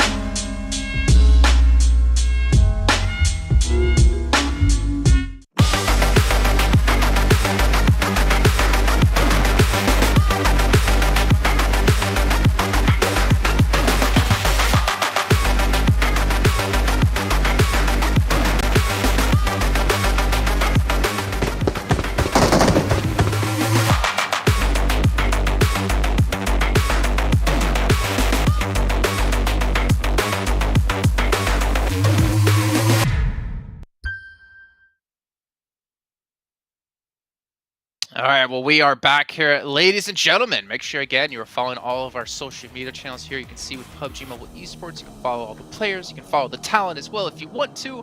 And if you are BTR fans, remember, you can hit up Maxman30 over on Instagram to send him all your love or hate. Depends on which side of the coin you're currently sitting on. Hey, Max, at least I got a little promotion for you in there. Thank you. That was not my correct Instagram tag, but I appreciate it. Nice try, though. It's a nice attempt. But yeah, I mean, BTR, they showed that they can make it. Yes, well done. It's MaxmanCast. MaxmanCast. Maxman30, I think, is your Twitter. So, hey, I'll give you a shout out for both. But also, leave a shout out to Sony Xperia. The Xperia 1 an Xperia Stream. We're creating collaboration professional esports player. You can play in 90 Hz with the Xperia Stream with this total cooling system, and it's multiple ports for some intensive gaming and streaming. Big shout here for them, as well as all the players participate on those as well, which is actually helping quite a few teams. Influence Shemin, maybe this is like the phone they needed to unlock their potential, because they are doing amazing so far, but still have a lot more work to go. And of course, Sandstorm, you're extremely happy about that. Yeah, I mean, I've been watching these guys pretty closely when it came to the Americas Championship, seeing how they're playing, how they're approaching their rotations mainly as well. And we've seen them, and we've seen how it's done throughout today's games. And so well with the fact that they've gotten themselves a chicken dinner. They got themselves a couple of top 2, top 3 placements as well. So they're already into the top 3. They're relieving a lot of that pressure, and they're starting to kind of get away with it bit by bit. But with Nigma Galaxy being eliminated, that kind of gave them a little bit of breathing room. Nigma Galaxy didn't really get that close, but I want to see if they're going to be able to bring that as well into day 2, because again, the consistency for every single one of these teams is going to be very important over the 4 days. Yeah, well, at least your team has shown up. Unfortunately, the one that Max was touting this entire time with LGD has yet to do so. But Max, it's okay. There's still time. There's a lot of time. But you can see our top performers here from this last match, and you can see MineAP, 5 eliminations. Kind of surprised to not see Tiger up there, actually, because I feel like he got a lot of elims, or at least a lot of damage done with those nades on the 4 rivals before. I feel like he's been playing more of the role of the enabler. Like, he set up the initial situation and MineAP would be there to close off the fight in really efficient way. So it worked as a duo. It seemed like Tiger and MineAP worked really well as a duo, but we'll have to see. And also, if you see an airdrop somewhere, go to it really quickly, because you do not want to give that Orm over to Fitter out. He was way too good with that weapon in that last game, and he was scary. He was getting shot after shot. Fitter has really stepped up this event. It's very scary for the teams around him. His little toesies did get punished at some point, as we saw. I'm not sure, I don't remember who was actually shooting against him, but he still escaped in the meantime from that anyways. But I mean, obviously, as we push through into our 5th match, we're going to be heading back to Miramar, then Erangel once again today. It comes down to which teams do you have to watch, gentlemen? And why don't you walk me through these, because I'm curious to see what you guys have to say. We have the same already. That's what I'm saying. And that was not intentional, okay? That was not on purpose. But Nigma Galaxy did really good on the previous Miramar. Titan also did really good on the previous Miramar. Actually got himself the win, right? So, and alright, because I felt like it made a good package. And what's even more insane is that right now, out of the 3 MEA teams in this group, 2 are in top 3. If 2 out of the 3 teams can make it directly to the grand finals, there will be some great MEA representation in Indonesia. So, yeah. What I don't get between you two is, and Sandstorm has been doing this the entire time, RA are in 15th place. How can you still back them right now every time? How are they still always a team to watch? Is this because you know the still the potential first they day. have? Yeah, because of their performance on Miramar specifically, it has been absolutely massive. And that, like, I guess Miramar was the one that actually managed to give them the MENA SA Championship last year. That was the one where they had the most amount of points, and that's what I want to see again from them. But I'm not sure what issue they're running into this time around, but they really need to change it up. Let's head to our casters then to kick off our 5th match of the day with John and Blink once again. Hello, we are going into match number 5 today here on Miramar for the PMGC. Group Red, Blank. We've seen ups and downs, we've seen Bigatron have their chance, but it was a little bit of a prank. Maybe they can win this time. Maybe. I mean, to be fair, it was better than last time, John, and that's what matters. I think BTR currently, so far, looking much improved from season to season. I think it was a little bit, you know, a non-starter before, but now in this PMGC, it looks like they're really gunning those end games. And it was, like Max said, a struggle to get down from Church, leaving that location after causing such a ruckus from that area. You know, you're certainly going to get shots taken from you. And DRS managed to get themselves kind of slyly on that eastern side. I think that was the big issue for them, and Mad Bulls did deal with them till much later. So you do feel bad for a little bit for BTR, but again, those points don't lie right now. I mean, they might not be right at the top, but they're certainly putting up a competitive game. Yeah, I mean, it is certainly all to the overalls, as you say, are there to be the pudding to prove the mustard. Let's go with the mustard, why not? It's the word that I chose, but yeah, absolutely. Everybody really kind of putting up a fight here, and as we said before, these are the teams that are the best in their respective regions, so you'd expect that. Yeah, you would, absolutely, and I think that, you know, there is some teaming up maybe more than others. I mean, we'll just take a quick look at the overall rankings at the moment. You know, Influence Chairman able to leapfrog their way up towards that top side, although that last game maybe wasn't, you know, the biggest match from them in terms of the chicken dinner. They still got a fair few elimination points from Federal in particular, with some incredible shots from that sniper. But 61 points, and then underneath them, Nigma Guys at 56, tied currently with Titan Gaming at 56. Underneath them, Buram were able to get up to 42, and now Bigatron in 5th place. A great place to be. And also just underneath them, there's really been a big change up in terms of the leaderboard. Mad Bull's able to get up to 6th place, which is more or less where we expected them to be. It would be a good result for them to be able to get up there. Play with the rest of them as we head over into Miramar for our second dose of desert today. Match number 5 about to kick off. Planes into the sky from west to east, heading down a little bit south leaning, but should be cutting fairly central across the majority of the map. So for Miramar, as far as this goes, fairly kind. Yeah, this is a much easier playing path for a lot of these teams to work with, especially if you want to head up towards La Cabrera early on, means you get those vehicles up towards Trailer Park, even head all the way over towards Torre Armada through this northern side of the map, as opposed to waiting until you get over towards Graveyard / Minas Generalis. So yeah, much easier playing path to work with here towards the end of the day. We only have one more match to go after this one. It will be back over to Erangel, so keeping our classics on the cards here, John, which is nice to see. Out of the plane, most teams have dropped out so far. Mad Bulls heading up towards Crater Fields, which is much more typical for that team anyway, alongside with S2G. Last game on Miramar, they were dropping down towards Los Leones, holding that alongside the guys from I8. Wasn't ideal for them, didn't get themselves the biggest game out of it, but we might see a little bit more success for them now that they've got some momentum rolling. Momentum can be crucial at a time like this. A hard southeast circle shift flank. This is not ideal for quite a few of these teams. Cuts out a lot of playable ground in the first circle. Yeah, I mean, that's a Shrek circle if I ever saw one, because it's pretty ugly, to say the least. I mean, you're over on this eastern side of the map. Whoa, don't be doing my boy Shrek like that. Look, man, he knows it himself. You know, you just got to find someone that loves him equally as beauty ugly is what's as in him. this, what's in on the inside, and what's on the inside of the circle right now is Impala. So and layers. Those teams are feeling pretty happy. That's right, layers of Impala. Layers of Impala, that's right. But yeah, we do have a very heavy eastern shift on this circle with a ton of water at play as well. So with this circle, will be slowly moving more and more central. You are going to have a case where this is more than likely going to have water in it for quite some time. So teams like Buradam, United Esports, as well as you guys from Team K. So you're going to be fairly happy with this one, as they're already set up in the position where they're more than likely going to finish out this map. There is a lot of high ground in this area to play around with, specifically up towards Impala as well, if you're heading over towards that eastern coastal side. And being here early on gives you a lot of that potential.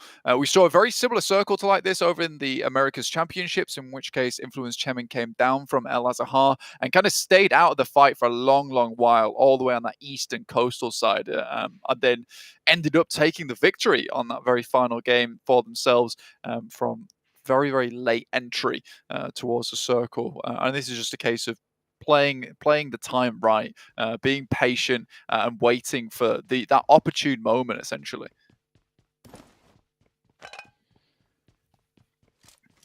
Titan over in Valle de Mar, really uncontested. Closest team, MTech Storm in Chumacera. So that south coast rotate potentially quite open for them to make. No scraps going on just now. across the rest of the map either. 4 Rivals potentially even heading out further north, away from the circle towards Cruz de Valle, as MTech Storm looting up in Churrasera on the south side. Yeah, it's a real nice spread of teams at the moment. We're not having those early engagements as we saw in that last Miramar. And this is also a case of what you would expect to happen on the second Miramar of the day, is a lot of these teams getting a feel for one another, where their rotations were coming through, especially at this global standard where you would expect teams to have a rough idea, at least of the teams that would be surrounding them, how they'd like to play that match out. For some of these teams, on the other hand, they don't have that same luxury, though, especially with, you know, some of those drop spots that they are likely to take. I mean, I'll just take the obvious one off the bat, which is Mad Bulls up towards La Cobraria. This is not a position that they were able to play last time around, so weren't able to get the lay of the land in terms of rotations around them. So again, this is more than likely going to be a bit of a quiet start for Mad Bulls. But again, a lot of these teams will be just slowly making their way up towards the circle, knowing that with how hard of a shift it is down towards the southeast, they have a rough idea where this is going to end up.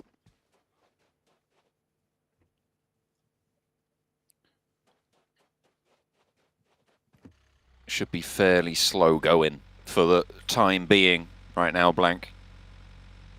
I imagine probably going to be waiting a couple minutes before we see those first engagements start to pop off. Influence Chairman regaining their position at the top after that last game. Enigma Galaxy falling just a little bit, but there was a clear top 3 at the start of the previous game. Now that has been a little bit assuaged, with Buriram following up to 42, Bigatron on 40, Mad Bulls even on 36. They're sort of challenging, but still there is definitely that clear divide between Titan, Enigma Galaxy, Influence Chemin, and the rest. Yeah, it felt a little bit weird towards the start of the day with, you know, having so many points invested at the top of the leaderboard and then it getting a little bit weird down towards the bottom. But you are right. We are having that divide now, but the divide is coming through a lot more evenly, right? You know, if you look at the numbers at the moment, we are having that steady ladder as we head up the rankings. BTR, though, spot out S2G. Misery starts to fight out, but Silas doesn't take too much damage, and not enough damage either. Misery might just be able to find some cheeky shots, though, and there's one of them. And the second! Lines them up, knocks them down, bowls them for spare. Hamzy. Potentially next up, Silas is there as well. In comes the backup, Misery. Will get naded, but in comes the cavalry. Jen Foster slowest, but Luxy and Zuxy, the twins. A terrible twosome. Going to be halved there with another nade from Hamzy, as S2G holding out their position very, very well after a poor start, but they're turning it around. Jen Foster on that flank, moving in with Zuxy now, needs to operate effectively. Kelsey will be flushed. Hamzy and Silas still penned on in. Bigatron playing as 2 with 4 in the pocket. Hamzy and Silas looking for some heals, but it doesn't look like they have too much to be playing with. Silas low, not healing up. Hamzy popped a bandage, what looked like there. The nade falls out around the side. A flush over onto Ray Z. The blank wall, not giving any windows, no angles. And Bigatron are going to fall back to try and go for the res. Caught on the cross. Hamzy spotted, but makes it. Yeah, I think it's DRS taking shots from behind. I think this is a smart decision from BTR. They understand that maybe they were to pick up some of these knocks that are on the floor. Misery is slowly starting to bleed out. S2G don't really give them much time, though, and immediately move up. So, you know, they're not done with this engagement as of yet.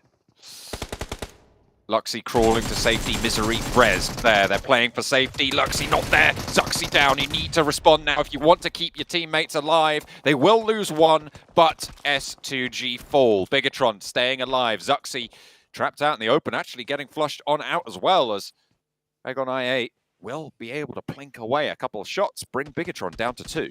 Yeah, that's a really unfortunate engagement with DRS as well as I8 having all eyes onto this engagement. Moving to the other side of the compound to try and pick up some safety from anywhere, really. Understand that DRS were taking shots at them from that northern side, but then they have to worry about the south. So I think for BTR, this is just unfortunate overall. Good engagement to start off with. Misery obviously pulling something magical out the bag there. Nade over the top. Over towards Misery's downed form. Jim Foster trying to play off against 4. A tall order to be sure. Not sure he's up to it, but spray for 1, spray for 2. Jim Foster starts off well, but goes for the points and the flushes instead of trying to find that third. I feel like he had a good shot on that third as well. Gets a little bit too big for the boots. Gets bonked. Yeah, honestly, I felt like the third was very much available. I don't think he even gets greedy there. I think he's like, right, I need to just go for the place for the point here, get the elimination on board. But that is the quote-unquote correct play. But I think with the way that he'd handled a lot of that engagement, a lot of those fights, maybe he could have just gone, complete sicko mode and gone for the 1v4, which it really did feel like it could happen.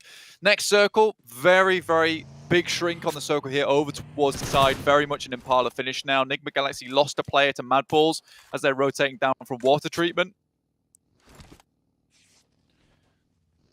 Wow, wow, wow. The circles giving us an exciting day today.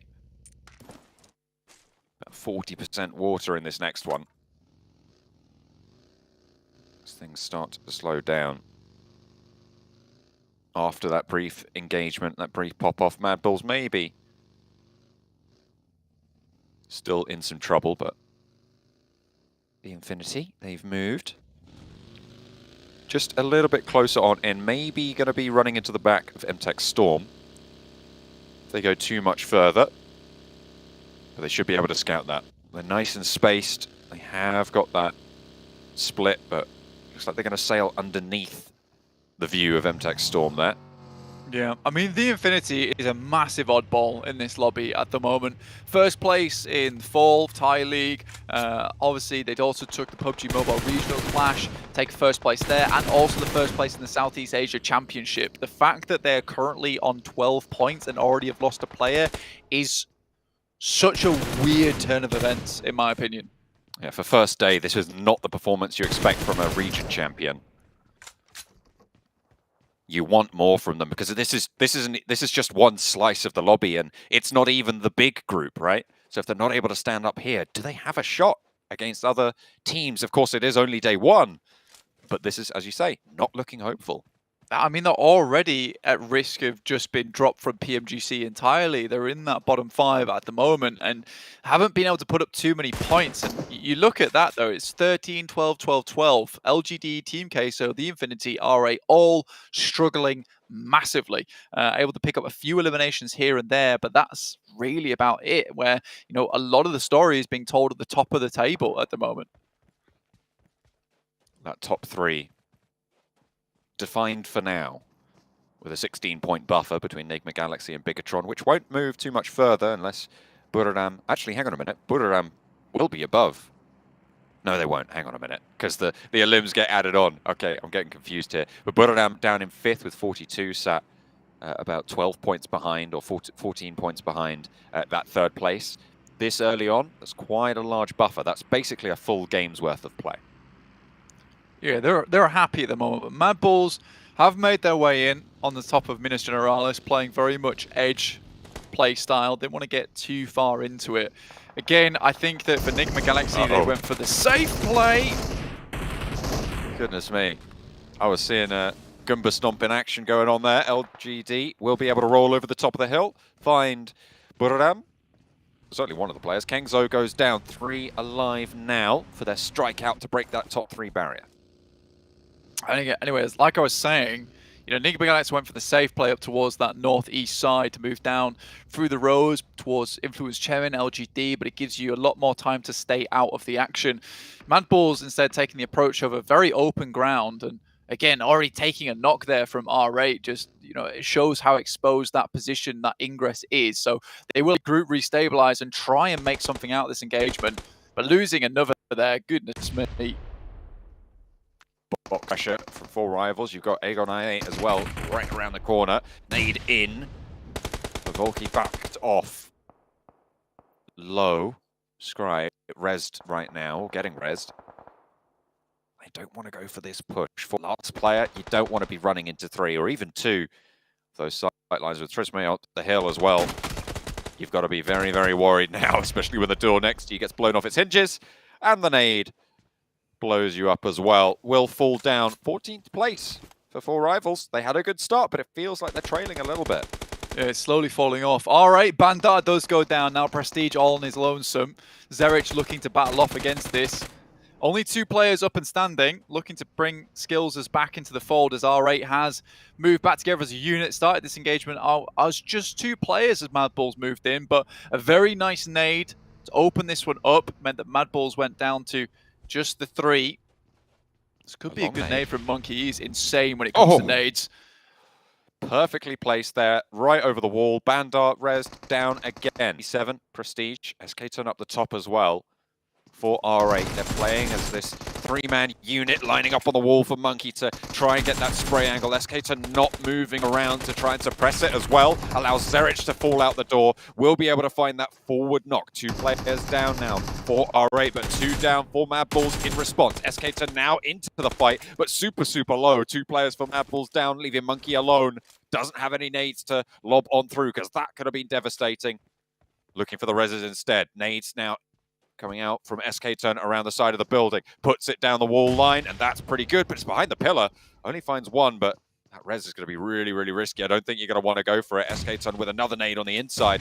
Finds the second flush, and that's the third. Coming in for Prestige to find Monkey. Yeah, they started this fight out with a grenade to take down effect, and they finished this fight out with some excellent place ones as well. I mean, that fight looked like it could have gone very topsy-turvy, and Zerich maybe overplayed his hand there, moving out and trying to take the player that was behind the boxes, behind the crates. So Mad Balls suffer because they don't take that safe play up towards that north edge. In the meantime, Nigma Galaxy, who passed by them, lost 1 player to them early, have made their way in towards Impala. Now R8 can start to make their stint down this way as well. We won't be having island finish, unfortunately, but we do have these tall mountains that are still in play. Buriram holding on to a little bit of it, but LGD do still have masses of high ground to play around with. A lot of space as it zones onto them as well. So it's LGD's chance to launch themselves from the bottom of the tables as well. Get into a more comfortable position towards the end of the day.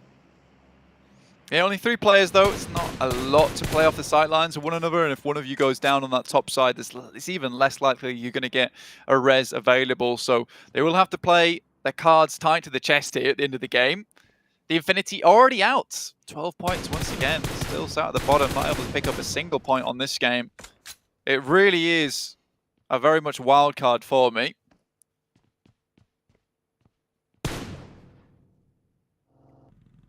Bandar hiding behind the crate. A shot backs him off, but has got a vehicle, getting shot out in the meantime. Smoke is there. I think he's thinking about getting in. Takes a bullet for it. Repositions, tries to hide the wheels, but don't think you're getting away from here without... Has 5 of them. And fully level 3, so potentially looking to razz it on up. No, the buggy comes in for the rescue. They get in, and they're going to bug straight out. Max over here, taking shots from Buriram. This is what the high ground affords you. Gives you a lot of positions to be able to just take shots down towards any players that are out in the open. And look how much ground this one singular spot covers. There is potential to take shots back up towards him. Very hard to shimmy back out of the way, but that's why you angle yourself like this, so you can just turn, turret. It gives you a lot of cover. So well played there to Buriram to set all this up. Give them a lot of position to play in. Again, this is very influenced Chemin-like, though. You can't see them right now, but you might just be able to catch a quick glimpse of them up on the top right of your screen. They are the pinky purple team, I guess. Pinky Magenta, red, pinky mauve. red. Let's say pink. Yeah, let's say magenta. I don't even know. They're I don't think it's magenta. I have no idea. Maybe not. Anyway. You know what I'm saying? They're very top right team. But this is very influenced Chemin of them because they will play on this edge of the map for a very long time and just remain safe. And as for, especially with the amount of players that can be breaking against one another on this map and the amount of times, 2 boxing rings will be set up and they'll go at it. Influence Chemin just looking to keep 4 members alive as long as possible and then pick up the pieces at the end of the game. Next circle will be dictating a lot of the pace of the next. And it zones again onto the hill. LGD with that big chance. Buriram as well. With the high ground suppression onto all of these teams in Impala. Luckily, they don't have to leave it just yet. So they have a little bit more time to play around with. Influence Chemin sitting pretty. And unlike a lot of our other circles, at this point in time, with these next few circles centering up more and more with a lot more space within them, it is very unlikely that Buram or LGD will have to leave this position too early. So getting up here nice, very, very quickly at the beginning of the game gives them a huge amount of control going forward. I think both teams will be very sad that they lost a player at the start and down to 3 each, because this could have been a much more dominant game if they're able to hold on to 4. It is unfortunate, but sometimes that's just the way the cookie crumbles. Buram on the western side of it also going to be able to hold out. Similar situation for them, 3 players. Titan, southwest, making their push in straight past Team Queso. Reyes will find the knock, and the spray down will be coming in from Papi Patro. Spray over towards Puncher, but he's back over that ridge line. They turn around on the rotate. And Titan stay up with 2, losing a player earlier as well. Leaves them at 2 alive. Yeah, Titan's still been quite strong, but losing a little bit of their oomph here towards the end of the day. I can't say they haven't still played very well, though. And I mean, at this point in the stage of tournaments at this end of the year, where you're having so many fantastic teams joining you, it is unlikely you can be dominant every single match. So you just pick up the points where you can. Influence Chevron, on the other hand, have a very, very good consistent streak here today at 61 points with 4 players alive as well. One of the only teams with 4 players alive in the top bracket of contenders. Buram 42 points with 3. Nick McGallis with 56 with only 2 players. And Titans obviously tied with 56 down to 2 players. So right now, Influence Chemina themselves up to kind of get themselves apart from that pack and start being the leader, the sprinters. Well, I mean, when you add on the eliminations, though, that Titan have got this game, it's 61 to 60 right now in that second place. So it is really quite. Still, as you say, there is a leader, but it is very much all to play for, and it's still early days on the week. Absolutely. I mean, getting ahead now, though, with the 4 players and getting a few eliminations towards the end, which they're more than likely going to pick up, Influence Champion could really set themselves apart from these front runners, is what I was trying to say, by the end of today, which would be really nice coming into tomorrow, where you're not really battling for your life every single day and the pressure's not always 100% on. I8, though, lose 1 player to R8. Across the road here. Difficult crossing, honestly. It's kind of this relies a lot on the circle to come your way for R8. But getting first knock and a lot of damage onto one of those players before he got raised does give them time to maybe think about what kind of decisions they have to make next. Next circle will be coming in soon, and as you said, that shift is going to force R8 to make difficult decisions, make a difficult rotate. Again, it goes on to these central hills, though. Influence Chemin will have to regroup a little bit. They'll have to figure out how they want to play on that eastern side, but they're protected from the most part from pretty much everything going on. This is the good thing about getting into Impala is that, these teams that are holding in the mountainside, they don't have X-ray vision, so they can't shoot through into the buildings itself. So R8 just has to make this push here, understanding that these teams up on high will be causing them more and more havoc. So they have to just move in and try and make something happen, leapfrog this position here. With IQ going down as well, this is a beautiful start for them. I mean, Boxer chiming into this fight with shots across the way. That top floor getting cut across. DRS moving into position as well. A little bit further south of this. The nades from R8 starting to pour on through, and it's going quite well on the cross. They've managed to make it. Now they need to move through this urban environment. With DRS on their side swipe, it's going to be pretty tricky, but they can start to exert that pressure. D7 trying to burn through that door. We'll be able to break it open. Ghost wanting to hold it off, but fades away. Turns ethereal. LGD find a beautiful little shot to Prestige to snake it out. DRS against Titan. 1-for-1 on the trade out in the open.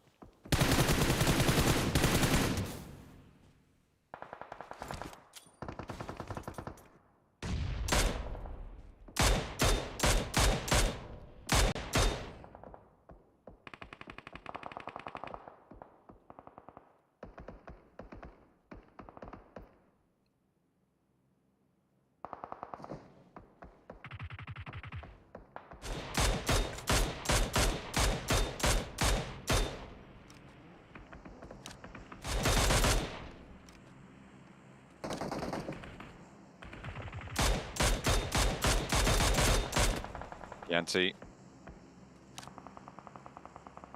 Will be backed off, Sky only. Not going to get the knocks just yet. Takes a little lick of damage in response as well. Ooh, very, very low. Getting knocked on that ridgeline is super dangerous. It pops your back up just that little bit, and if you're too far forwards, that's an easy flush. Yeah, with the 3 players they're rocking with, like, it's unlikely that you're gonna see them be able to get a res off if one of the players on the off angle, specifically my name, goes down. That's it essentially. Box taking a fair few players from R8, SK on 4 into LGD, so they have a lot of eyes on them currently, Jump. Ooh, luckily able to land that final shot, which should allow the res for Tiger. For Buradam to keep 3 of them alive. DRS, though, can use that opportunity to move through or skate underneath and around. These hills proving to be brutal. Pop about to come through for the circle. He is here. Still just watching out. I mean, when we get to that final circle, though, if you're on the top of this mountain and someone can get underneath, then you do have a problematic turn of events where you will have to come down, and dropping off that mountain without a vehicle is very difficult. And I'm not sure if LGD or Buram have set up that beforehand. Box still trying to eliminate as many sightlines as possible from LGD. CCC has been an absolute powerhouse on this top side with some very nutty shots. Circle did come through very, very central. And again, it's right on towards Buradam. It's right on towards LGD on their side of the mountain. An Influence Gem, they've just been chilling on the east side, but now they're going to have to make that decision. Do they push in and try and take LGD's position, or do they try and hide that out yet again?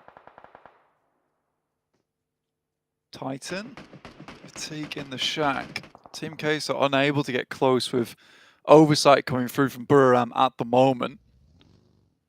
A little bit rough. Now Influence Chairman looking to start making their way into the circle. Moving up towards where LGD are playing. Because they have to watch both angles from Box as well as Influence Chairman, their attention is slightly split. When the 3 players are able to hold as a 2-2 with a refrag potential on either side. Looks like LGD are taking shots from Box, and Influence Chairman have tried to move up to it. Look at that high ground aggression. Box cannot see Influence Chairman, and LGD could be caught in that pincer there. Buradam holding off the players trying to move in from the southeast side. Team Queso, LGD take a knock actually coming in from Team Queso, who are on the backside of that hill. They are battling off against everybody. Buradam taking shots over towards Influence Chairman. There's about 4 people involved in this fight, Blank. Yeah, for Buram at the moment, it's very difficult for these guys to peek out for even a second. Sky's going to look to pick up Teak, who's inside the shack, and Influence Chairman have played this pretty marvelously, getting around a lot of these sight lines by just edging their way up towards rock faces. DRS looking over towards MTech Storm at the moment. 2 players in there, but it's Buradam again. Tiger has eyes on. Very difficult to play with this one with 2 teams up on the top of this mountain. Just playing hand in hand, essentially. Nade, oh, it's just a little bit too short there. Doesn't quite get what you're looking for off the target there, but there's a re-knock and Delta's out in the blue. Willful DRS, very, very low. You can pick up that flush. That's very, very nice. Add that point to the tally for Buradam. 4 eliminations now on the game. As things start to close themselves down, and only Buradam in the dead center. Look at that. Playing ring around my name. Box edging their way up with the vehicles, but now taking huge damage there from LGD. Not allowing to get any further into this one. Overhand toss with a grenade. 5 there for them. LGD were certainly thinking ahead here. Knew they would have to hold on to nades for when these players started to get too close, and they'd have to go for the full squad wipe. So a well-placed nade from YZZ could be the end of Box Gaming. Oh, wasn't quite long enough there. Unfortunately bounced, but if Box pushed too far, that might bobble in. 1 knock is good. Looks for a second as well over the ridgeline. Takes a little bit of damage. Half HP, has first aid. Will be looking to pop 1. 1 HE left in the pocket. 3 on the back for Suki as well. Scry rolls up with the party bus, keeping Box with some cover on their side as well. That's going to allow Trismay to get back up as Scry can cower behind it as the nades continue to roll through. Bensu allowed to cross because the nade was in hand. Knocked, but makes it. Stays alive, and Box can keep themselves up at 4. There's threats from the other side, though, as Influence Chemin are there. So are Buradam, as YZ steps up for the spray over towards Tiger. Gets a lot of damage, but forced to back off and go for the reload. More worried about Box. Doesn't have have any more nades left in the back pocket. Spots Trisme, spots Bensu. Bensu the one to go down, and Box at 3 active. And then lock them against the cliff face here, so there's no way that they can start to challenge out against LGD. And Burham at the moment, Tiger was so unsure where he was getting shot from, so LGD really haven't shown their hands on this side of the map for a long, long while. I think that's nades coming from Influence Chemin at the moment. Scry trying to keep Enigma Galaxy at bay. It will be slightly difficult, but finds at least one. Lord down and flushed. Drop shot for a second, not good. Scry will fall, and now free standing tall for Enigma Galaxy. LGD from the top will be looking down on this fight. Box only have one player left. It's Break playing on the outside, not under the sight lines of LGD right now. Tiger, challenge out yet again, getting sprayed and peppered and forced back off the angle once more. Influence Chemin struggling on that eastern side in the meantime, as LGD drop down to try and play together. It's my name to close out Team Queso. Yeah, 2 knocks on Influence Chemin at the moment. And they thought this game would not be lasting this long or be able to allow LGD so much control this entire time. Trying to get players back up on their feet, but it is unlikely. MTech Tarman will go down as well. And currently LGD on a bit of a streak here. This is the final zone closing. Blank, we've got 7 teams. This is crazy. The amount of cover that this mountain has been affording is incredible. Buradam, LGD reaping those rewards. Buradam really with the dominant position though. It's all about being central for this next one. It looks like LGD took that initiative. I mean, this is going to be going all the way to the limit here, John. Trisme spotted. Last player from Box down to 6 teams. Only 10 players. 5 teams now. 2 per team. Shots Crazy over towards stuff. Freak. Will take down another. 4 teams remain now. They're falling fast. It is the final zone after all. Influence Chemin step up, rebuffed immediately. YZ with the close range engagement goes well. Kayovsky falls. The second to go for Influence Chemin, and only 1 player now remains for them. Around the ground will fall as well. LGD, Buradam, they stayed at the top, and Buradam are getting forced out, playing into the blue. Tiger is there, the last. Suki drops out. Tiger maybe looks for a challenge, but it is LGD to take home that chicken dinner. A much needed reprieve from the bottom of the tables. It's the chicken dinner for LGD. Honestly, a really difficult game there for LGD, and managing to make that one happen is quite astonishingly impressive, because they had to hold out as just 3 players. Not only Box, they were holding at RA and IA, and then also keeping Influence Chemin at bay, who always had their eyes on dismounting the guys from LGD throughout that entire game. And, you know, Max definitely said that. I'm not going to joke around now because it is quite serious, but Max was always saying, you know, when they're on Miramar, they do have a really, really good set of moves around them. And I think when it comes to that long-range engagements, they are quite strong when it comes to it. So, you know, Max was definitely on the money there. But again, you're right, John. This was a much-needed game for LGD. To give them some chance at staying in that middle pack and even contend if they're able to put up more performances like it as well in future Miramars, in every other map as well. Refresh, reset, go for the next game and try and put that power on in. What a way to close out their first day there. Really solid. I mean, YZZ, honestly, a very, very strong game from him. Didn't have a lot of eliminations, but 8 knockouts, 900 damage done, constantly harassing the guys from RA, constantly keeping the guys from Box Gaming at bay, because it was difficult. I mean, CC and Suki were both dealing with the Influence Chemin threat on the backside, and it was all down to YZZ to keep everyone in front of them at bay, keep them back against the wall. So honestly, a very, very good job from him. And I think when it came down to it, was he had to request support with Box, but also when it was absolutely necessary, and allowed those 2 players to keep Influence Chemin down the mountain as long as possible, which 100% led to their win there. Look at that. Buradam, no smokes used in that game. Like, that's kind of crazy. They lost a player early, obviously, that 11-minute 40 mark, but no smokes. They just used the cover of the ground. Yeah, oh, you don't need smokes when you're on top of the building. You're not really smoking anything off. You're up with the clouds anyway. Don't even worry about it. Exactly. You have all the cover you could ask for. LG take home the chicken dinner.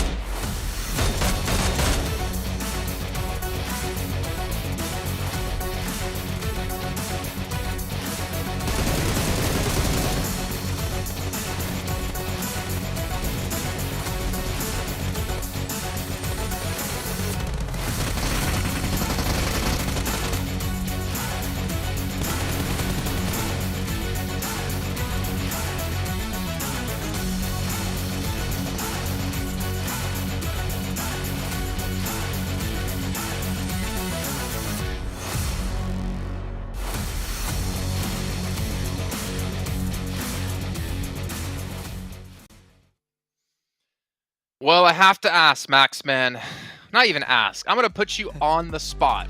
The one time you don't put LGD as a team to watch is the time they win. Is that RRQ Athena Maxman curse back for LGD? I'm going to spoil it right now. My prediction for the next game, my team to watch, is LGD. So if they don't win it, it is confirmed. But LGD still getting himself a win. Not going to jump too much on the curse there, but it was not an easy game, right, Sandstorm? We were talking back and forth about this circle on the side of Impala.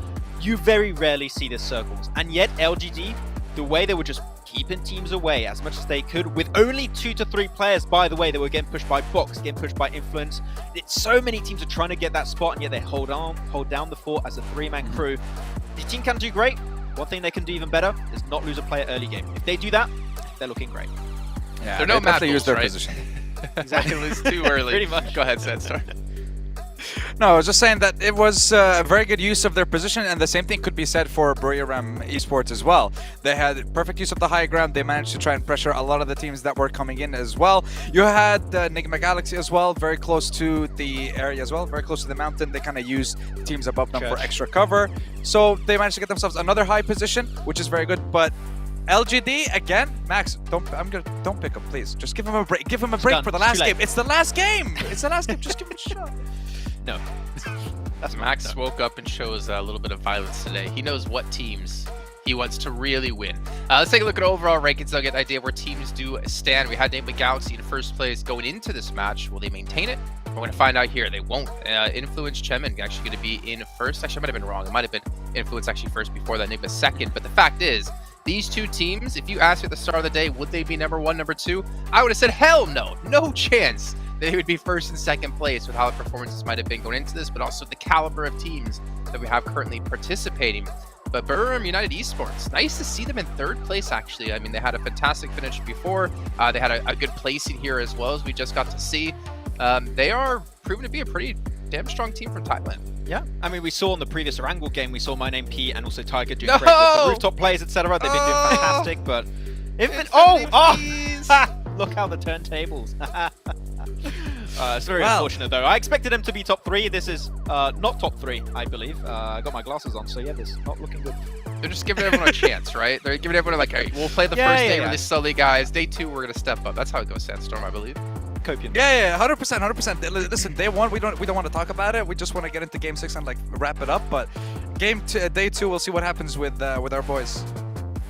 Yeah, and the thing is, right? Obviously, performing well on one day is good, but you have to know if you're one of the teams in top placings right now, every team's gonna be gunning for you. Every team after we're done participating today is gonna be going back, watching the VODs. If you have a coach, you have a major advantage or an analyst. If you don't, you're gonna put yourself into a really tough spot.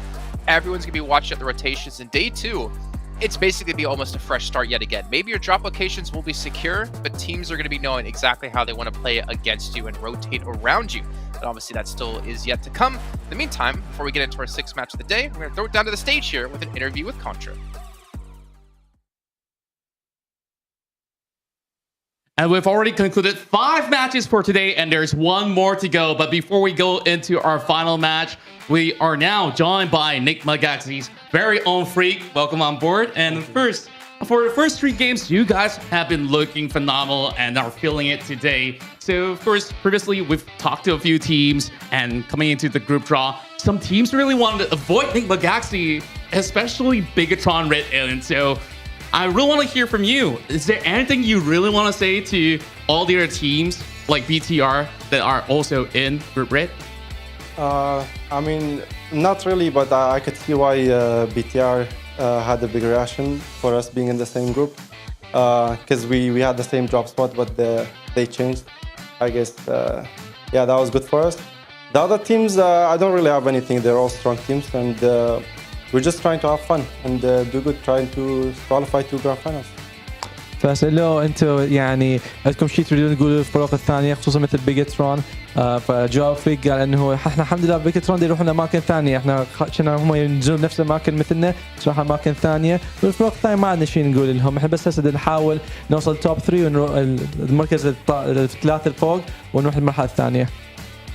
All right, that's awesome. And overall, this competition have definitely been really stiff, but you guys have been in the grand finals before, and you guys made it to the top 3 just last year back in the PMGC. So Now that you're in this group, once again, I really want to see like which teams do you feel like will give you guys a little bit of a big challenge, especially from what you saw for today. And also, before we go into our very final race for the top, is there anything you'd like to say to not only your teammates but all the fans there supporting Think Galaxy? I mean, I don't really think there's a specific team that could be a problem for us. It's just maybe the teams that drop around us, maybe not. But yeah, I mean, we're just trying to focus on our game. We studied them very good, but we're mostly trying to focus on our game. And for the fans, I mean, I hope we will be up to your expectations. I mean, I know we didn't do really good lately, but now we're absolutely ready, and we're here for the win, nothing else. بس له انه اكو من اليوم اكو فرق انه انت خايف منهم او فرق انه حذرين منهم، يقولون هلا احنا بس الفرق شوي يعني ما نريد ننافس وياهم يروحون نفس المكان نروح لهم، بس احنا مركزين على لعبنا اليوم.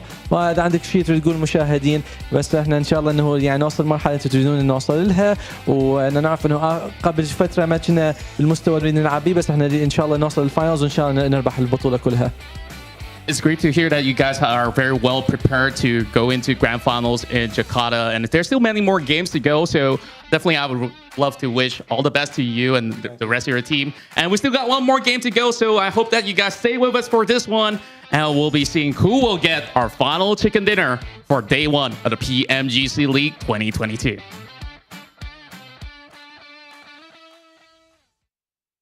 Well, great to hear Freaks say they're not worried about any other teams, especially any ones that drop around them. And to be fair, the results have been kind of proving that. They're not really afraid to fight anyone, and they're in second place overall. So if we stopped right now, they would be into the finals, kicking off in January. But gentlemen, we're about to head into our final match, and it will be on Erangel once again. We just saw Mad Bulls previously win this match with just 2 players left alive, though.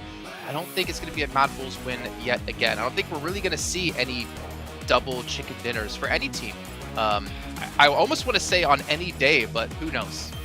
Yeah, I mean, I would have loved to have a double chicken dinner for one of the teams here, but the level of competition is so high now between these teams. I picked them, so we'll see. If they do, it'll be great. Okay, I don't think so though, unfortunately. They got to stop losing players in the early game. That would be the best way to go. But I wanted to mention actually a few players of Buriram. We saw some good players from Tiger in particular. But man, Skyoni has been great at that long to mid-range kind of fighting. He's been consistently applying pressure at teams in the long range, and I think he's a really good enabler for the team so far, especially in this last game. Sure, they didn't get the win because they couldn't like really get up that hilltop at the end. It was just not possible, but Skyoni really helped them just lock down that position. Yeah, he really did. And I feel like when we're looking at Buriram esports, they were kind of focusing mostly on the south side of the mountain. Meanwhile, LGD was focusing on the northern side. So it was kind of split, but I do like the fact that the statistics are still pretty darn close between both these players in terms of damage and in terms of eliminations as well.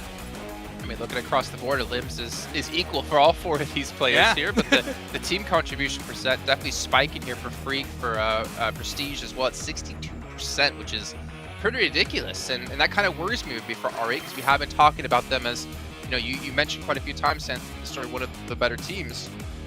But they're able to show that results. Maybe we're seeing a little bit of lacking performances from individual players. Little bit, and that's the thing that we're seeing from Prestige. He seems to be the one that's kind of picking up the slack a little bit. I'm not sure what's going on with Aida and with Bandar, but these guys, they're usually some of the strongest players in the region locally, but they seem to be struggling on the international stage, maybe because it's the first time that they're competing together. Obviously, it was a different roster that won MENA South Asia tournament last year, so this might be the issue. The synergy might not be there. The international experience together might be the problem, might be the... So we'll see. I want to see what the solution is going to be, I guess, starting day 2, because it's too late to fix day 1. I mean, we got to see, obviously, them when it came to, was it the After Party Showdown for PMWI Max, but the teams there aren't, I think the competitiveness of the lobby of PMWI After Party Showdown is not equal to the competitive lobby we have right now here in Group Red. I think there's definitely a higher skill level across the board here, so it's, I think, tough to adapt on the fly in a day, but again, like, they have tonight, they have tomorrow morning, they have still 3 days of action. It's just whether or not they can adapt themselves and improve on themselves in the next days. Yeah, unfortunately, they don't really have a choice. They have to adapt because if you have 2 bad days, odds are you're not going to be part of top 3. That's pretty much 100% confirmed.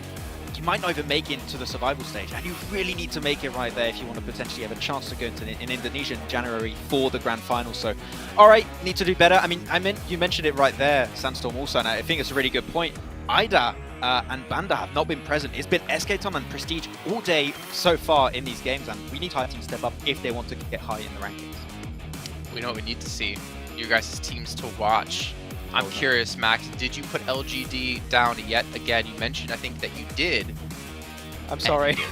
I have to test out, okay? I'm a man of experimentation, okay? I have to see if it is true or not. But hey, if they get themselves a back-to-back, I'll be stoked. And also Mad Bulls, because Mad Bulls are pretty good. At least you haven't picked the same 2 teams almost every game, like a certain other analyst on the desk here.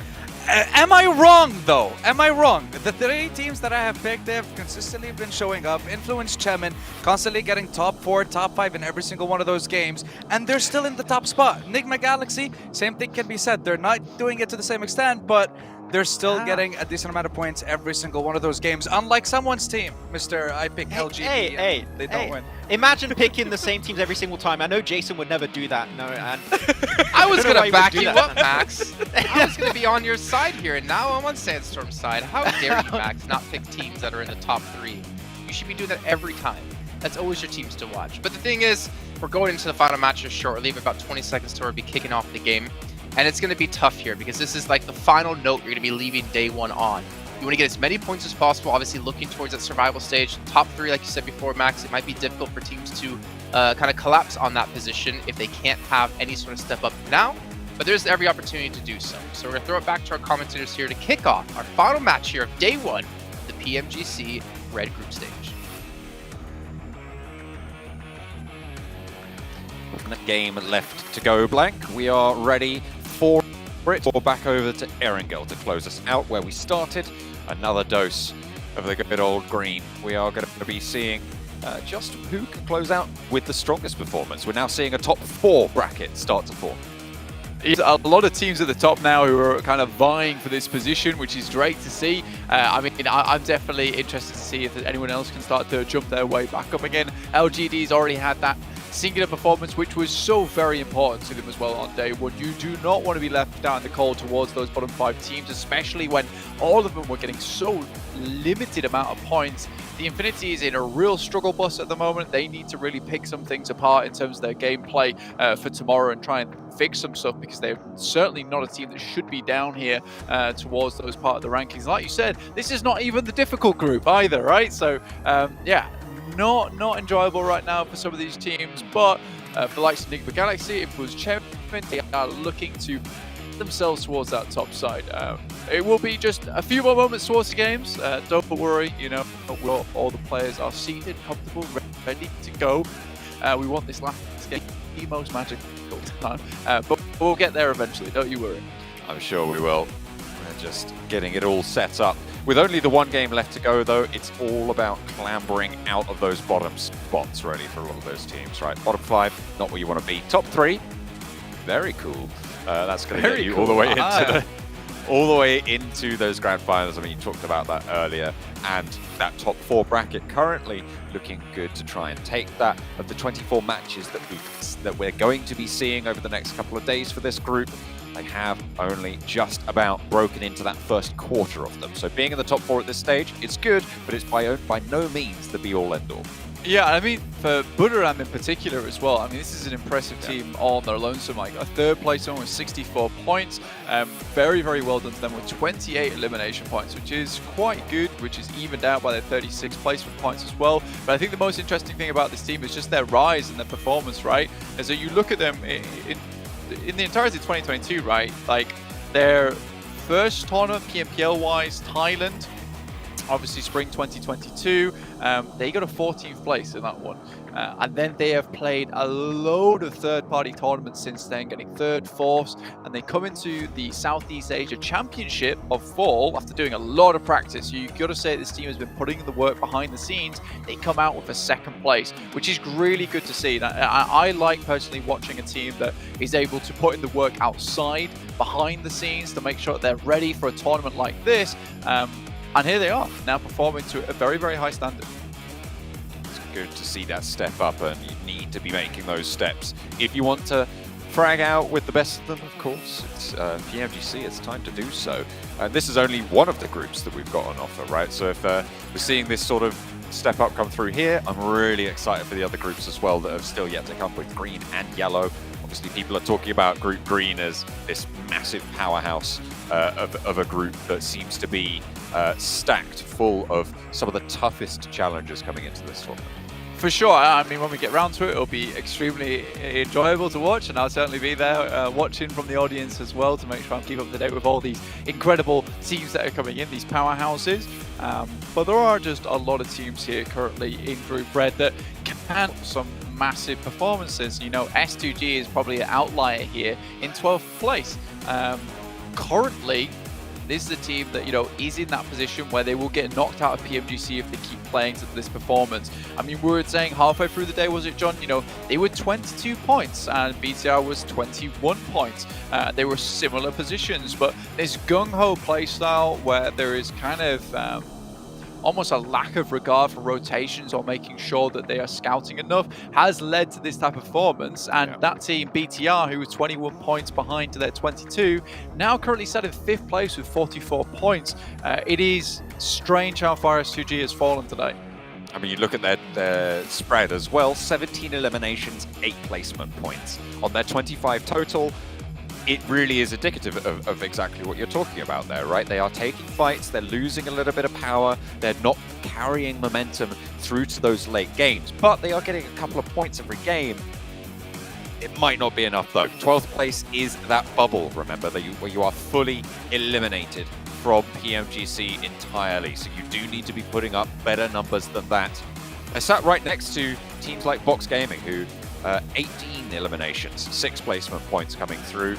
It's not the best format for those players towards the bottom of the tables, but there is plenty of time to step up. That's what we're going to be looking forward to from S2G, hopefully from Box as well. Everybody else in that elimination bracket in the final Erangel of the day. On match 6 here, so obviously we do have 3 more days to go after this one. But again, this is where we close things out for now. They'll return to join us again tomorrow after this match. But go anywhere after this one has finished, as I'm sure we'll have some exciting things to show before the end of the day. Before you guys can go chill out and do whatever it is you do other than watching PUBG Mobile. Maybe you want to go watch some more PUBG Mobile, so head all over to PUBG Mobile Esports YouTube channel and pick it all up there. At the moment, though, shooting range, we're heading down from Zaki to Nova Noya. This is, again, another pretty kind playing path. Most of these players are able to get to where they would like to go. LGD dropping out nice and early over towards Crate, South George. A little bit change of pace for them, but this will be fine. Again, coming off the back of the win, a lot of these teams do require a bit of momentum to get going. Mad Bulls, I didn't really like what happened last game. I felt like they took a route in towards the circle, which was going to be rife with engagements and aggressive nature, and also defended areas of the map. So I think for Mad Bulls, it might just be a case of rethinking about going back to that safe play style in the early game. Lane path splitting out now. Circle drops to the mainland on the northwest side. Not going down south to military this time around again. Box dropping south on the yellows on the coast. And they will be chilling for the time being. No one really too close by. Not at the moment. For Box, this is one of the first times I'm able to drop it and not have too much harassment going on. Mad Bulls have pretty much had to change their drop spot every single time here on our angle. constantly finding problems around the map. So this time around, they're a little bit further off towards our eastern side of Rozhok, have a bit of a split going still, which is what they were heading for last game. Again, this could just be scouting early on in the tournament.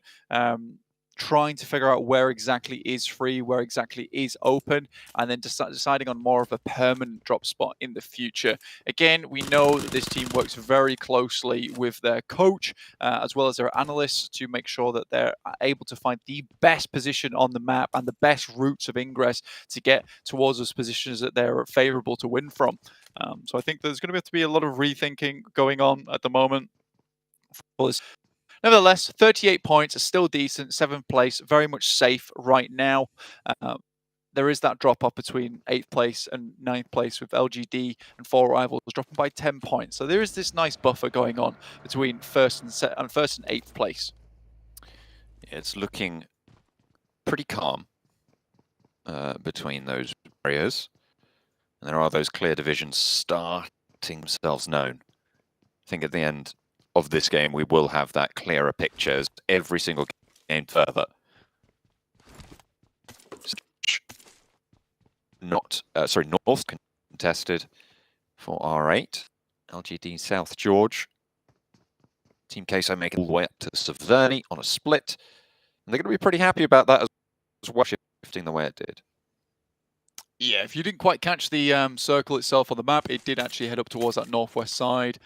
So Ruins, pretty much dead central. This one could be heading for like an Everest ending here, potentially even that nasty island between Rozhok and the northern island. There you go, there's your answer. Only 15% of you got it right. Shameful. You guys need to be better on the ball. S2G claiming PMGC 2021 as last year's PMGC. I mean, to be fair, that 52%. Yeah. What do you mean? Oh, I didn't see what the option was there towards A. I thought it was 52%. I was like, hang on a minute. No. That Wait. can't be right. That's the number of people that chose that option. Okay. 10 chicken dinners over in PMGC 2021, which is quite a lot, to be honest. But yeah. We're here in PMGC 2022 where they've got 0 chicken dinners. It is very much a different story right now for S2G. Currently, no one really streaking out with the most chicken dinners. It's been evenly split. No repeat performances yet. Influenced Galaxy, Titan Gaming, Mad Bulls, and LGD currently the chicken dinner eaters. We'll see who is able to claim that 6th. Is it going to continue to disperse, play a little bit fair, or are we going to see a concentration just a little bit more? At the moment, it seems like most of these teams are playing, especially the teams at the top, are playing consistently and making intelligent decisions rather than going for winning plays necessarily all the time. They're just going for those points. Yeah, I mean, you play a LAN event like this, there is nerves that add into the equation as well. You comfort at home anymore. So for some players, it might just be nerves getting into this kind of environment. You know, it's the biggest tournament of the year as well. It might require a day for those nerves to calm, to settle, before you can start playing to your utmost capability. Again, that is one of those things that is not unlikely to happen, but it might not be the main reason.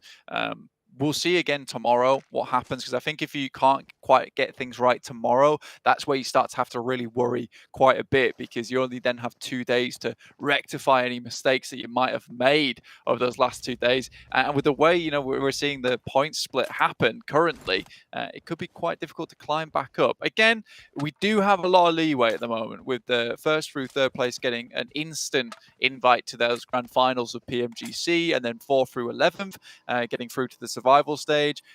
There is still a lot of capability for so much movement towards the bottom of the table to sneak your way into that survival stage. Definitely on the minds of everyone. Not currently in that top bracket. MTech playing a little bit reserved here on the north side of Gatka. Not striking out just yet, not going for a bold push out to a separate compound, just keeping that info coming in. And you don't need to do anything other than that if you're in this central situation. There's a lot of the north side of the river, though, still in the circle, so a difficult shift could prove to be troublesome if you haven't got a north outpost.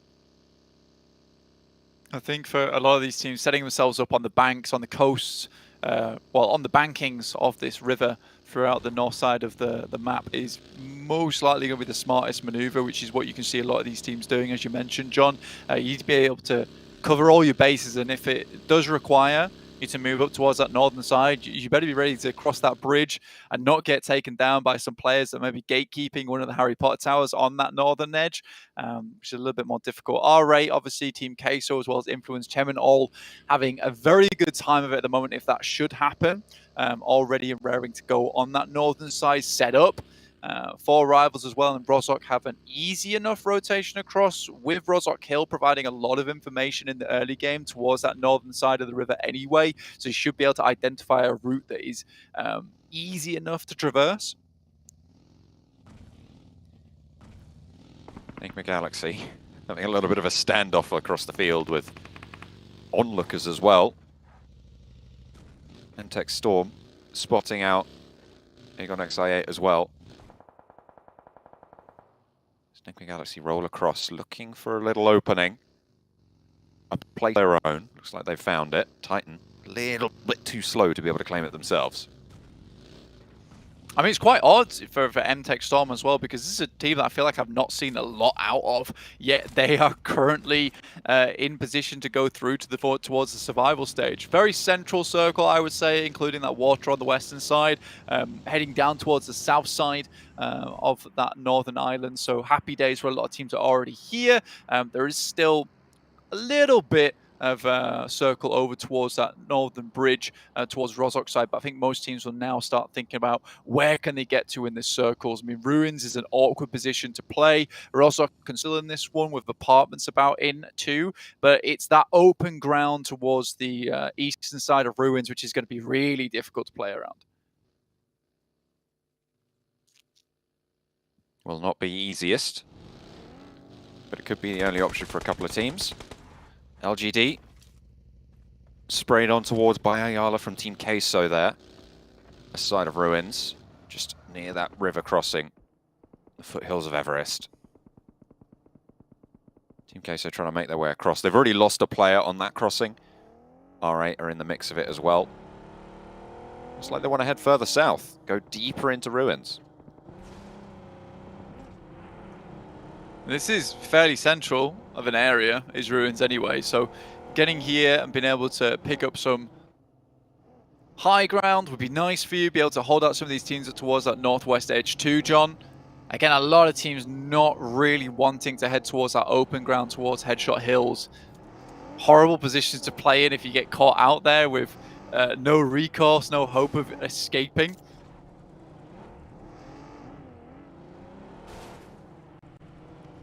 BTR crossing the river near Rozhok on the east side. We'll be moving into Influence Chemin's area. Not going to be stopped for it. No roadblock established. The position will be taken up on the east side of Rozhok. Teams really mostly moving south now off the back of this previous circle. Team Queso getting rolled down just a little bit. Bandar on the replay there. This is how Team Queso lost Reyes earlier on their river crossing on that northwest side.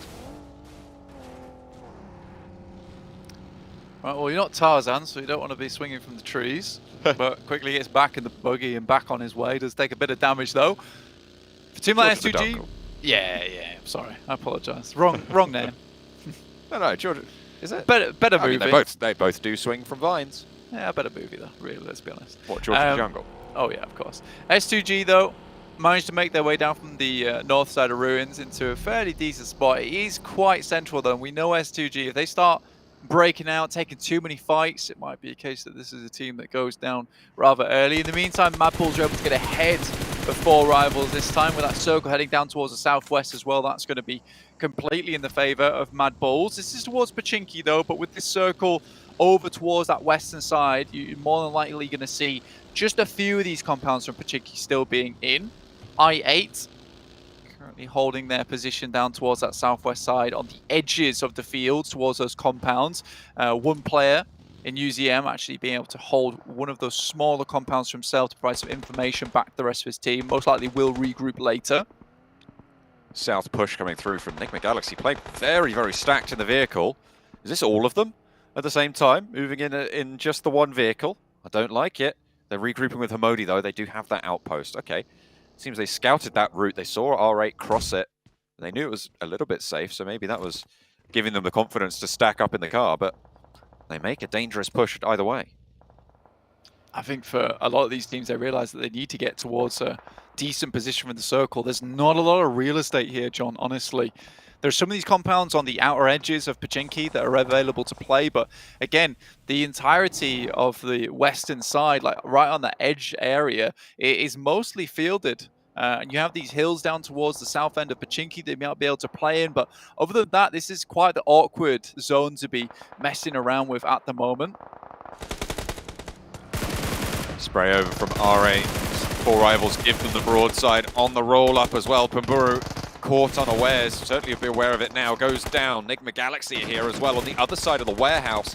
Both teams are actually feeling the brunt of it. S2G getting lit up in the field as well. R8 somehow going to be the snake who slivers on through the net there, bringing down a hefty chunk of four rivals out in the open. Does S2G struggle on that north side too? I mean, S2G lose a player as they try and provide an anchor point for the rest of the team in Silas, but luckily there is a little bit of redemption, a little bit of retaliation coming through from the rest of the team from Hamzy G, but it am going up against LGD at the moment, currently just running them through. And will not stop there. Suki doesn't even go down, and LGD are all four alive. They can start that heal fast and get on the bike. As Buradam fall on the southwest side, their last entry. One of the teams in the top bracket, drawn short here, 15th place, no eliminations, no points. Yeah, I mean, for LGD, though, this gives a lot of room to play with now. Box will be in front of them in a compound towards that southwestern edge. Absolutely fine, though. They can play around with this. It still works, and it gives them more time to actually get themselves into a position that they feel comfortable with. I think with these next couple of shifts now being less egregious and the shrinks becoming smaller and smaller, LGD could play this position for quite some time. They have got that edge capability there. Nade over the top, over towards R8, sees them all go down. S2G picking up a whole host of points. A clutch on the nade. 3 eliminations now, and S2G wipe out quite a big area on the north side of the road for themselves. Exactly, but that's their one fight. It's their one good fight, and then from here, it's how much more can they take? Because I think they do start to just break out a bit too much, John. You know, poking a little too many teams, rubbing them the wrong way, make a lot of enemies quite quickly, and then S2G tend to fall because of the amount of eyes staring at them. Titans, though, over towards that church position, over towards Pachinki, giving them a lot of oversight for the time being. Haven't lost too many members either. This is a team that would love to get back up towards one of those podium positions with Buriram out very early on in this game. This does give a great chance for Titans to now pick up some points and put themselves back in the big three. Leapfrog Buriram, who joined the bunch in the previous matches. The Infinity hunkering down a Pachinki right now, with Titans in that church position as their foreguard. Bigatron, they're playing on that northwest side and potentially ready to find LGD rolling straight up onto position. Those smokes will let them know that there are players here leaving. LGD, though, they want to get more rundown, so they'll be able to find it onto Luxia. Spray down from YZ, and they'll be able to get the flush fast as well. LGD, 5 eliminations. They do not want to let that last game momentum go. They're going to try and pick it back up onto Bigatron. Real good catch on the timing for Bigatron there. They were just about to set out towards that northern side. Looks he's left behind all by his lonesome as the rest of the team gets in the vehicles to move out. Mad Balls lost a player in Monkey. Get dropped down towards the floor and lost another on top of that. So Mad Balls again into a position where they only have 2 players up. Make that just the one now. Influence Chemin, bombardment. Finds the nades over onto Mad Bull's position. Look at that, they continue to go straight on through. Nades pouring on in. And the Mad Bulls taken out of the mix. Actually, I think he's only left very, very split. Maybe looking for the res on the Mad Bulls, but They are really out of the way on that eastern side. It looks like Influence Chemin want to sweep down, and actually they've pushed further down south as well towards Titans. Bit of a crash on the western side as MTech's push on in. 4 players alive for them. As Aegon XIA will look to hold off. Another actually backup crash comes in. 2 players on the inside, but Tarment handles 1. Not good for 2 though, however, will get flushed out. That's unfortunate. Would have to keep all 4 of your players alive there. See 1 player on the bottom edge of your screen as well. I can live this one out, but it's Box who've managed to get themselves into a fairly decent spot here. This player from I8 wants to just hold on. Very unlikely to keep going though. Mad Bulls will go down and they'll be finished their day at 38 points. IQ here lights the top floor up with the Molotovs. Now just smokes though and has to go for the full-on spray. Finds 1, drops out unscathed. Nice start to the engagement, but spotted, repositions. First aid, only 1 in the back pocket. Needs to figure out if he wants to fight or to try and heal. Tries the challenge, tries the spray, but it's not good. Box cut it down. And they will be able to get break back up as well. Staying alive as 4 in a building compound position.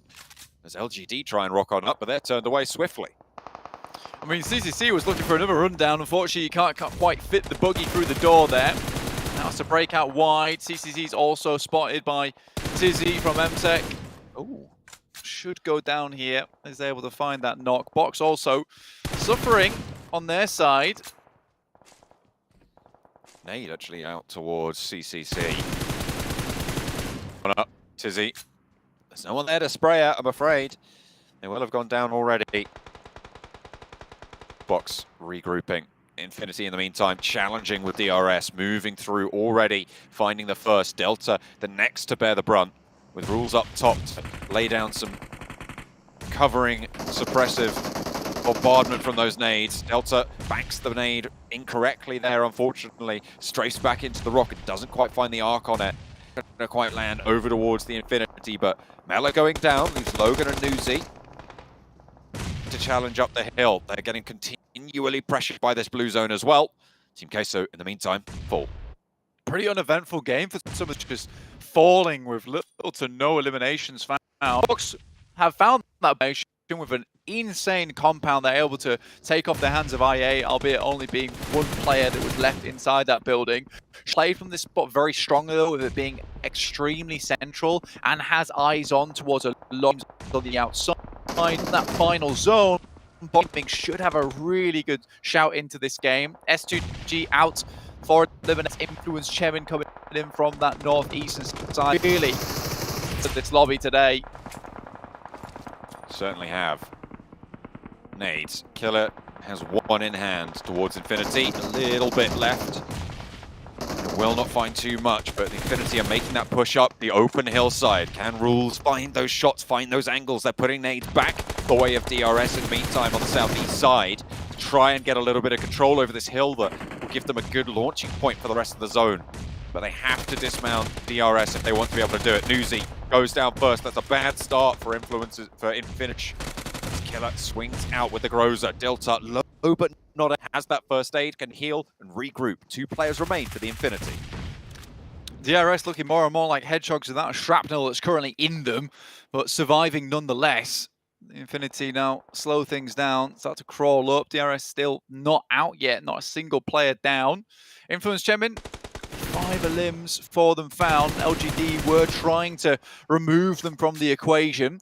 Titans looking to keep this one up, might be able to even try and leapfrog Nigma Galaxy in this game, but unlikely with the position that Nigma Galaxy currently hold from those compounds. So Titans have to hold on for a little bit longer with no cover to work with on these vehicles. Oh, Lord, backed off the shot by Titan. Teak. As everybody's on the swivel. Zuxi knocked a flushed very fast by Lil Boy from Influence Chemin. On that northern side, next circle comes in and pushes everyone central. And again, it's Box really with the lion's share. Yeah, and it was just central enough that it locks out both MTech's as well as Nigma Galaxy's compounds, which is great news for Box Gaming. You know, all things considered, this should be a Box Gaming win if they can translate off the back of this. They have a very good compound. So if Influence Chairman wants to be able to take this one home, it's going to be a case of playing from uphill, which is towards this northeastern side anyway, down towards Box Gaming. They're going to have to find some of these shots through the windows, open up with a couple of grenades maybe. They still have to deal with Enigma Galaxy as well as the final members from BTR, but it looks like they will just leave that alone for the time being, try and get a better position on the circle. You can see here they're setting themselves up on that hillside with sightlines down towards Box Gaming's spot. They can play on the north side of the road for a little bit longer, can Influence Chairman. Huge. There's a little bit of cover. Hopefully they'll be able to find some power there to solidify their slot at the top at the end of day one. Would certainly be a good start for them. Box, though, not willing to let this one go. We've seen it from LGD before, getting a good game to careen up the tables. Box Gaming looking to repeat that and get out of that elimination bracket, that red zone at the bottom of the tables, which every single team here is absolutely dreading. TRS, huge amount of damage, knocks down. The Infinity finally out. Probably one of their better games to date at an 8th place, which is sad to say, really. Titans, 5 eliminations found this game so far from a pretty rough spot, honestly, but you can see the red markers on their side. They are restabilizing, getting players back up on their feet, but it is difficult. And Enigma Galaxy starting to move forward to send these grenades in. One more and a longer arc there, over towards Titan, but will not be able to land it. Fortunately, Ralph on the roof will find Puncher. DRS still low, still flagging, but still alive. Enigma Galaxy picking up points wherever they can. They really do want to challenge Influence Chairman here. Box, the first roll on up. It's only the one, though. An MTech Storm, chicken on the outside, actually suppressing the ridgeline effectively. Tizzy will fall, however. MTech Storm will fall to boot. The Korean team is out of the final game of the day. DRS, it's so difficult to move through this spot, and Titans still have a lot more nades to work with. Delta tries to jump forward, but that'll be it, with the blue zone doing the rest of the work. But Titans now finding some big damage here in this game, some big points on their side as well, but it's 10 eliminations here found for Influence Chairman, still at 4 players alive. Jem Foster behind, not likely to be able to do too much, looking to live here. BTR have done pretty damn good today, all things considered. For their recent performances to the last PMGC, I think this is a much better start than we're used to seeing from BTR. So I'm happy with what's currently happened, but Influence Chairman's absolutely put on a clinic today. Groza in the care package drop just outside of the box compound. That is quite an effective weapon to hold up against those pushes, so if they can break out and grab that, it'd be good. But similarly, it's a little bit of cover for teams to roll up on if they want to go for that crash. I mean, that's what it'll come down to in the end, is just a crash directly onto Box Gaming's position. Surprised Acer didn't get knocked there. He's lucky to get away with his life. On no HP, 0.5 HP bar, in fact. Puncher shimmying down there. Takes a bullet, maybe 2, but some covers from somewhere. Teak now making the same mad dash. Azer actually finding Lord, traded Opcha from across the way. 3 teams in this fight. Freak rolls up to Teak and it's not good. Will fall down to it, but it's traded off so many ways between 3 of these teams. Blank Box are just sitting there watching all of this unfold and thinking, this is excellent news for us. I mean, Box really hasn't done too much, though, in regards to the game. 11 eliminations so far for the guys from Influence Chairman. They're absolutely laughing all the way to the bank just in terms of elimination points alone. Box Gamer had to get that 1 single point from I8 as they entered, but I really don't know how many more points they've been able to accrue from this spot. Not at all, and it could just be a case they come into the end game here feeling very cold, whereas Influence Chairman's on an absolute hot streak. They go for this crash, and Box Gaming might not be able to hold them off. There's the final player falling from Titans, 3rd place coming on in. The top 3 teams were still in it right until the end, so even though Titans are there, they're not going to be able to catch up. Chairman doing so much work, but Box with a big chance here to put up massive points, but they've only got 2 points so far, making it up into second place. That's 14 points, a maximum possible coming in of 18 points on the game if they get all 4 of these eliminations now, Blank. It's good, but it's not massive. I mean, for Influence Chemin, all they have to do is wait for Box Gaming to make a mistake here because the circle is not going to close too quickly. So if Box Gaming, they need to hold on to and fight off against Influence Chemin on this push, but to do that they have to peak. And I think with how good Influence Chemin are feeling today, if you peak, like, you're going to get bullets sent back your way and from 4 separate barrels. Next circle over towards that western side. You know what? Influence Chemin could even set themselves up on the other side of this fielded area and wait for Box to move. It looks like they're going to do that or just go for the crash. Okay. Going straight on in, 2 players on the swerve, cut across the lines, and actually both of them survive, miraculously somehow staying up. But Little Boy does go down as Break pops the nade out the window, flushed out fast. Break traded off, Federal knocked in the meantime. 2 players fall, Law and Koyovsky trying to make that cross as well, hitting the deck on the outside. They might have been using this as a distraction to get the outside track on the next circle, but with Koyovsky falling, 3 players alive from Box. Can they get anything done? Law evens the numbers, but it's spotted, and that is Box holding it down for a chicken dinner at the end of the day. They jump on out of the red zone. No elimination bracket for them just yet, but there is still plenty more to come. But what a way to give yourself a little bit of momentum moving into day 2. That right there is the Box formation, but Influence Chemin, I think like they make a little bit of mistake there. Still, a huge amount of eliminations. It's a little mistake, I'll put it that way. A tiny little flaw in the otherwise perfect system. I mean, they could have definitely sent out wide there with the use of smokes and waited for Box to have to leave that compound on the next circle. Again, you could get caught. I still think there was a chance there, and maybe they pulled the trigger a little bit too soon on that game. Either way, fantastic stuff from Box Gaming to identify the best position in this and then play out from it. I mean, they could have maybe got both those other teams, but that might expose. They wanted to make sure they were up as 4 in the end game to protect themselves in that compound that they held for so long. Look at the numbers. I mean, it was a big pop-off deck team, right? And you said it before, they didn't really have a massive impact other than just holding players away from the building that they were occupying, really. 5 eliminations coming through from Trisme, 3 from Scry as well, but the damage numbers massive, but it was effective. Yeah. It was controlling that ground, as you say.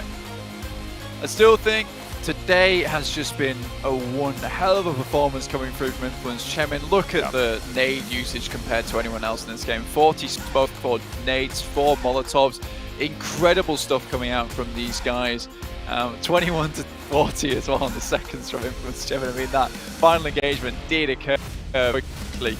But what a day from Influence Chemin. A perfect combination of aggressive and pinpoint action from this team, opposed by the fact that they're quite patient and also very tactical in their movement. That is exactly what you want to see in a team at PMGC. Influence Chairman doing Brazil proud. They have had a pop-off day, but Box Gaming take the final chicken dinner.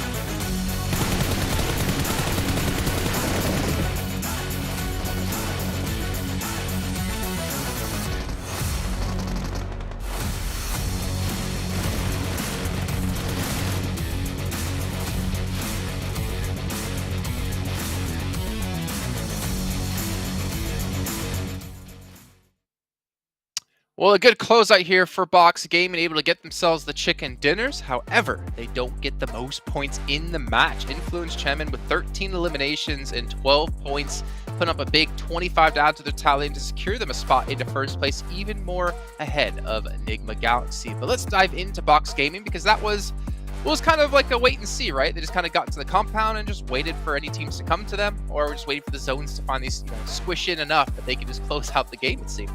Yeah, I mean, the waiting game is definitely what they were playing there. Trust me had, 0 damage taken. He really did not put himself in harm's way that game, so they were just waiting. I mean, they fought for that spot, and as Blank mentioned during the cast, and I fully agree, they just knew the value of that position. If the odds on your favor and the circle centers up on that compound, what are you going to do? Fight through a field position to breach it? Not going to happen. Go downhill to breach it? Going to be also relatively hard to pull off, so they knew the value of that spot and played it down to a T.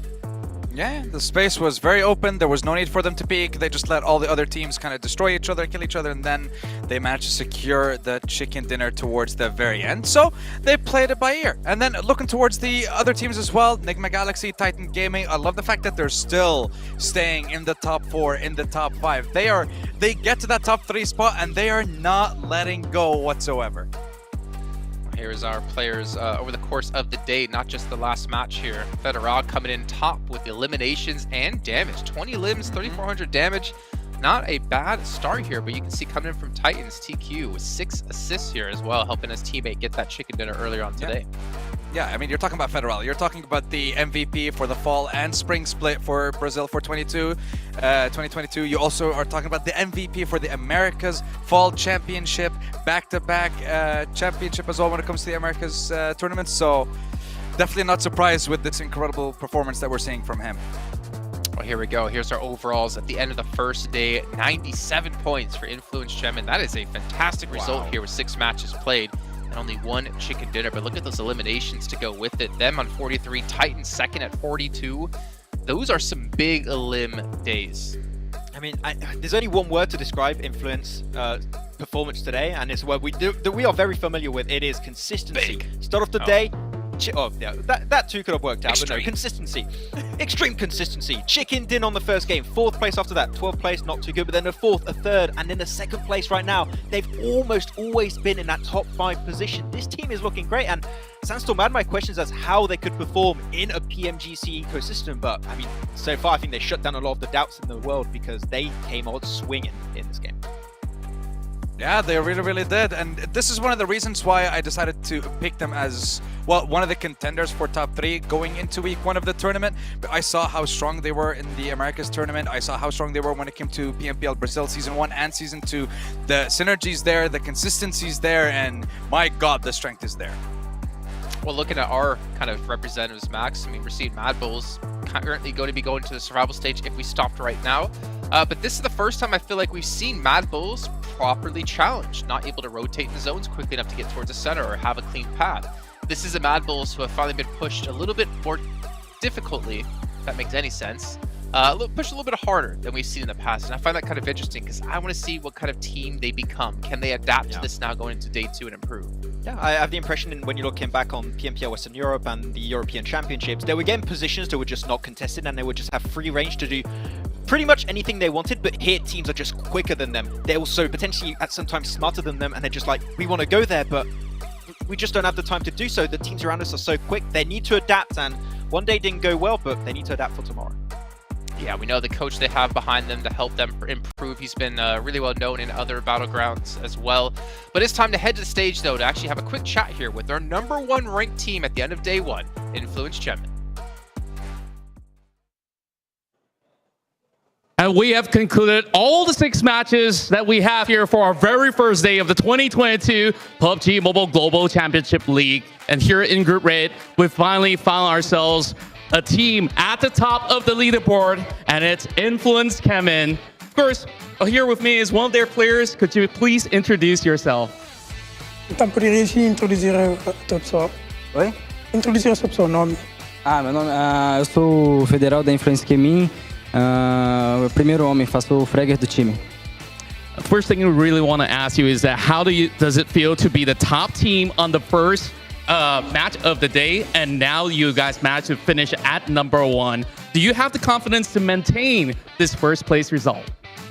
Ele perguntou, tipo, como vocês estão na primeira classificação, como é o sentimento agora e, tipo, se tem a importância de ficar em primeiro. Sim, é muito importante para a gente ficar em primeiro. A gente vem trabalhando aí muito tempo para esse dia, né, para esse campeonato, que é o sonho de todos nós. Então, estamos dando nosso máximo e fico feliz por ter ficado no primeiro lugar no primeiro dia. So it's very important for them to be in the first place because they've been working hard for this, like for the whole tournament, and it's a pleasure to be in the first today. And of course, only the top 3 teams will get that direct access into Jakarta. So I really want to ask, what is your plan to keep your performance on the same level? And are you going to keep the same plan for the game? Or do you hope to change something after these 6 rounds that you've played out against all the other teams here in Group Rate? Então, qual que é o plano para conseguir ficar no top 3 durante o torneio para ir para o final da Jakarta? E tipo, se vocês vão mudar do plano de jogo? Bom, a gente vai manter, a gente vai se adaptar a cada dia que passa do campeonato, né? Vamos tentar manter o mesmo jogo que a gente fez hoje, pegando bastante kill, fazer nosso jogo padrão que a gente fez em todos os campeonatos, Américas que foi o último, e vamos dar nosso máximo para tentar manter nesse top 1 até o último dia. So for now, they just keep doing like the best because they get good results till now. And then they'll try to get the most kills for the next game so they can end it at the top 3. I like that plan overall. And of course, today you do have games where, of course, you guys have won and also games that you guys have struggled as well. So have you seen any of these teams that still poses a little bit of a challenge to you guys? And in specific, which match do you guys had the most challenge?